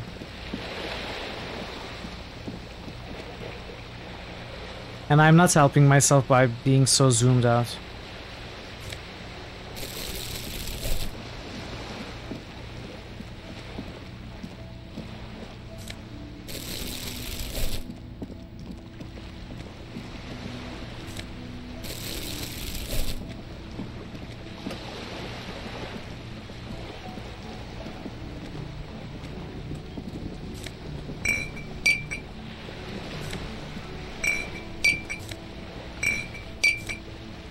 Every bottle was 10 cents, right? So if we can collect 1.3 thousand bottles, we can pay off the debt.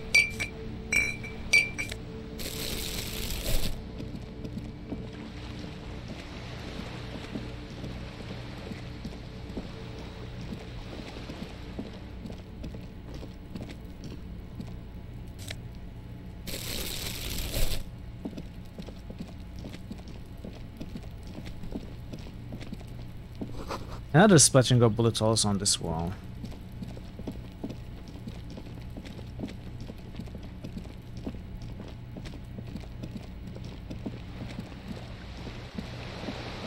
Oh, bottles.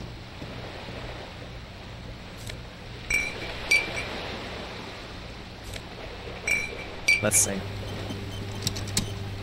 I'm glad that time doesn't pass while I'm doing this. Learn glass blowing. Yeah, that's actually a better idea.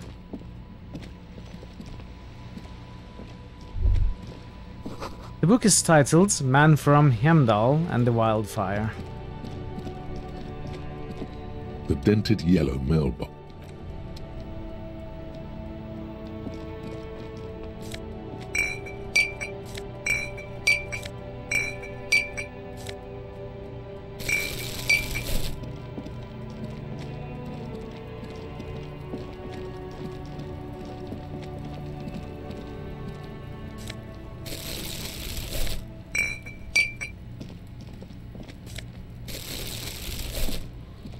The trash containers. The smell of rotten food rises to greet you. You see soggy cartons, dirty rags, Come on, and give me organic bottles. waste. Bottles. No. The container sounds a muffled gong. Too bad.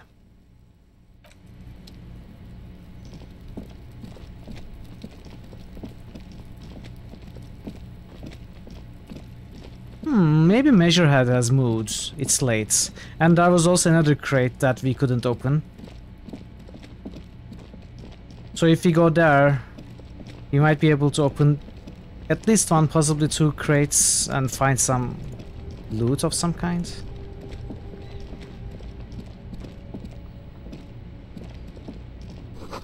Plastic wrapped macaroni stamped with humanitarian aid.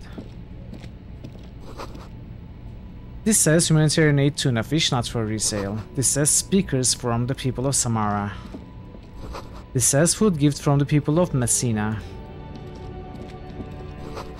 A helpline to the company that controls the drawbridge.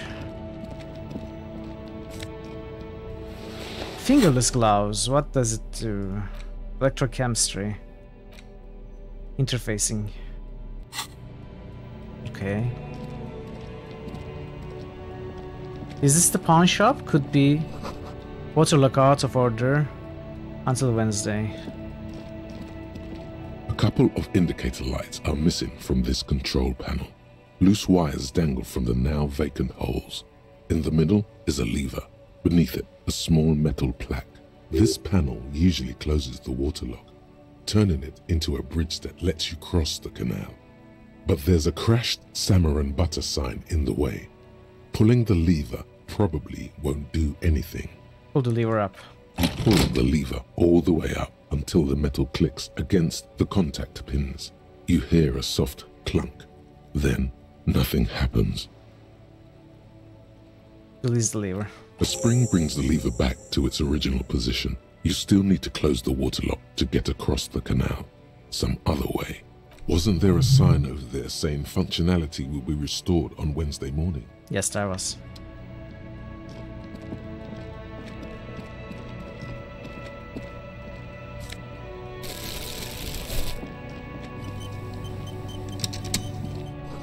Roy's Pawn Shop. Fast cash for faster times. Let's see what we can do here. Mostly military wear with a few more eccentric fashions thrown in. Wow, a very large red t-shirt with an impressive print stands out from the other garb. Oh yeah? Oh yeah, the print depicts a muscled man striding toward you, a giant sword in each hand, encircled by burning embers. Behind him is a cluster of cabins engulfed in flames. Beneath him are the words, Hjelmdal burning. Sniff the t-shirt. Smells like worn cotton, and a little old sweat there. Worn cotton with a side of flea market or trash bin. Sniffing is okay, but please don't try anything on. Can't have you leaving your photon emissions in the fabric of things you're not going to buy. What's the deal with the man on this t-shirt? It's the man from Hjelmdal. Walking away from his burning village. Yes. Their matter-of-fact tone belies their surprise at the fact that you didn't recognize the figure in the print. I'm guessing I'm supposed to know who this man from Hjelmdal is, but I lost my memory recently and need help remembering basic facts about reality. Huh? I said I lost my memory recently and need help remembering basic facts about reality. Oh, I see. That's tough, man. I feel the same way sometimes. The man from Hjelmdal is the hero of a series of popular books based on a fictional version of Kotla. In fact, most people don't think that man from Hjelmdal ever really existed. But they are wrong. Hjelmdal isn't a real place. Neither is the man a real man, of course. But both the man and Hjelmdal are an ontological necessity. But hey, it's not worth getting into an argument about. What did you mean the man from Hjelmdal was real? I mean, even if the man because from it's not late Hjelmdal already didn't exist before the adventure novels, the stories have made it so that he has. It's simple, really. Okay. He sounds incredulous. You sound skeptical. It's not that complicated. All that's required is a more robust understanding of cause and effect. Besides, I've been to Kotla, though not quite as far north as the Hjelmdal, and watched northern lights travel across the sky. Very unique, energetic tides there. How much are you selling this t-shirt for? 2 real. That's dirt cheap.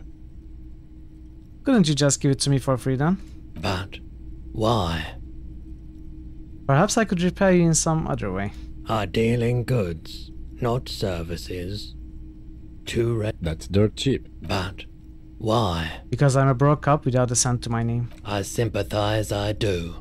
But this is a 2 That's dirt cheap. Cool, I think about it. You should. Let's go off the t-shirt. It's dirt cheap, but I don't have anything. Okay, this is the dude. What is Typical this? Martinez streetlight sits among assorted floor and table lamps. How much for a streetlight? 700 real.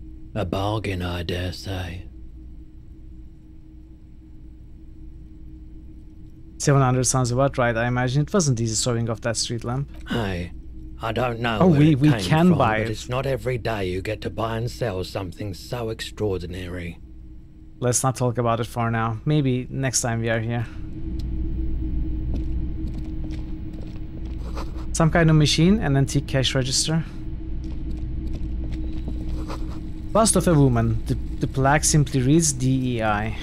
In the dark, a film projector is whirring away. You see rows of toy soldiers guarding the rest of the trinkets displayed on the table. Some on horseback, others in rags, others yet in bright blue uniforms. All are stern and unyielding in their duty. Pick up a truly cool figurine in the box under the table. Why? What's this? A headless man riding a horse? A headless man wearing futuristic tracksuit trousers that say found. What is this? Oh, that's the headless phone rider. Of course. There's been a lot of interest in that particular figurine. I had to hide it so it wouldn't fall into the wrong hands. He doesn't elaborate on these wrong hands. It's unlikely that he ever will. I've heard about it. I've heard the headless phone rider ride the headless bull. Yes, there are several competing versions of the story, but I believe this figurine is a more canonical representation. Look at Kim, then back at Roy. Sorry, what are we talking about again? The headless phone rider. It's an urban legend about a man who rides the streets of Revachol sporting a fawn tracksuit. As you see, he's missing his head. He points at the decapitated figurine. 50 cents. Bargain priced. I'll throw in the tiny cap too. I think he's looking for it, or something. That part of the story has many interpretations. I will buy it. Purchase the Headless Fallen Rider and his cap. Did I mention that this figurine is supposed to be lucky? Always carry it with you. Inspect the knights on horseback. Big men on big horses, clad in lamella armor and carrying flintlocks, the kind that would mow down a line of enemy soldiers in the blink of an eye. Point at the knights on horseback. Who are they? Franco-Nigerian knights. I used to be very serious about these guys. You know what? We are going to inspect these later. I feel like it's getting very late. If you don't mind, please put the flashlight away. Some of us have photonic sensitivities. Alright, sorry about that. I do appreciate it.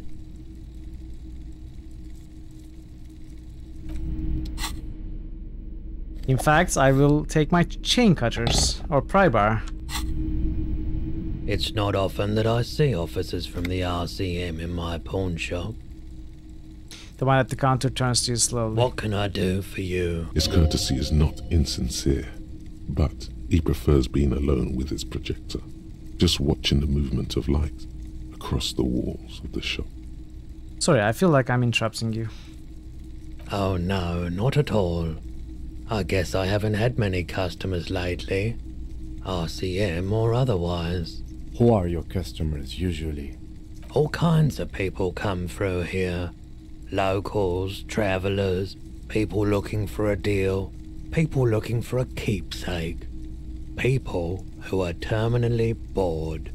As you can see, I have a wide selection of goods for everyone to choose from.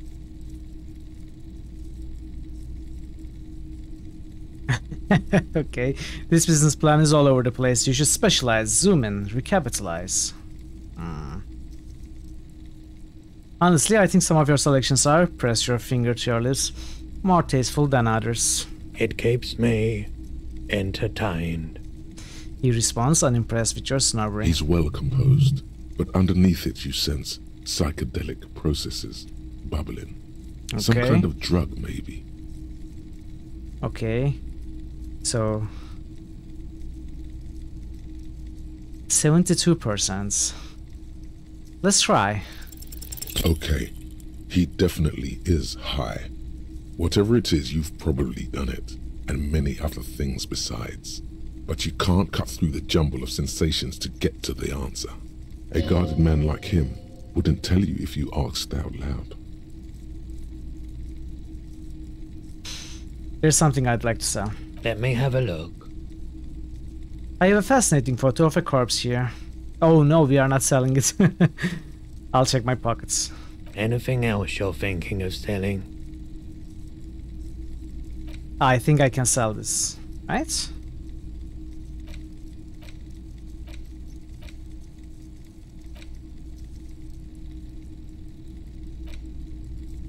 The handkerchief, what if they are useful though? I don't know if they will come useful.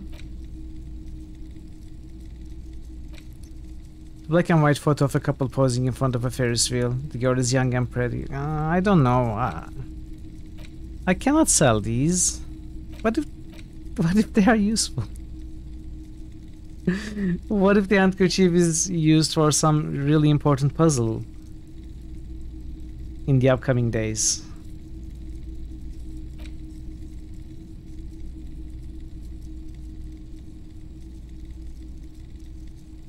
No, I cannot in good conscience sell any of these. Maybe the postcards. Let's not sell. I'd like to sell my clothes. I'm not purchasing any more clothing at the moment. Struggle is real, yes. Another time, perhaps. By the way, do you happen to have any guns like the ones carried by officers of the citizens' militia? Someone else came here earlier today asking the same question. I promptly sold her the gun you pawned a couple days back.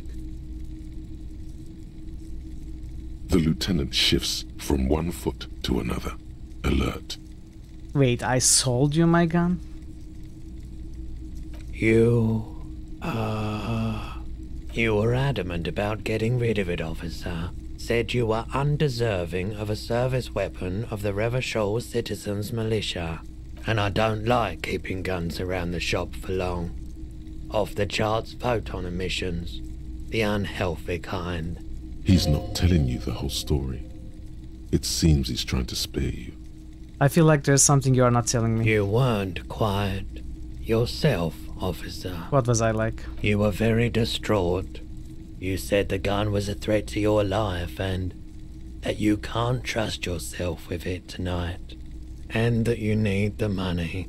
When I said that I don't normally buy firearms, you put the gun barrel in your mouth and sort of sucked on it. Then I agreed to take it. Very normal behavior. You must have been in great shape.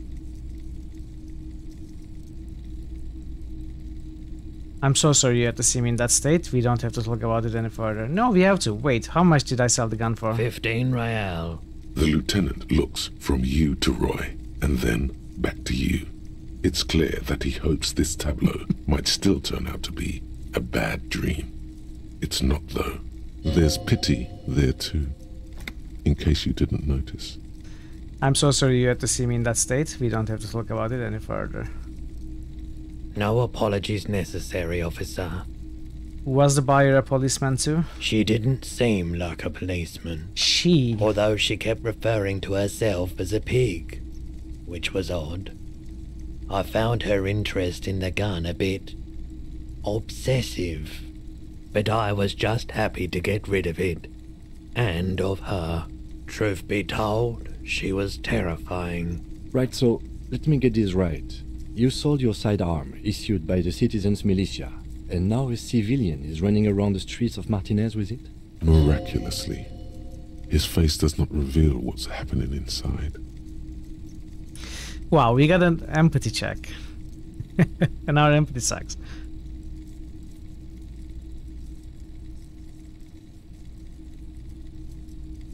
I'm sorry I sold my gun. Maybe she's a vigilante, wants to prove she can do our jobs better than we can. It's possible in these parts of town.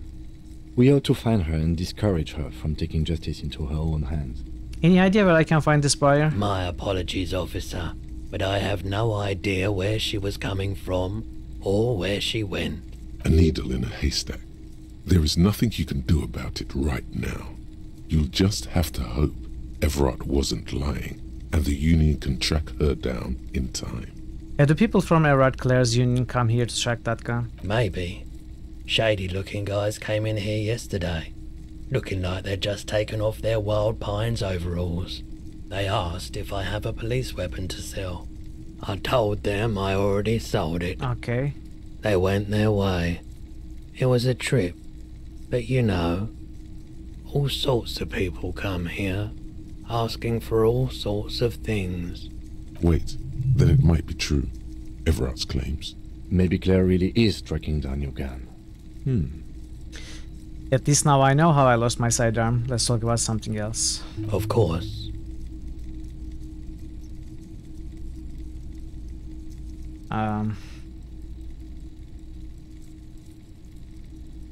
You might be able to... Okay, we are going to talk about this later, next time we are here.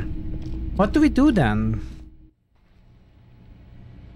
We need 90 real. I don't think we can collect 900 bottles. Let's go to those containers. Hot air rises up from the sewers, sour, acidic, and strangely comforting.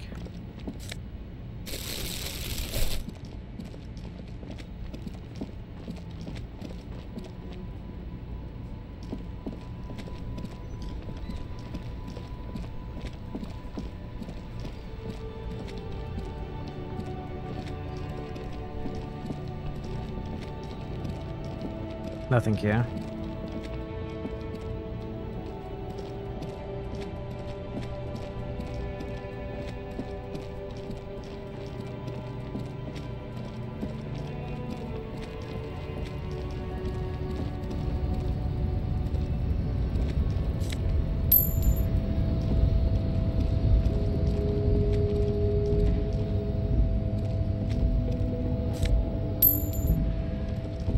Hey, you got confused for a moment because Steam says day 2, but it's clearly still day 1.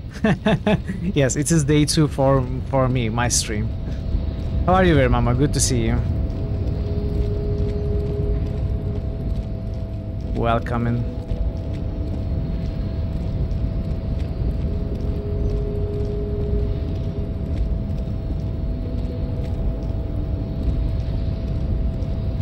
Oh, Measured is still here.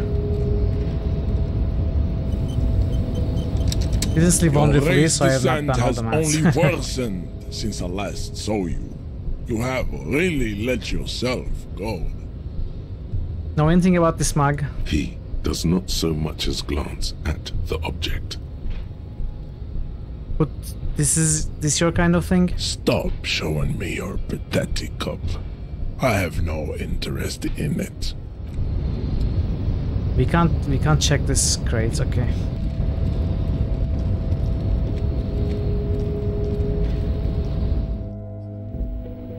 I am collecting bottles, trying to pay my debt without... The file cabinet stands steady as ever. The drawer slide. Without selling the items that Kim has confiscated. But I don't think it's going to be possible.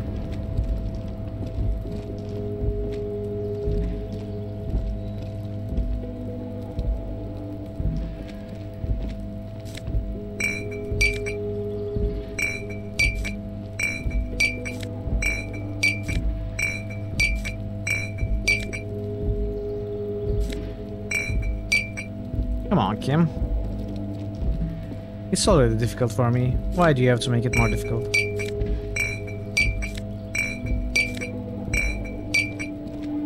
This is the night what?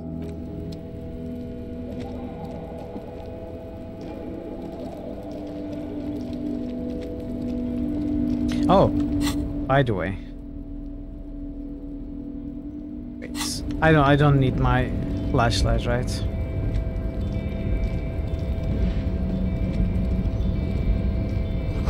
Composite eye of halogen lights watches you, emitting a low buzz.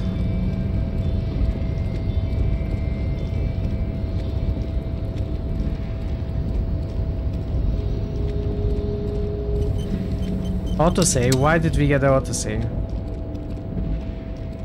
Yeah, I found the bag. What is this? Palm Ultra Series gloves. Half lights.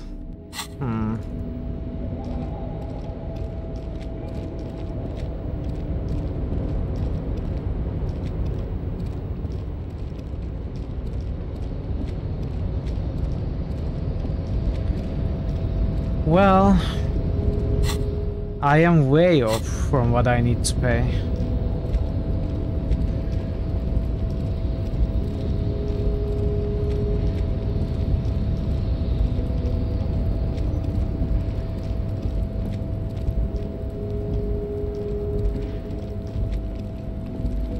I guess I could examine the places I haven't been to, like this door I haven't opened.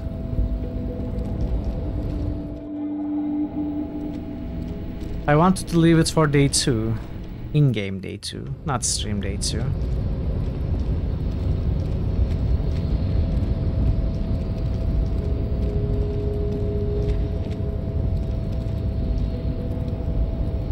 Let's sell the bags.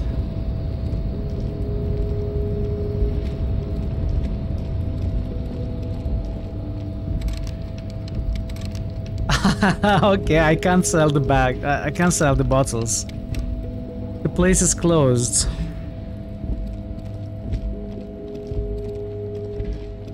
Perfect.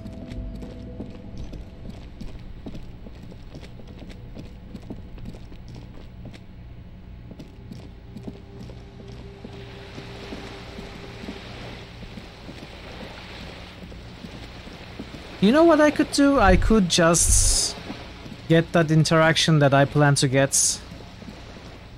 The one I postponed. Oh. Suggestion, half-light. Let's redecor. Shivers. This is better for now. See, there are places here that I haven't been to. Can I... I'm not talking to you now. A sturdy metal door guards the southwest entrance to the apartment building. It's locked. Knock. The door rattles against your knuckles, but there's no response. Knock again. The door rattles again, but this time you hear an elderly woman's voice calling out from inside. Stop banging on the door! I'm not letting any more strangers inside. This is the police. Open the door. The police? Everyone knows the police don't come round here. But I'm not joking. No, I already told you. I won't be responsible for any more strangers getting into the building. Go check the backyard door. Maybe someone there will. She trails off, leaving the sentence unfinished. Backyard door. There must be another entrance to the east. Kim, tell her we are real policemen. Madame, I assure you, we are real police officers. The lieutenant repeats dutifully. There is no reply. Just faint sweeping sounds inside. So there's another entrance.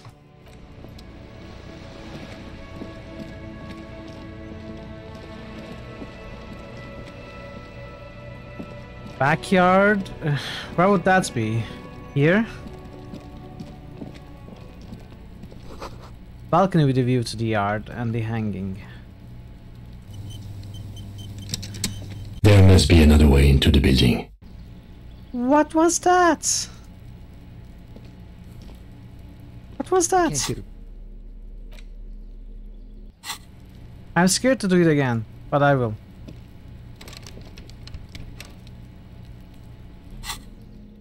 What was wrong with that recording?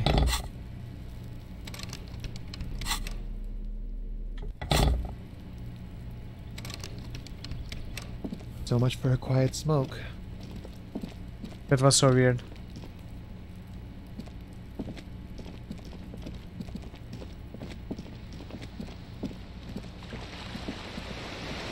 Okay. We have to do it. We have to do it.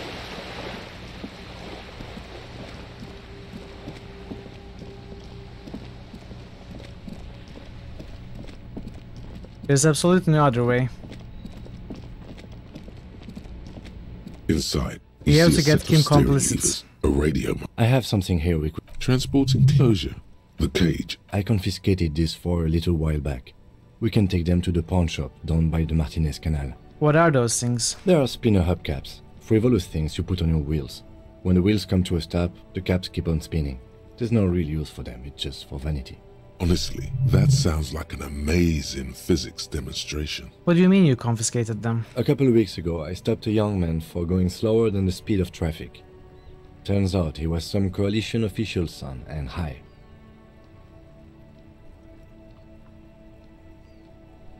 I get it, I would have confiscated them too. They are mesmerizing. That they are.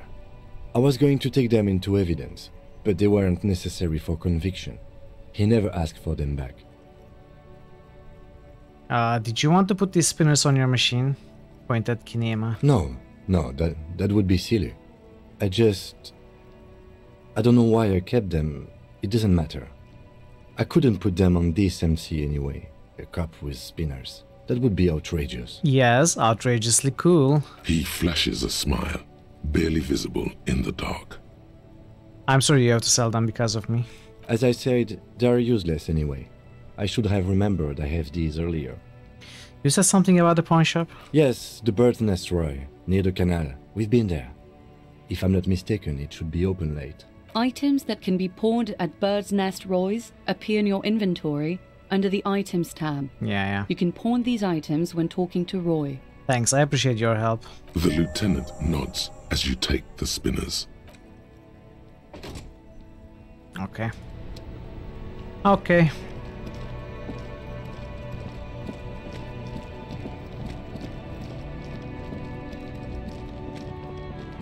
Let's sell the spinners.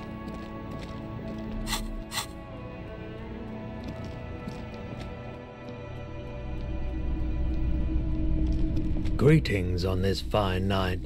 What brings you here? It's cool that you are still open, Big Stewives. The pawn shop is always open. Oh. Roy doesn't really sleep. Let's try again.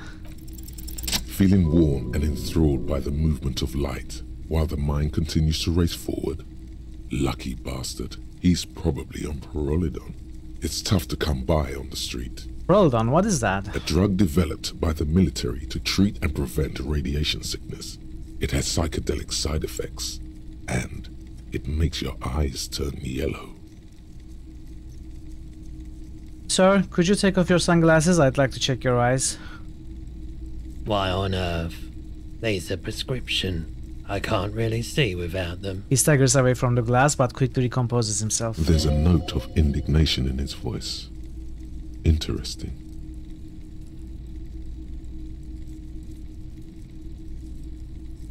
It's pretty obvious that you're under the influence, sir. Pyrrolidon is just something since the People's Power disaster. He coughs as if to mark his words. I was with the Emergency Relief Brigade. Had to take it for radiation sickness. He's taken it for mental and emotional, not physical pain these days. The People's Pile? What's that? A bad idea.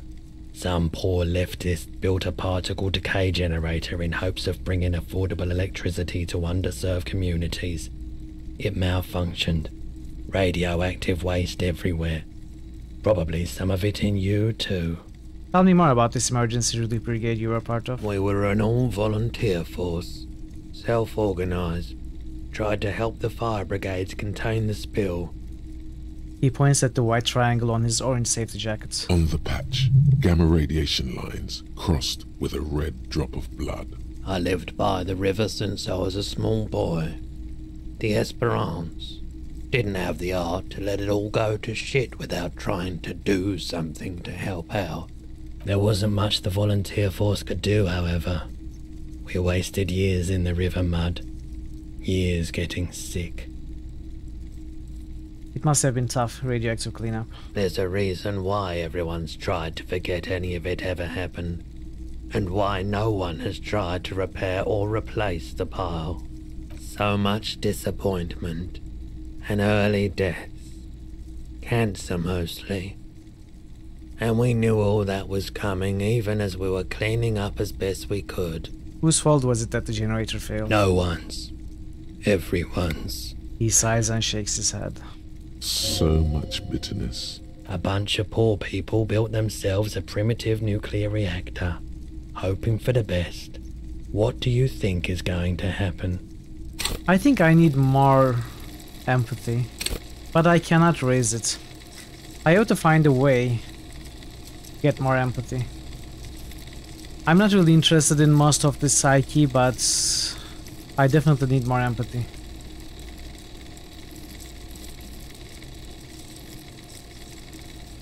Yeah, we gotta find a way to raise that. Maybe we'll get a thought or something.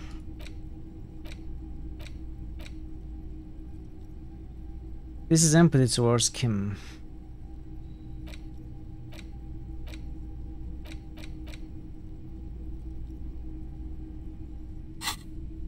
How did you end up running a pawn shop? The cleanup happened 15 years ago.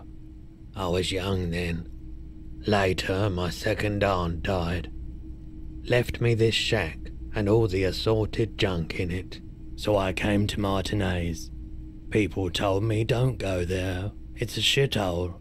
I said, people, we just had a nuclear pile meltdown. I'm gonna get as far away from Forburg as I can. Still in the same city, but... Thank you for telling me. I like the theory more than the story. Outward movement, not vortices. Yeah, you gotta get in on those vortices, my man. Yeah, okay, we are going to talk to them. Talk to him about them the next day. We'd like to sell these hubcaps. Lieutenant steps in and hands him the spinners. Roy takes the hubcaps from the lieutenant and inspects them. The spinners appear iridescent in the dancing light of his pawn shop. Gone forever. Gone forever. No. Why, narrator? Why do you have to do this? Yes, these are very, very good. Did you defraud some foreign prince for them? Jump a mesk banger? No matter. I'll give you 200 real. No one was defrauded or jumped, I assure you. Lieutenant explains as the pawnbroker opens the register and counts the cash. Of course. I meant no offense. 200 real for you, officer. Delightful doing business with you. Do come again. Thank you. He takes the cash, then turns to you. Here's the 130 real you need for your bill. Do not waste it. Thank you. The rest goes in his The pockets. windfall is a small consolation. Anything else you're thinking of selling? I don't have anything to sell at the moment. Another time, perhaps.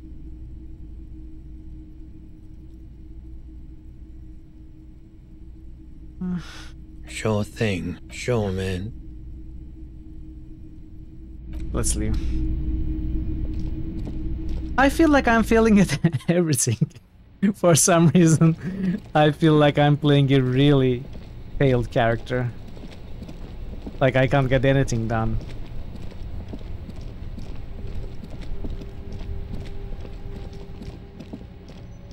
Which is great.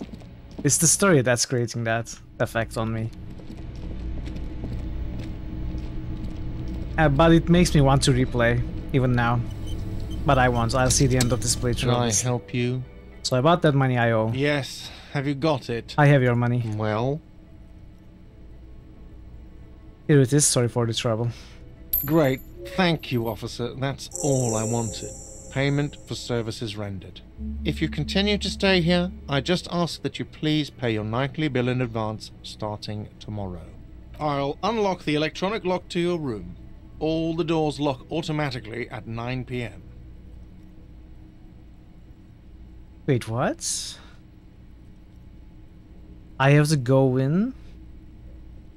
Wait, what does it mean? I have to end my day before 9? I'll unlock the electronic lock to your room.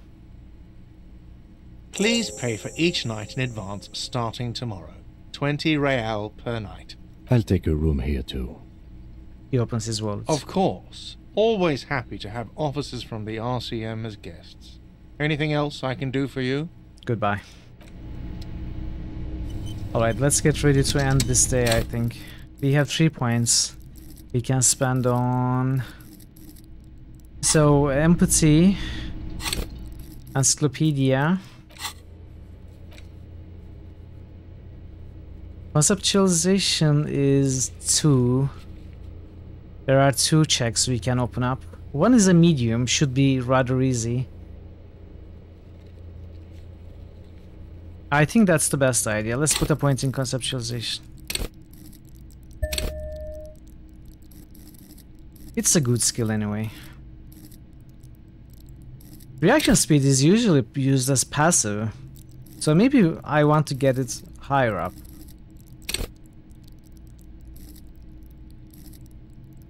Maybe I want a pain threshold as well.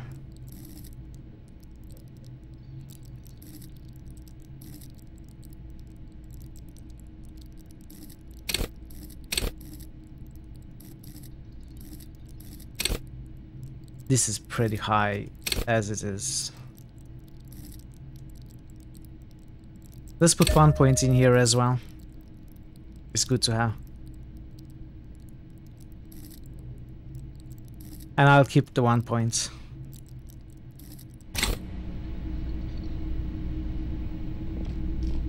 So I kinda still have time for the conceptualization checks, right? Even though it's pretty much impossible. Wait, what items do I have for conceptualization, if anything? This gives +1. Do we get any minuses?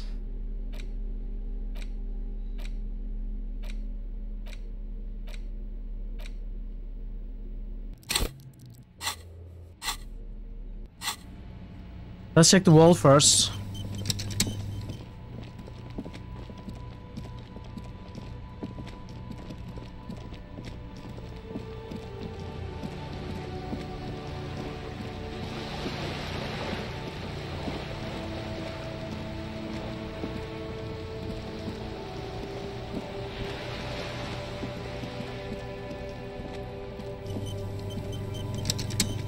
Just an ordinary wall. Nothing to see here. Is it going to be easier if I equip the flashlight?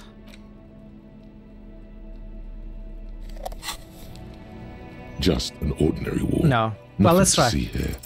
Yeah. Why? Why must we stop to look at this wall every time we pass by? We have business to attend to. Fine. Fine.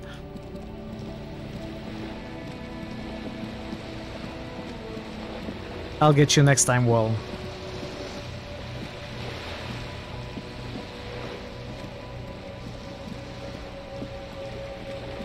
Let's talk to Major Ed. You never managed to get a success.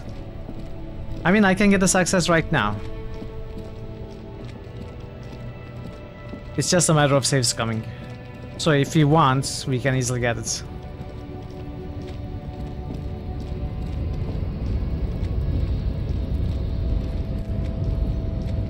And honestly, there is no fun in not getting a success and not seeing an interesting failure or success result.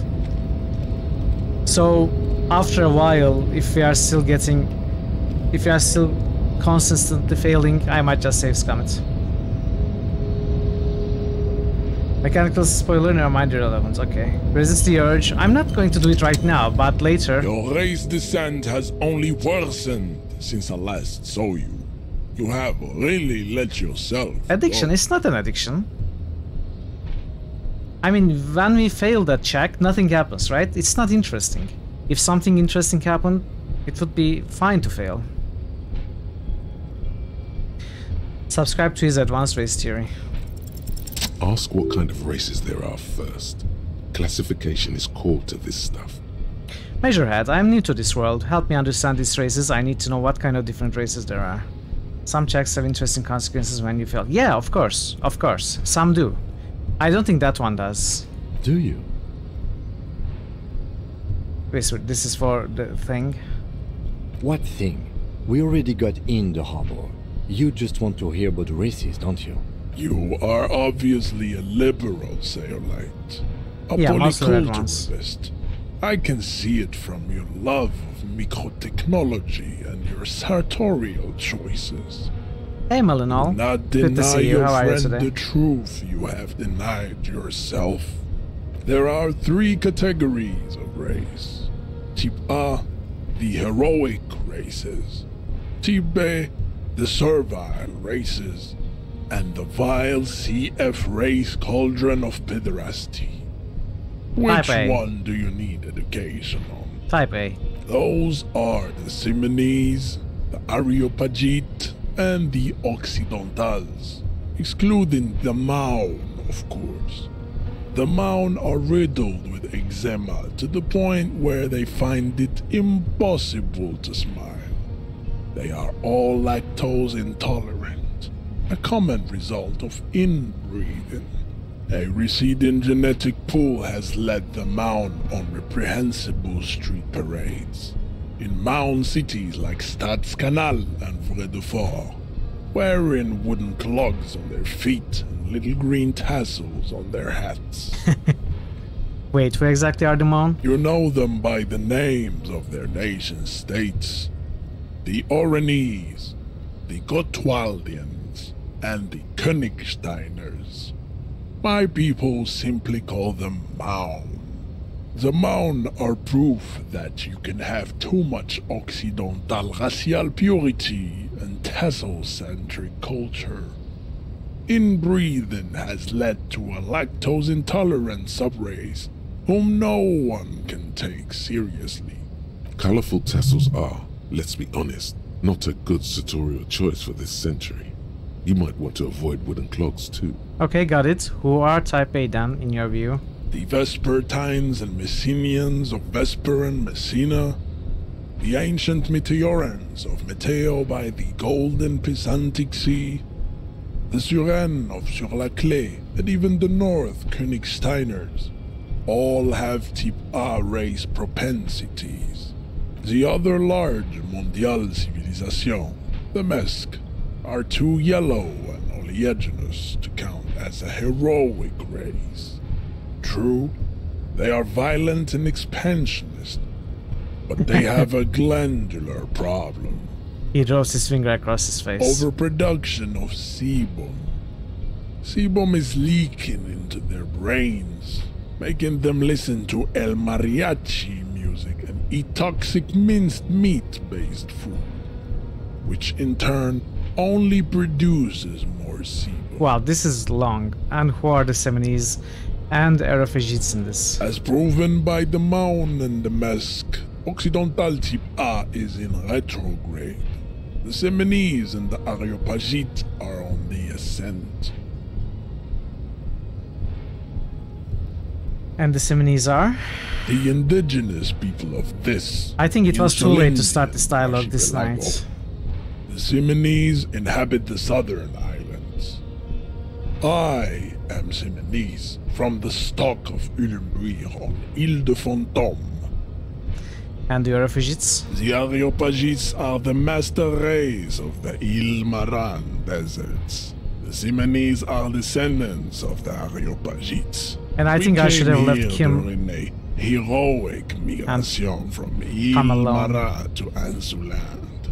Thousands of years before the lactose-intolerant Maun written Occidentals discovered this place. What's the difference between the Semini's and the Aerophagites? The Areopagites are sleek, long-headed. The Semini's are powerful, mesomorphic. The former is an immutable progenitor, unchanged since the Super Isola of Pericarnassus. Ancient brains rest in their slender skulls. He falls silent, contemplating the beauty and the mystery. The latter is perfected and adapting. Together they form the Semino-Areopagite, or Simeopagite super race. That is all. There are no more Type A races in the world. Type B. Type B are the unheroic races. Amorphous non-competitors of the great race. The Khoikos and the Vacholiers, they are mud-colored people. The Khoikos of Grad, Yugo, Zhimsk, Shest et al. Are what you would call white, officer, in a suspect description. You said Khoikos. I've been trained to identify them as white in official descriptions. Yes. To an untrained eye, the Khoiko appear white and pinkish, like a ham sandwich. But look into their eyes and you will see. They are of an indistinct color, and so is their skin. Unhealthy, muddy, and ashen.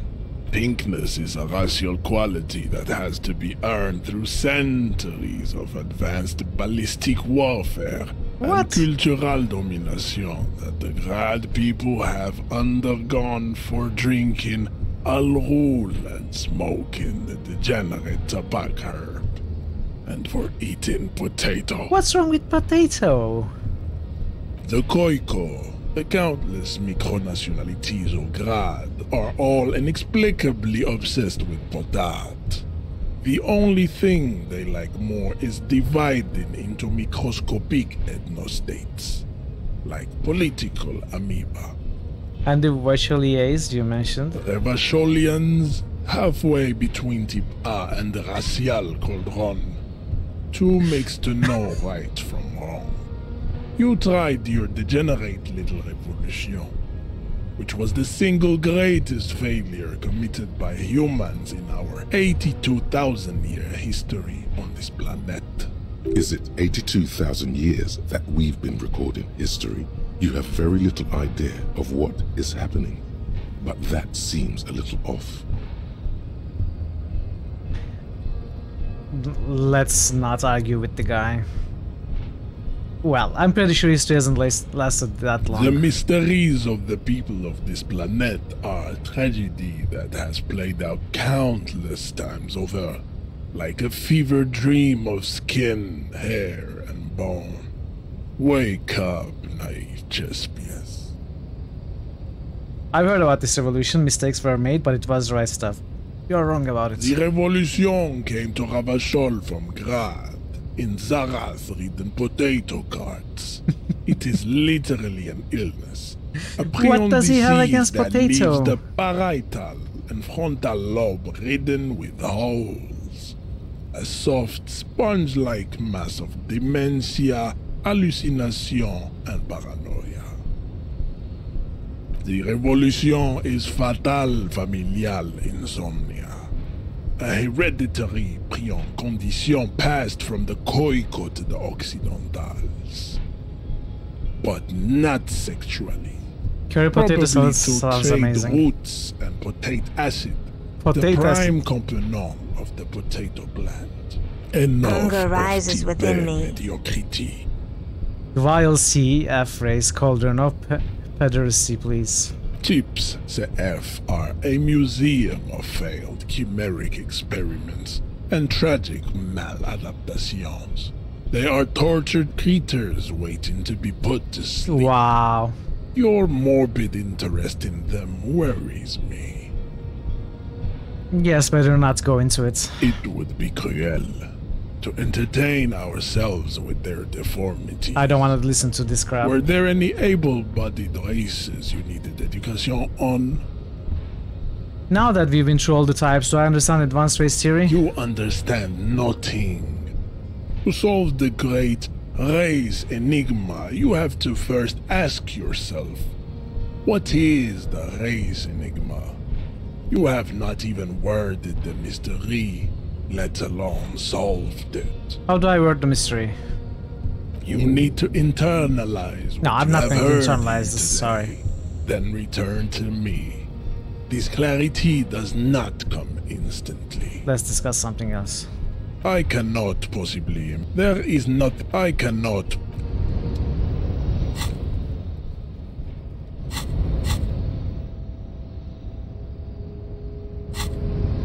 So we still cannot go past. The unpromising.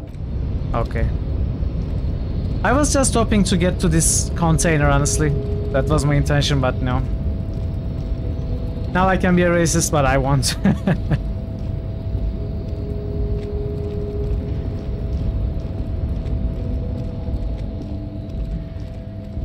All right, let's go to our rooms and do that thing again where we fainted.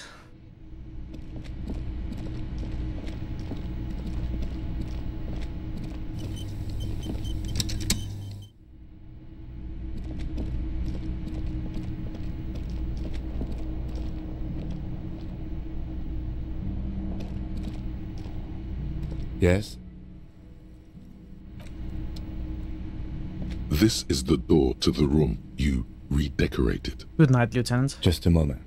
You had some questions earlier. Oh, I right, believe. of course. And besides, we should discuss our progress on the investigation. All right, let's go out to the balcony. Right, I forgot about that. Thanks, Kim. The air outside is brisk. The lieutenant is silent for a moment. He listens to the traffic hum. Then... Where shall we begin? We should talk about the investigation, first and foremost. But I also remember you wanting to discuss the RCM?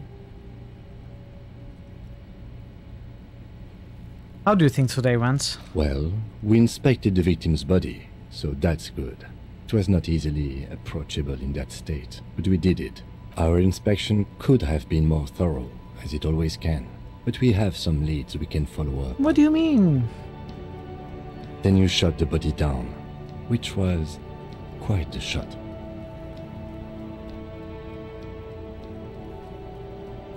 I was inspired by your confidence in me, Kim. I admit I wasn't sure whether I should give you the gun, but I'm glad I did. Your shot enabled us to perform a field autopsy on the victim. We found some things we can really work with.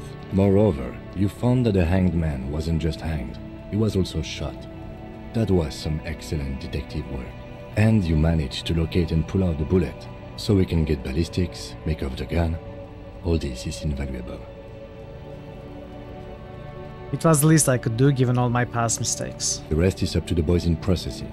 Maybe they will surprise us by doing their Found the job bullet. for once, but I wouldn't count on it. We also performed a thorough search of the crime scene. All in all, we handled the situation very professionally. Now for the interviews.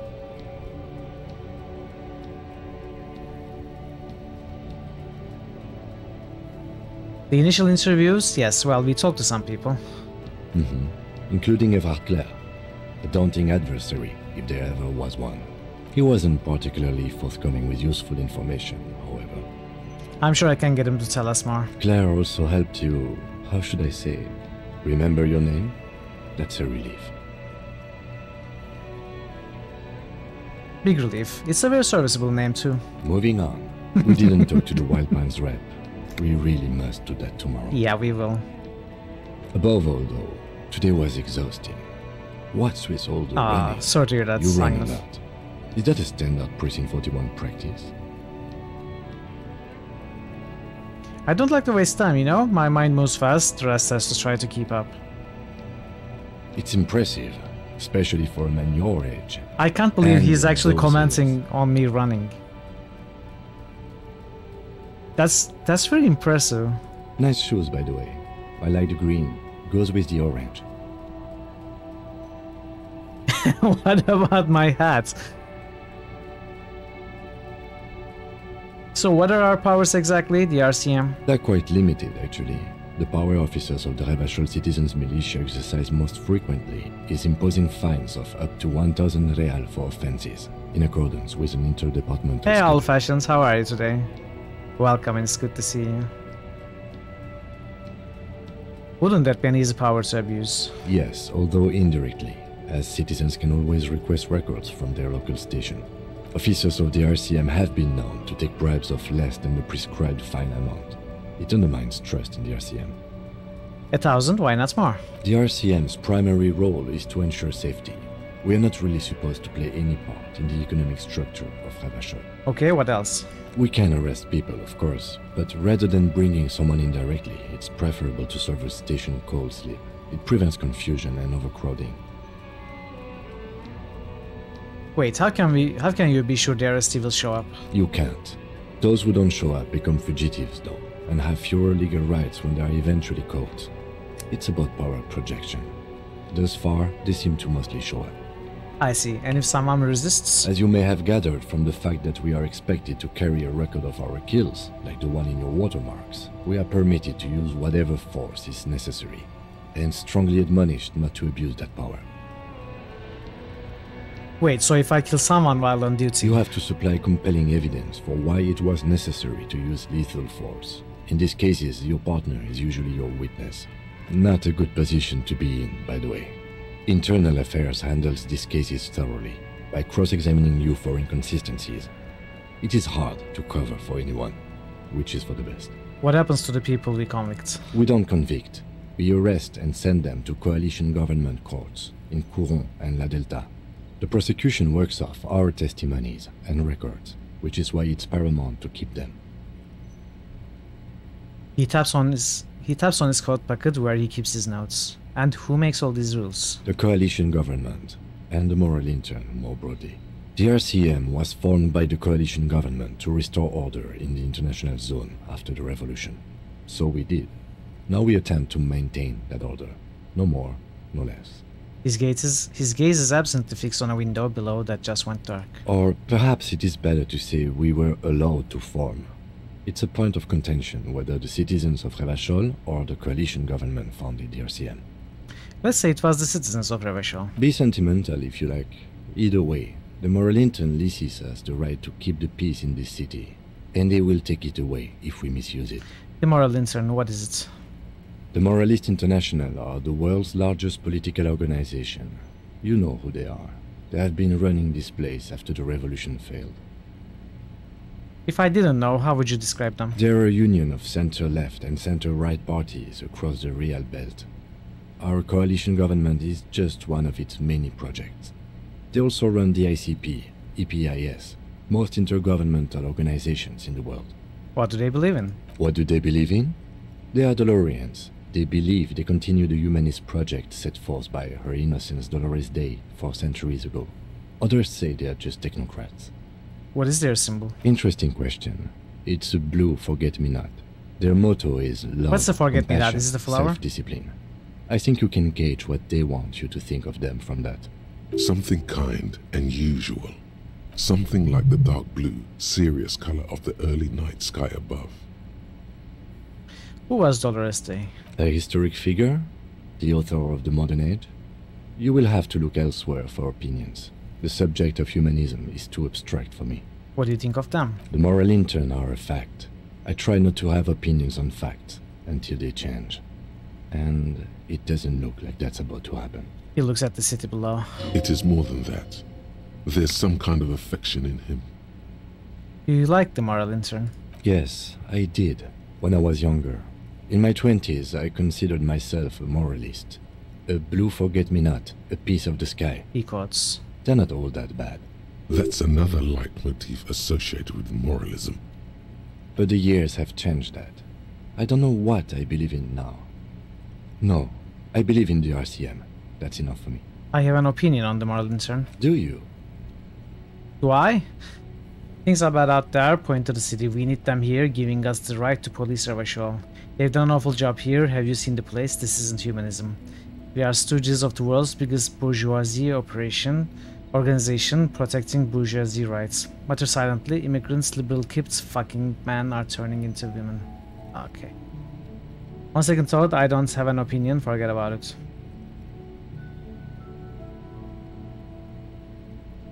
I don't like this one, I don't really like this one either. I don't have to talk about that at all. I think I like this one the best. They've done an awful job here. Have you seen the place? This isn't humanism. We are in what is called the twilight of international law. The laws we claim to enforce come from the MI. Without them, we are simply vigilantes. Actually, vigilantes is okay with me. Then you will adore Martinez. For many of these people, the Union especially, vigilantes is precisely what we are. Personally, I don't enjoy it much. I didn't know you smoked, Kim. I have a cigarette every night when I go over my notes. It's something of a ritual. Oh man, he looks so devastatingly cool with that cigarette. How did you get so cool, Kim? You mean this? This isn't cool. It's an unnecessary trial of will, and unhealthy. The light of his cigarette illuminates a fleeting smile. He flicks the ash. Keeping the habit within the parameters he's given himself takes a lot of focus. It would be easier to simply quit. Yet, were he to quit, he would lose the cool factor. This man relishes his cool quite a bit below it all. I think I might have to pick up smoking. Do you have any more cigarettes? I apologize, but I only brought one with me. I have exactly one cigarette every night while going over my notes. Right then, the debrief. Yes. It's been a long and eventful day. Say nothing, just look into the night. The dying lights of the city shimmer below. Slowly, like luminous clouds, they pass on his lenses. The lieutenant looks at his slim cigarette, contemplating the next drag. An aerostatic passes overhead, the whiskers of its floodlights on the ground below. Kitsuragi's glasses light up as he looks to the sky. Two glowing circles. They really don't like us here. And the mouth on that kid, Kuno. It's different in land, in Jamrock and the GRIH. He pulls on the cigarette. Why are they like this? It's our fault for leaving this place to the dogs, to the Union, to the company, not daring to come here more often. This place has fallen between the cracks, the jurisdictions of our two precincts. And in Jamrock and GRIH? We run this city. West of the river is RCM land.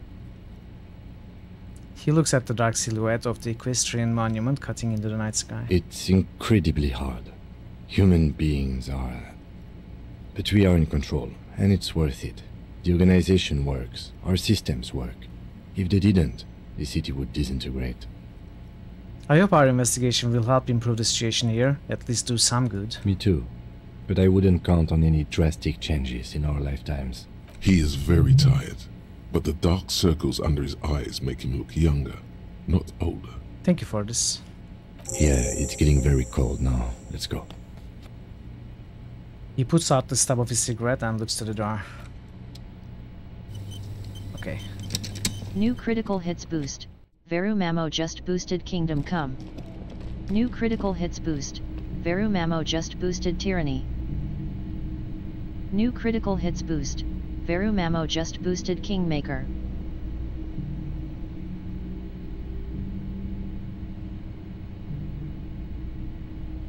Thank you for the boost, Very Mamo.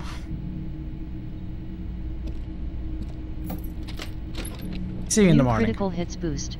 Sunnif just boosted Tides of Om Nom Okay, Nom. sang the boosts.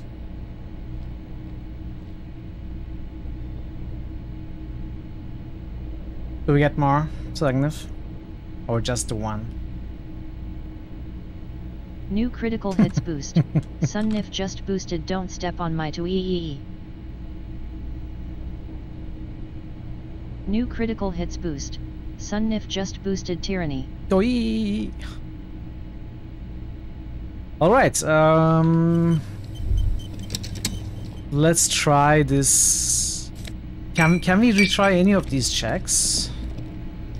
I don't think we can. A mirror hangs on the bathroom wall. Oh. In it, your face, adorned with the expression.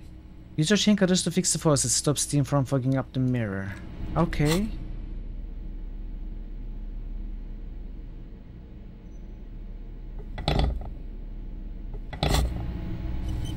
A mirror hangs on the bathroom wall. In it, your face.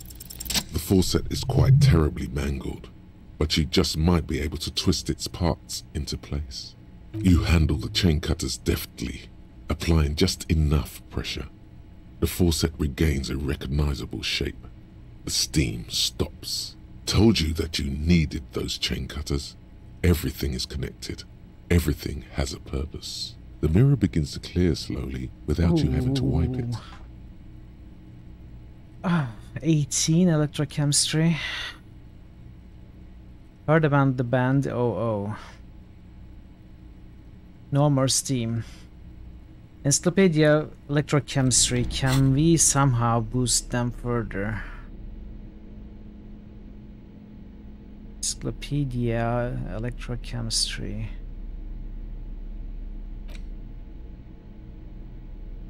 Yes.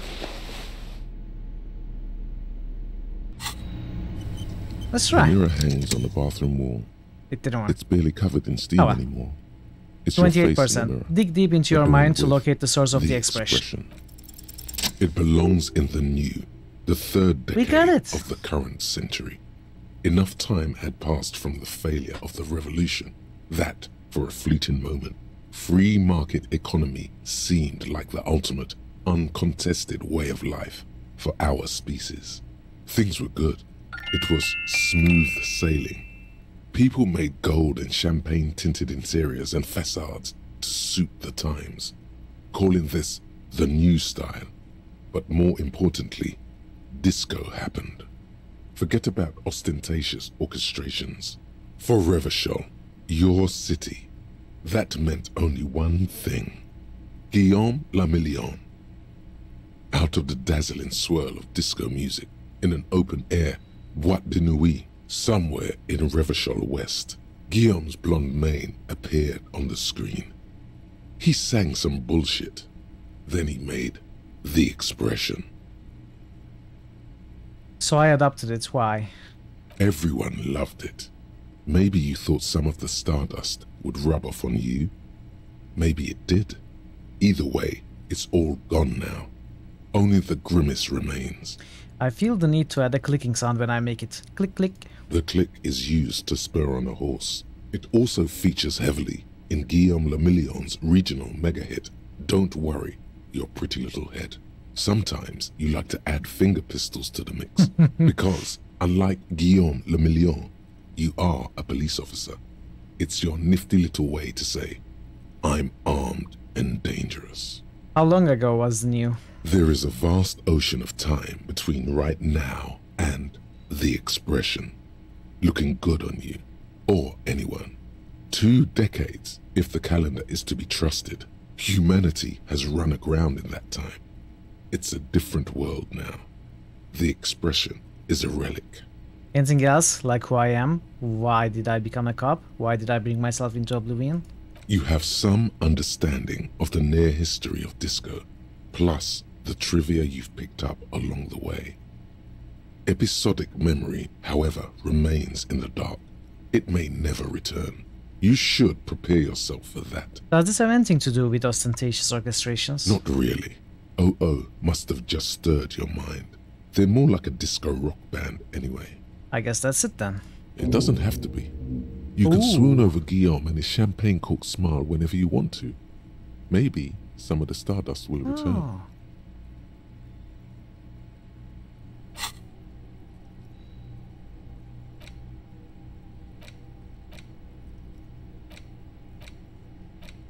-1 logic.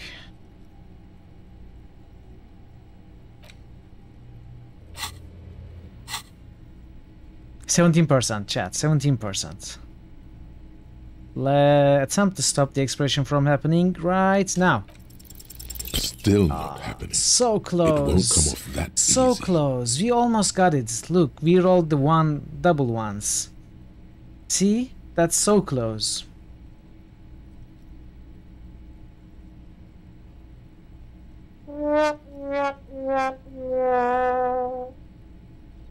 Let the mirror be for now. Snake eyes. Alright then. So this is when we go back to... Actually, how much longer do I have till the day? Does the day forcefully ends? Okay, I guess I'm going to find it out. Let's... The face of King Freecell smiles at you. I will examine For some this. reason, the smile now strikes you as more forced than it did before. I want to catch up on international developments. This section includes a long, tedious critique of the latest round of free trade negotiations between the EPIS nations and the Free State of Semenine. You also skip over an article about heavy fuel oil smuggling along the Messina border, something about bear wrestling in Samara, book riots in Yugograd. Whoa, whoa, whoa. Bear wrestling. Flip back to that. Alright, let's see what this bear wrestling is all about. It seems to be part of a new public fitness initiative in the People's Republic of Samara, SRV, devised and promoted by none other than President Kanajinsky himself. According to this extremely credulous account, Uncle Sport, as he's affectionately known to his people, has recently decreed bear wrestling the national sport of the SRV. Hang on, tell me more about this Uncle Sport. Based on the description in this article, he appears to be an extremely competent and democratically elected president. Great, let's get to the bear wrestling. It's quite straightforward. A standard match features one man, or in some cases woman, against one bear. 2 competitors, 1 ring, 5 rounds, or until incapacitation. According to the SRV's Ministry of Information, the program has been a tremendous success. Public support stands at 87%, and youth obesity and alcoholism rates are down 12% and 7% respectively. I guess it's hard to fight a bear if you're drunk. Precisely. For too long, drink has been a scourge to the working class, and President Kanajinsky is deeply committed to supplying the people with more wholesome entertainment. Like bear wrestling. Always good to catch up on foreign affairs. Let's turn to the table of contents. You flip back to the front of the magazine. The table of contents unfolds before you. What is Kunst and Kultur? It takes a moment, but gradually it dawns on you that Kunst und Kultur You've never read this. must mean arts and culture. As you leaf through this section, you come across several reviews of recent radio plays, as well as a brief artist spotlight featuring a local artist identified only as CS. It's me, Mithril, wasting the character's time for your entertainment. The main feature, though, is a long essay titled Tip Top Tourney, a critical Mazovian perspective. Read the profile of CS. This so-called artist spotlight is really just a brief Q&A, made all the briefer by the subject's evident hostility to her interviewer. Just a moment, what is this tip-top tourney? The actual article is surprisingly light on details, but after skimming a page or two, you gather that it has something to do with motor carriage racing. Oh, Kim would have liked this. If you don't follow it, you only ever hear about the ludicrous sponsorships and obscene death toll. Alright, let's see what these communists say about tip-top. You think you're settling in for a relaxing recap of the most recent season, maybe sprinkled with some nice anecdotes about a few of the more colorful drivers. Instead, you find yourself skimming a 10,000-word feature about all the politically problematic aspects of Tip Top Tourney. Wait, what's wrong with Tip Top? Where to even start? For one, there's the crass commercialism of its sponsorships. And then there's the practically criminal emphasis on deadly motor crashes. Hang on, who wrote this stuff? Oddly enough, this article has 2 bylines. Nasteb Encolada Bernal and Exilus Buka. There's no way those are real names. Wait, why aren't they real names? Have you ever met anyone named Exilus? Come on, they're plainly pseudonyms. What's so bad about sponsorships? Under capitalism, the article says, every pursuit has its price. Every pleasure, even one as elemental as the joy of racing others around a track, is reduced to an advertising opportunity. Thus, the so-called tourney becomes a competition between increasingly meaningless brand signifiers. Your discount laundry detergent racing against a pack of Astra cigarettes, or even a Frita. Right, but then you get to see them crash. And that precisely is what's problematic about it. Were it not for the promise of random, spectacular violence, audiences would quickly lose interest. At the end of the day, it's the destruction of these 750,000 real races that you're really watching for. No, I'm pretty sure I like it for the racing. Sure, you think that, but subconsciously, it's the visions of brand names being engulfed in flames that you crave. I guess I've never thought about it that much. That's because you haven't been reading critically. But don't worry. The whole point of these sorts of articles is to let someone else read critically for you. You flip back to the front of the magazine. Put the magazine table away. of contents. Okay. You got aces low.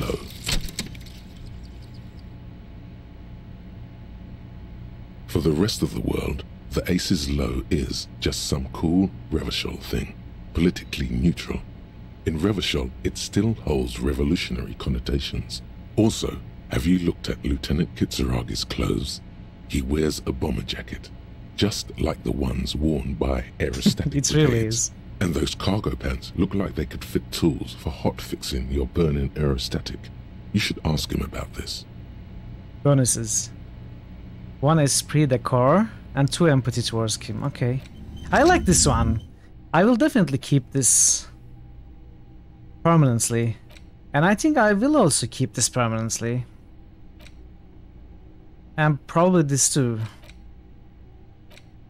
You know, the more I think about it, the more I feel like I have to get some guide help, Wikipedia or whatever resource there is on these toads. Because the cost of having to forget or open up new slots is just too high.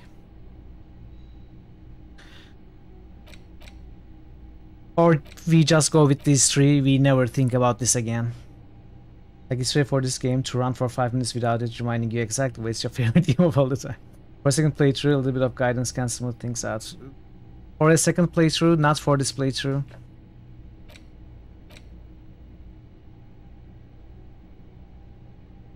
I don't know. Maybe I will just forget about the thought cabinet from now on. Keep this 3, never open anymore. Never forget any of these. Or maybe if we have points to spare, we can open more slots. But I want to improve my stats instead. Anyway. So what I want to know is the day ever ending forcefully without us wanting to? Can I spend more time reading stuff? It's just a racist mug. What's there to read here? I want to Not get into much. that mug talk again. But it will not happen. The mug talk is exhausted. It is time to return to work. Fine. Damaged leisure. Okay, let's interact with the bullets. The bullet is safely sealed away in a plastic bag bearing the RCM stamp.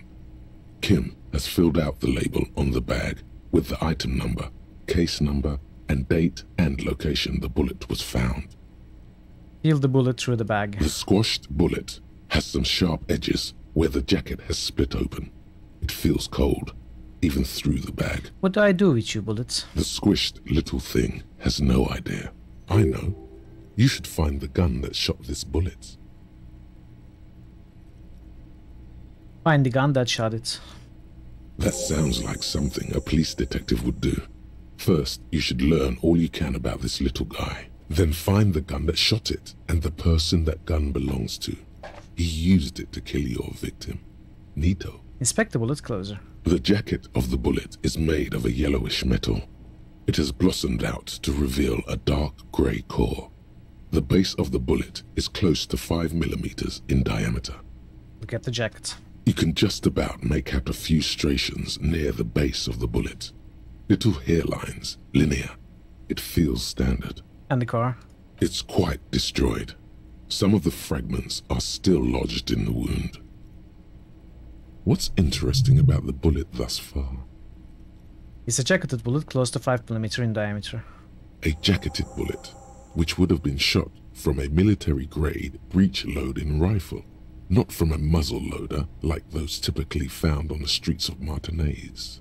Very interesting. You have an unusual military-grade bullet in your hand. Ooh. Now all you need is to find a gun that could fire it. Okay, hand-eye coordination. Let's see what we can do with hand-eye coordination. Do we have anything that gives a minus? I think we have something that gives plus, right? No, we don't. We have nothing. We have nothing.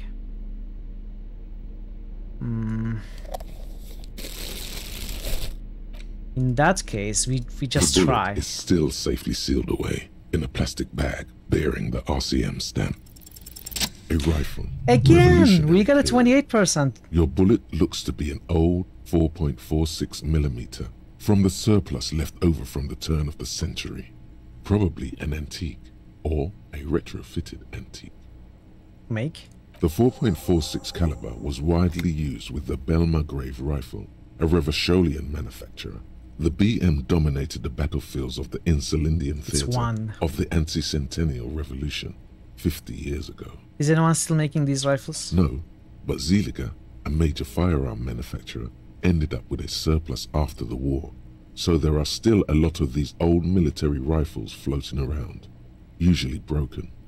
The quality was appalling. Who uses Belmargrave rifles these days? Antiques enthusiasts, guerrilla fighters in distant countries, a few lucky jamrock bangers. You're looking for a well-preserved antique, most likely. Back at the station, the lieutenant is standing at a counter, diligently filling out paperwork to hand over to a tired records clerk. You should share your findings with him as soon as possible. Yeah. Okay. Spool has nothing more to say. Let's look at the photo. An intricate web of blue lines stretches across the torso of the hanged man, from the right shoulder to the solar plexus. Each time the lines intersect, a small white star is formed in their crossing. Hundreds of fading asterisks riddle his skin. Their concentration is highest around his heart. The pattern still kind of has an ethnic feel to it, but nothing familiar. Who are you? Gone. What's the meaning of this tattoo? For you to discover. You've gotten as far as you will without assistance. Fine. Alright, it's time for the ledger this. you found in the trash. A cabbage of papers hanging from the board, with the permeables drawer inside. It's barely held together by a clip, then made complete by the faint smell of urinal cleaner. Browse the case files again. Arson, petty theft, spousal abuse. You don't exactly close them. It can takes read. about half an hour to piece one together, using the system you've devised. Which one do you want? We can read. If we read all of them, it's going to be 3:30. So either the game will make us fall asleep automatically, or it's going to, you know, hurt us tomorrow when we wake up without getting enough sleep, or it's going to make us wake up late. Not so much maybe has changed. it's already Meanwhile, late. I a think bunch of sodden we might be papers penalized by still the game sags somehow. from the clipboard. Let's Without go with resistance or sound, the two panels move against each other. The compartment, thin wax paper, has been glued to a piece of familiar handwriting lines the inside of the card. We A saw all young woman this. in Harry. It begins. Throw it away. Outside. Come outside. Keep reading. Your hand shakes, holding the card. Every morning when I step out and you're asleep behind me, it says, I find a little piece of sadness in me. I carry it in my chest, down Voyager Road. Every step I take, it grows. By the time I reach the fuel station, it has filled me entirely. I step onto the light rail and look back. Sparks fall from the bow collector. I know it will be like this until late afternoon, when I get off the 42 and walk back to you. You. Every step I take will get lighter. It almost makes me run. Sometimes I do. I can't believe I met you. I can't believe the happiness I feel with you. You have a vast, vast soul, and I will always, always, always come back to it. Kisses, kisses, kisses. You feel the air sucked out of your lungs and the blood sucked out of your head. Everything around you gets dark. Small white dots appear.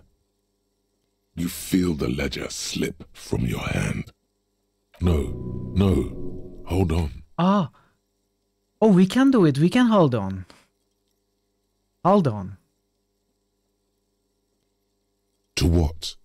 There's nothing. Ah. Fall sideways.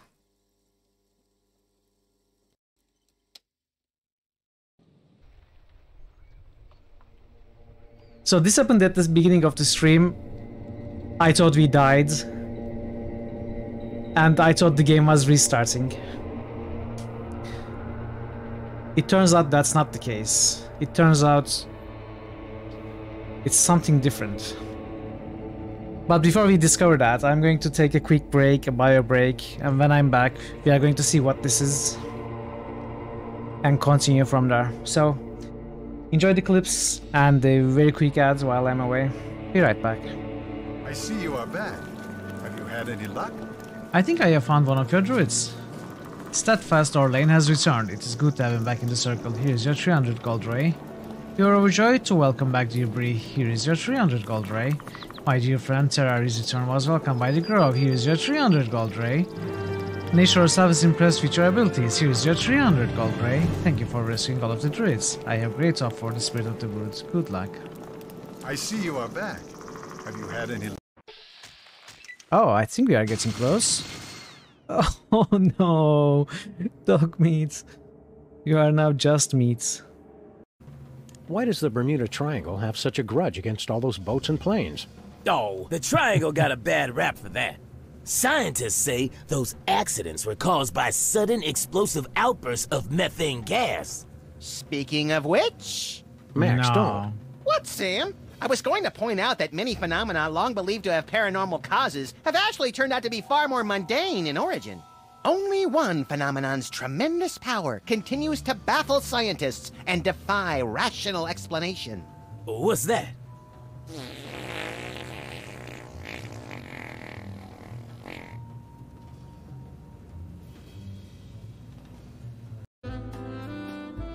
What gallery was that?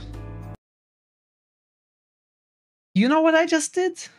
I just closed the game window, thinking it's the computer in the game. But it was actually the actual game window that I closed. Wow. Wow, Mithril.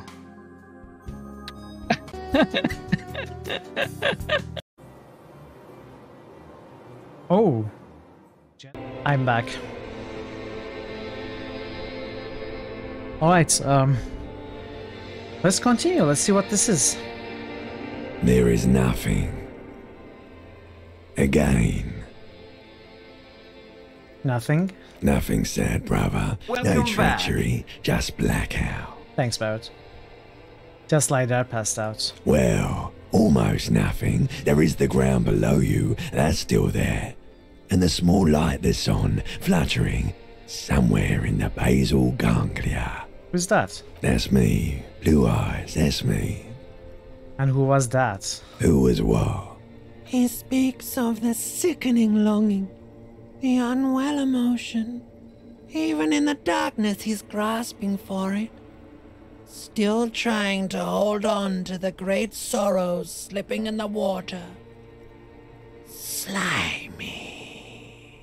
No, I was cool. I'm cool. The cool when you're dead, brother. Here in the paleo-mammalian cortex, we call it the shadow. Because it's always there. Tell him. Tell him. Ah, yes. In the olfactory system, they call it the apricot chewing gum scented one. It's unhealthy of them to linger on it so. But as they say, what do you do? Smells so nice. It didn't smell nice. It smelled like betrayal. Was that the X something? The bloated corpse of the past resurfacing? No, it was beautiful. Beautiful. Believe me, stupid ape. Its lack of beauty was not the problem. Where is Voyager Road? There is no Voyager Road. There are no roads, no houses, no lights in the windows. It's all on pause. So my name appears to be Harry? Your name is fuck all. It certainly ain't Harry. Then what is it? Your name is passed out on the ground, dragged around by one of the other evil apes. They're taking you somewhere. Enough, just lie there motionless. You think they would let you? Until you disintegrate into biomolecules. What do you mean? I'm in my room. No. Someone is breathing on your face now, inspecting your pupils, stupid idiot. What is that? It's cold. Yes. They're pouring something on you. It's in you. And It's delicious. Glowing lights on a dashboard emerge out of nothingness. Where am I?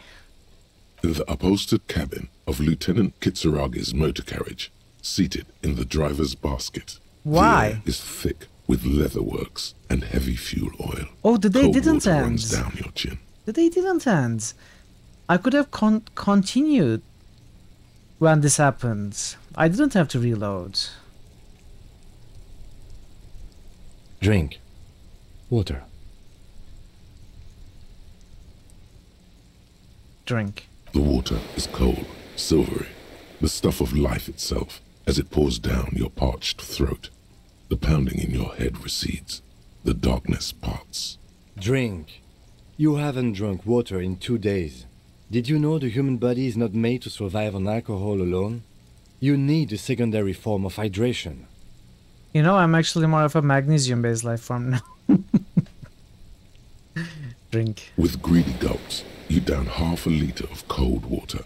Some of it spills on the driver's seat. The lieutenant pays no heed to it. What happened?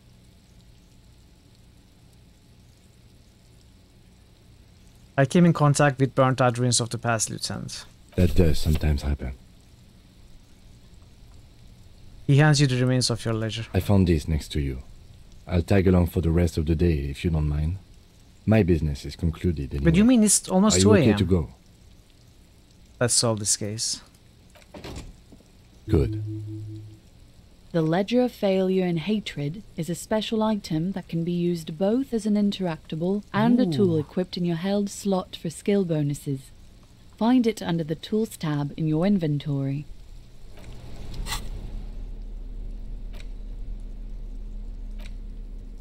Where is it?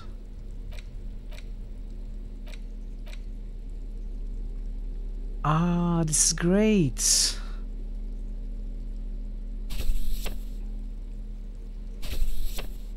So the day didn't end. It's the ledger you found in the trash. I cabbage of papers hanging from the board. Without resistance or sound, the two panels move against each other. The compartment isn't. You stare at the card, willing your hand to move. You stare at the card, willing your hand. Okay. Two octopuses are smiling. It's slight. Okay. So can we talk to Kim? Yes? What do you want to know? Now that we've inspected the scene, I want to know more about this pissing competition you mentioned. What's there to say? It's just stupidity. What kind of stupidity? The cop kind. Our precincts can't decide if Martinez is part of Jamrock or the Industrial Harbor. Yours or mine, as if we somehow own parts of the city. Typical street gang mentality. So we've let the Union make a mockery of law enforcement here, and now it's come to its natural conclusion.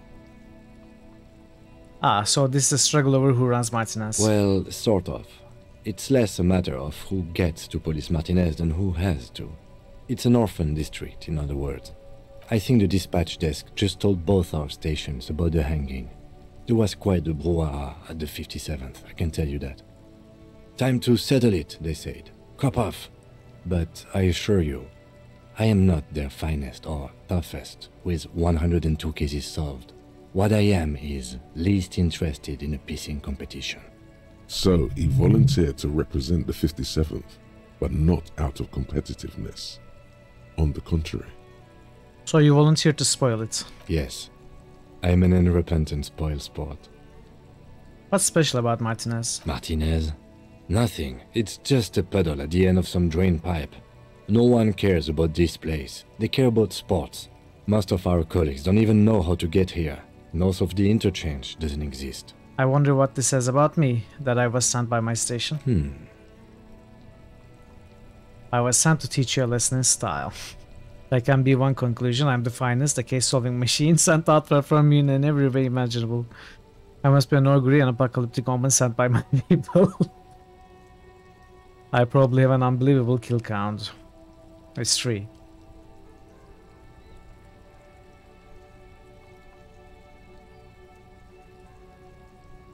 I was sent to teach you a lesson in style. Let's okay. Style me. Losing your shoulders. You should ease up a bit. You need more looseness. No, I don't. I used to. Plain clothes did the trick. For both of us, it seems. Now, was there anything else you wanted to ask about the competition? If not, we should move. Okay, enough of the competition then. Tell me something Yes, else. it's a wholly pointless matter. Ooh. Forget I ever mentioned it. Logic. What can we do about logic?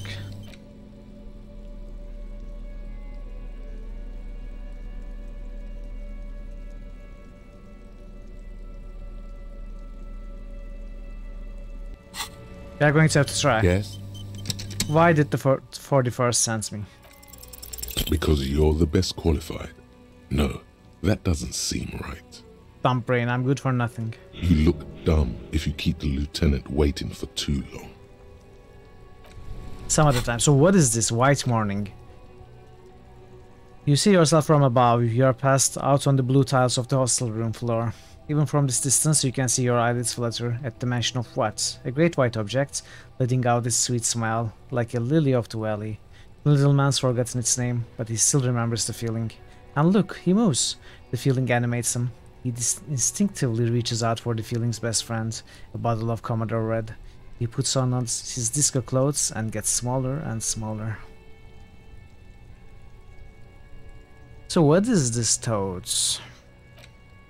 It's interesting. I think this is possibly the X something. Maybe if we pursue this toad we are going to remember.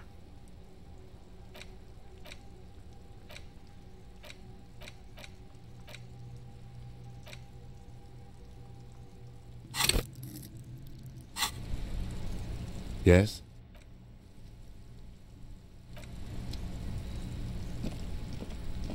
Okay, I guess we are ending the day.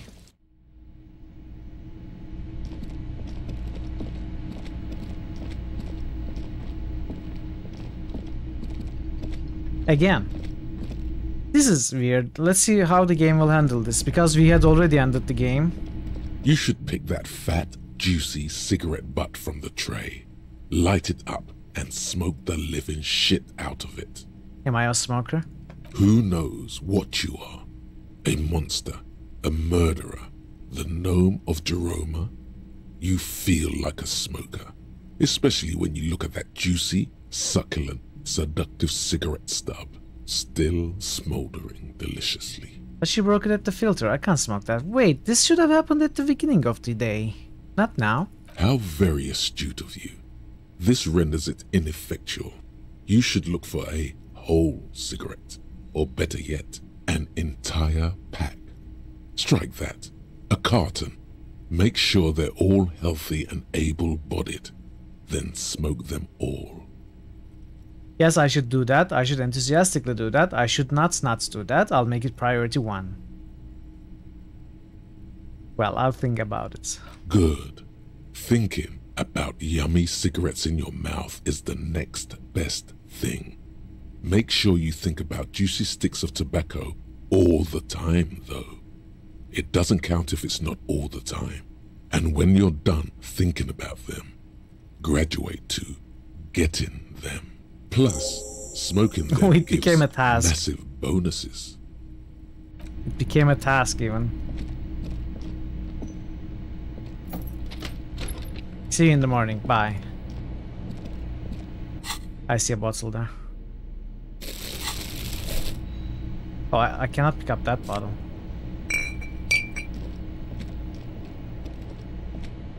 Okay, the only thing I'm sad about this day was not being able to get the boots. I kind of feel that I was tricked by the game, because the game told me that there would be time after taking the corpse down and before Kim takes it away, there would be time to steal the boots, but that wasn't the case. Unless we go back to the car now. Do we have access to the corpse now? Probably not. But let's try anyway. Oh, there's money there.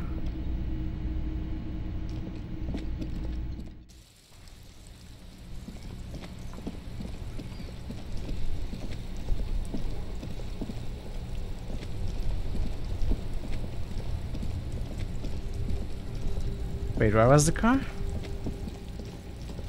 Where's the car? If you'd gotten the boots on the first playthrough, you'd have been extremely surprised. I almost got it, though. I think... I mean, I shouldn't say I almost got it. I don't know for certain, but... I had gotten the task to get them. And the game told me I should do it without Kim. Yeah, the car is gone. That's weird. The car was here, wasn't it?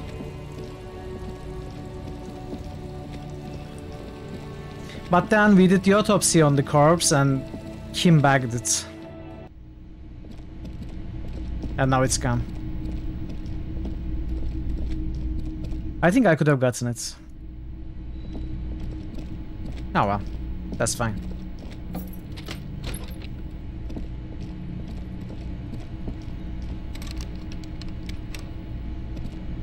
This is not the cleanest bathtub in the world, but it's cleaner than you are right now.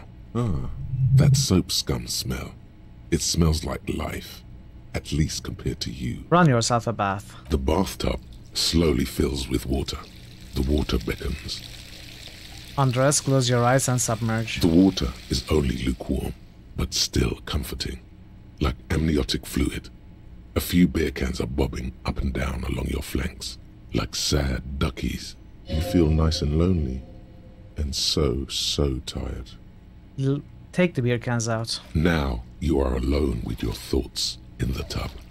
But it's easier than being alone with your thoughts outside the tub. They're not even really thoughts, just assorted sensations. None of them acute enough to focus on. Imagine something. You see the corpse. You can still smell the cadaver on you. It's going to take more than one bath to get rid of that stench. Then, houses along a narrow street. A video rental. Darkness on the planet's curvature. linger in the tub a little. Your fingers grow pale and are covered with tiny whirls as the water cools. Get out. The waterline recedes as you stand. You are cold now. Your clothes stick to your still moist skin. Okay. I think I did all I can today. I mean, there's probably more I can do, but it's 2 AM, so I think I should sleep. The bed is cold and not particularly inviting, but it's yours. The sheets look awful. The option to go to sleep becomes available every night after 9 PM. I think I need a spoiler for this. Tell me, mechanically, what happens if I continue playing? Like, can I play until the morning? Will the new day start without me getting any sleep?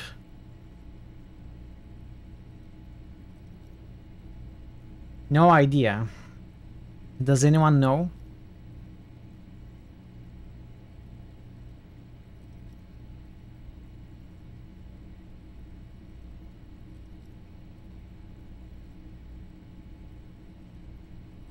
Never tried doing that. No. Time stops at 2. Really? Time stops at 2? Ah. And won't progress. Okay then. Okay then. That is great to know. That is great to know for optimization. So what we are going to do is we are going to read this. It's the ledger you found in the trash. It takes about half an hour to piece one together, using the system you've devised. Which one do you want? Next world mural. This one is relatively easy to reconstruct. Overnight on 1202, a graffito, nay, a mural, appears on an 8-story tenement overlooking central Jamrock. The building is a sparsely inhabited ghost tower, part of a failed real estate development called Grand Couronne. The mural is enormous. 2 silhouettes, a man and a woman, are kissing. The text cut into their form reads, "True love is possible only in the next world. For new people, it is too late for us. Wreak havoc on the middle class. People call it that thing and that fucking thing. It's visible for miles. In 2 days, the station's complaints desk gets clogged with requests to remove the bummer. You and your partner are assigned to the case. The graffito crew is easy to track down. Only the bell lectures have the literage of industrial paint to cover the surface. One of the graffito artists is rumored to be rich. They take responsibility for the execution, but not the design. The ideologue of the next world mural, as the crew calls it, remains an unknown. Wait, do I ever find out who came up with it? The case files do not show you finding the author of the design. Read on. The crew agrees to clean up after themselves. However, your partner, JV, is against the removal, citing public support for conservation. This leads to a debate in Precinct 41, which then spreads to the streets of Jamrock, ending in a rare plebiscite organized by you and the rest of Row 3. The 9,000 people subjected to the mural's message, all of Lakeside, Central Jamrock, and Villalobos, plus half of the eminent domain, participate in the vote. Although the case begins with what appears to be a lot of rambling on the streets as to how juvenile and stupid the mural is, given a choice between 2 options. Keep the mural, it's right. A staggering 78% of voters choose to keep it. Turns out the opposition were a loud minority, and that love truly is possible in the next world for new people, and it is too late for us. All that remains is to wreak havoc on the middle class. The middle class are not to be blamed, it's human nature. I like it, but can't we wreak havoc on other nations instead? I must have voted and possibly even lobbied to remove the thing because I don't believe in that rubbish one bits. The middle class are not to be blamed, it's human nature. Did anyone ask you what you believe in, man with the smelly toilet ledger? Excuse me? What do you want to tackle next? Or are we done? The unsolvable case. AKA Leslie and Burke. AKA The public indecency drunk and the property damage drunk is a cursed case. It has been passed from unsuspecting officer to unsuspecting officer for 10 years. On January 29, the unsolvable case made its way to you. Why you accepted it, it is unclear. Every officer, and indeed most civilians in Jamrock, know it's unsolvable. Okay. You were so drunk you didn't remember what it was when you signed on. That, or you were high. Leslie will always take his pants off when he's drunk. Burke will always trash everything. It's just what they do. It is their nature. You cannot change the nature of a man. What can change the nature of a man? And you can't lock them away, because public indecency and small-scale property damage are not punishable by incarceration. The only way for Leslie to stop flashing his genitals to bypassers and for Burke to stop dismantling signage and rear-view mirrors would be for them to stop drinking alcohol, which, in their 40s or 50s, it's hard to tell because of their distorted features, is a medical improbability on par with you ceasing to produce the expression. Couldn't we just keep them off the streets? You would think that, but you're wrong. Where's the fun in exposing your genitals or breaking stuff in your own home? No, Leslie and Burke are on the corner of Main Street and Perdition, because that's where the action is. Proceed. Threatening, fines, dragging them to the station, locking them up in the hellholes they live in, locking them up in the station, hypnotherapy, even trying to get the local gang of Zemyaki to take them out. The Zemyaki gave them ethanol, so Burke and Leslie would expose and rampage even harder. You tried it all, and still the complaints wouldn't stop, as they hadn't stopped for 10 years. It's plain to see from the files that you, Satellite Officer JV, and Special Consultant TH had more important cases to attend to. You uncover cross-reference to several ongoing investigations, each brought to a standstill every time you drive down Main Street. Because there they are, on the corner of Perdition. And what is Leslie doing? Public indecency. Good, you're learning. If the files are to be trusted, that's all there is to it. That and Burke breaking things, and the fact that they're both drunk. But then again, so are you.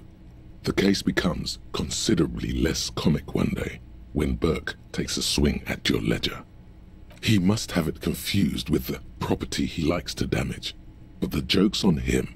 You're drunk out of your mind on potent Pilsner. You slam the hardened plastic board in his face. Then you proceed to beat him unconscious with it. One way to stop the guy. In the process, the ledger sustains damage. The compartment within, reserved for permeable documents, is jammed shut. You stop your assault on the now unconscious Burke to open it, but are unable to do so. The officer began to cry, reports Leslie, who, at this point, is tending to Burke. He came at us, and at us. I think he was trying to kill Burko. While trying to kill Burko, you slowly come around. The permeables compartment is open. You've smashed it open on poor Burko's kneecaps. The good news is, Burke can't walk anymore. Can't get out of his apartment, an invalid. With Burke to tend to, Leslie cuts back on the indecent exposure. Maybe he flashes his genitals to Burke, who knows, but both drunks are off the street. The complaints stop. The unsolvable case is solved. So this is how we crack cases. Which is also why the officer responsible narrowly escapes a disciplinary hearing. The end. Do you want to read another one? Scar bullets all murders. It would be very interesting to read about these, wouldn't it? I mean, there seems to be a square-shaped entry wound in the victim's forehead. She's been sitting there for weeks, on her rocking chair, with a square hole in her skull, staring at the wall, her mouth agape. But that's all you got. From the half hour you spent piecing it together, all you know is the entry wound was square-shaped. You never found the bullet. And then another body showed up, also with a square hole in his forehead. A sequence killer? Who knows? Those pages are missing. What next? Don't worry. One day. What does it mean? What does this mean? One day you may still catch the man with the square gun.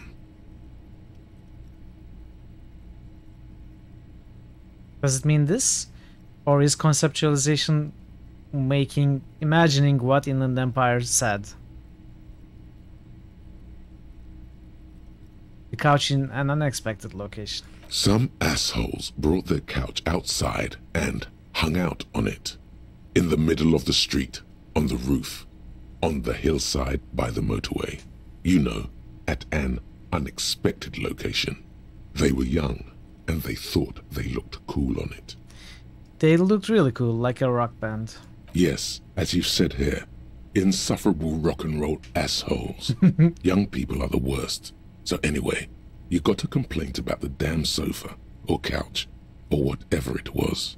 They were leaving it out in all these unexpected and whimsical locations. They took it to where they also took photos of themselves on it, and smoked cigarettes, and drank coffee because they felt it's intellectual. Cigarette butts, coffee cups, stupid couch.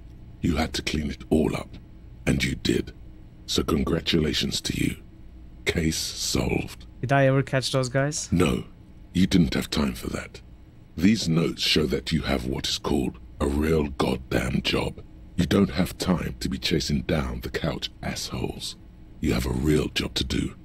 What next? Murder at the hookah parlor. Murder.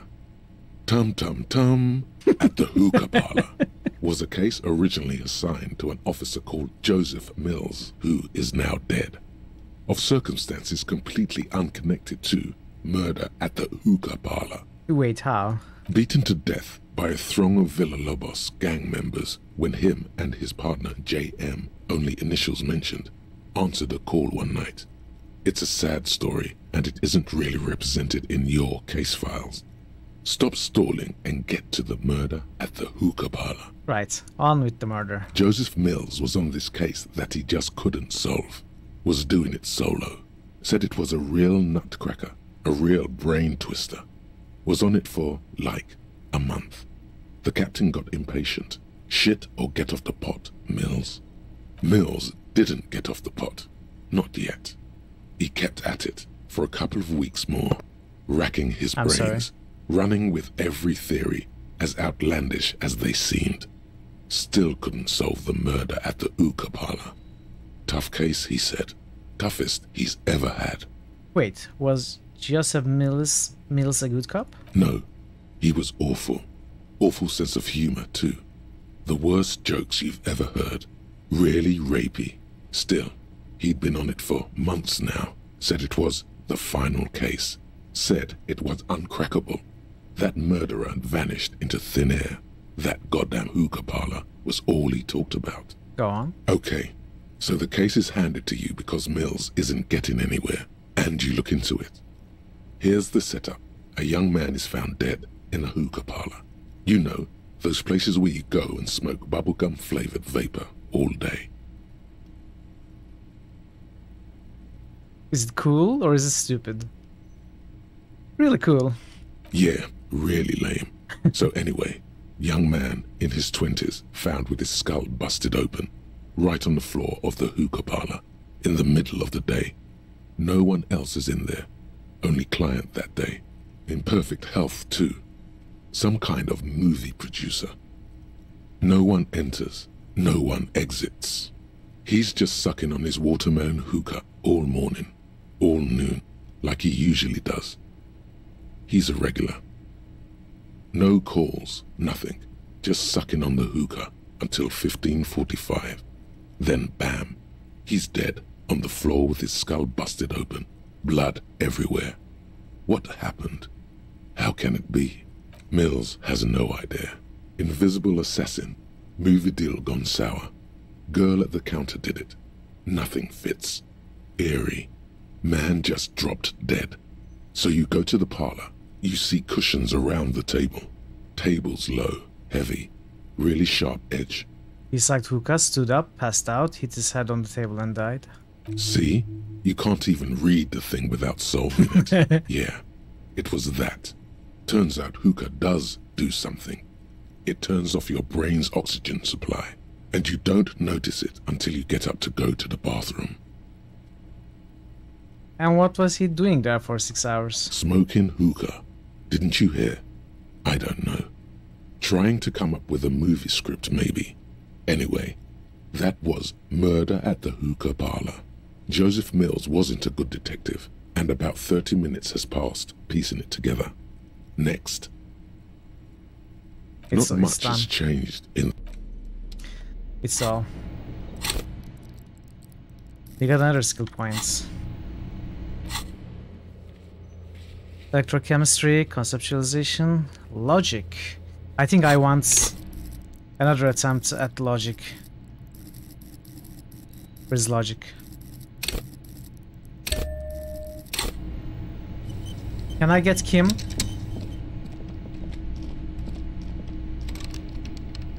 No, next day. Fine. The bed is cold and not particularly inviting, but it's yours. The sheets look awful. Crawled. The sheets feel at once coarse and clammy against your skin. The bed sags beneath your weight as you stretch out and finally close your eyes. And then sleep doesn't come. But I want to sleep. Obviously, you're in bed with your eyes closed, but it's not happening. Why? Maybe it's the bed's fault. Check the pillow. Its synthetic filling has separated into hard lumps. The pillowcase smells oddly. Smells of alcohol and sweat.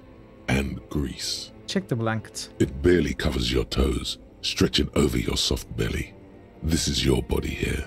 Intimate and warm. Breathing. A bit tense in the muscles. Relax. Under your thrumming eyelids, you see a dizzying array of colors. You won't get off this carousel quite so easily. Roll over to the other side. It's a little better. Colors, scenes, and half-formed phrases still litter your mind. Part of you is still trying to solve the case, isn't it? Who killed him? Who? Something to do with... What was it that the lieutenant said? Union? And it's gone again. Your thoughts lost between the slowing brain waves. No more thoughts. Fall asleep now. Your breathing steadies. It's going well, Gigi. A great silence washes over finishing the first day. Until your eyelids twitch in your sleep, and images start forming.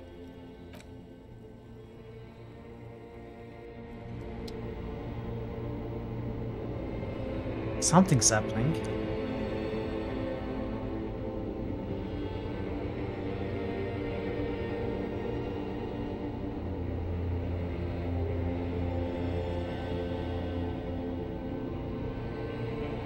Oh wait, can I play?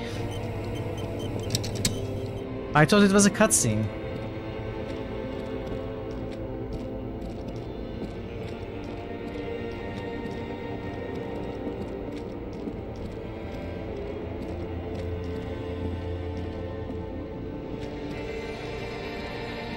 Do you remember the scent of your childhood? Wait, we are the hanged man. What is this? What it says on the can, Harry. Answer the question. I remember nothing. Do you remember your wife's hand on your face? Tell me what this is. I'm not answering before you tell me who you are. You know who I am. I'm the bad day. The one where you ask her, and then later in the streets, wandering. It's the worst day of all time, Harry dear. And it's coming. She will hear about it on the phone. Reality will turn into a grotesque nightmare. This will be the last thing you did to her. Tell me, do you remember the love of your life? You said who? Do you remember the warmth of her thighs, between her legs and in her mouth? I left. Oh no, Funky baby, you stayed. It was the rest of it that left. Or you just stood there, with one hand on the bottle and the other on your dick, watching it go. Tell me, where are your friends? Human beings have friends, Harry boy. Where the hell are yours? I can't get it all back. No, it's gone. 3 times gone and never coming back. You failed. You failed me. I just noticed the disco ball. You failed Elysium. What is Elysium? Everything. The pale and the useless. On the surface. The outer magnetosphere. Burning, furious truth. 8,000 years of written history. You really dropped the ball, Harry. 4.6 billion people. And you failed every single one of them. You really fucked up. I've talked to you before. No, Harry. You were just talking to yourself. That's all you ever do. Even in your dreams. And the act is wearing thin. The spots of the disco ball fade around you. You'll be back in those cold snakeskins in no time. Sweating up the bed. Stinky boy. I can come back from this. You're not coming back from shit. Thrashing around in that high conductivity state of yours. Bumping into things and acting like a clown. Who are you kidding? I'm trying to solve this case. You're trying to what? I can't hear you. This is just a word dream now. Jumbled up garbage. The pictures are gone. The bed rises to meet you. A thin, sleep-like state. More glass than velvet. Grinding in your head. So something is wrong. Sleep shouldn't be this bad, this dry, this unnourishing. There's something wrong with your thoughts. Some kind of new type of hangover. What? No. Oh yes, party boy, and it's worse than the one before. Just think of the shit you saw. Here it comes too. So soon already. A silent alarm goes off in your head like clockwork. Barely let you sleep at all. Time to get those clothes on, Harry. Time to go to work in the shit factory. Rough. Rough nights.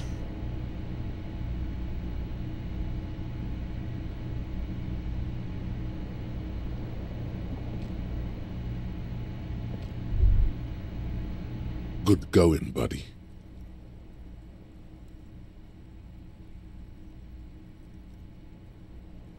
I just had the most beautiful dream, uplifting, rejuvenating. Can we reject? Can we deny? Can we go into full denial mode? That's not healthy. Is that how it's going to be now when I close my eyes? Yes. Wait till you see the one with the chick in it. It's gonna be a good one. You feel even worse this morning than you did last night. What chick? You don't know? You don't know? Some broad that messed you up. It'll come to you. It always does. What the hell is going on with me? You mean, why are you so tired? Too tired and down to even think? It is worrying, isn't it? You can't be a detective like this. Detectives need to be able to think. Why is this happening? It's just that your heart has finally pumped all the speed out of your system, Buster. Yes, exactly. We are going through Time to withdrawal. get some more. We are going through withdrawal. That is why this is happening. You're too weak to say no now.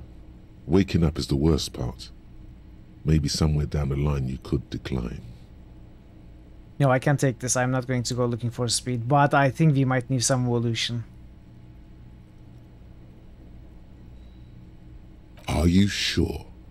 Ready to live as this pathetic shell of yourself for days? Yes. Basically, a week. Let's be honest, 2 weeks. Maybe 3. You won't make it. Half the town will be dead by then. You will be fired. I want to see what happens. I'm going to opt out.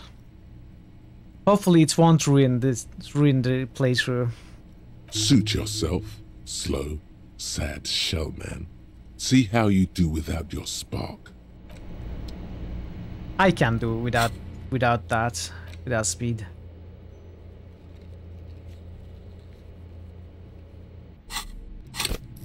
Okay. Okay, this is where we're going to end for today. The beginning of day 2.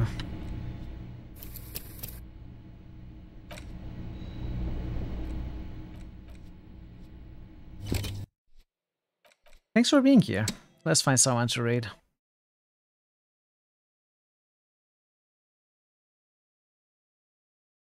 What do we raid? Let's raid Zul.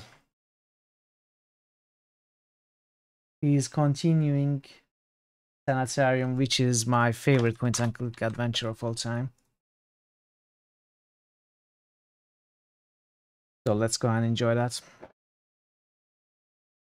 Yeah, thanks so much for being here. I really appreciate you keeping me company as I play this amazing game. It's a rough game. It's heavy. It can be funny. It can be really deep. You know, it's very good. And we will go slow. Try to take it all in. You know, try to understand all of it. We won't rush. I might do some more saves coming, but I'll try to do less of it. But the red checks, I feel bad when I fail some of them at least. Yeah, we'll see. We'll take it one check at a time. We'll decide what we do every time. Maybe we won't fail any more checks from now on. Who knows? Maybe we will roll well enough every time. Anyway, thanks so much for being here. If you enjoyed the stream, consider leaving a follow to come back. I will be back tomorrow with more Disco Elysium, and then on Sunday we will continue and finish Shannara. And then on Monday we are going to start Strangeland. So all great games. And that's about it. I will see you hopefully very soon, hopefully tomorrow. Take care of yourselves until then. Be well. And for now, goodbye.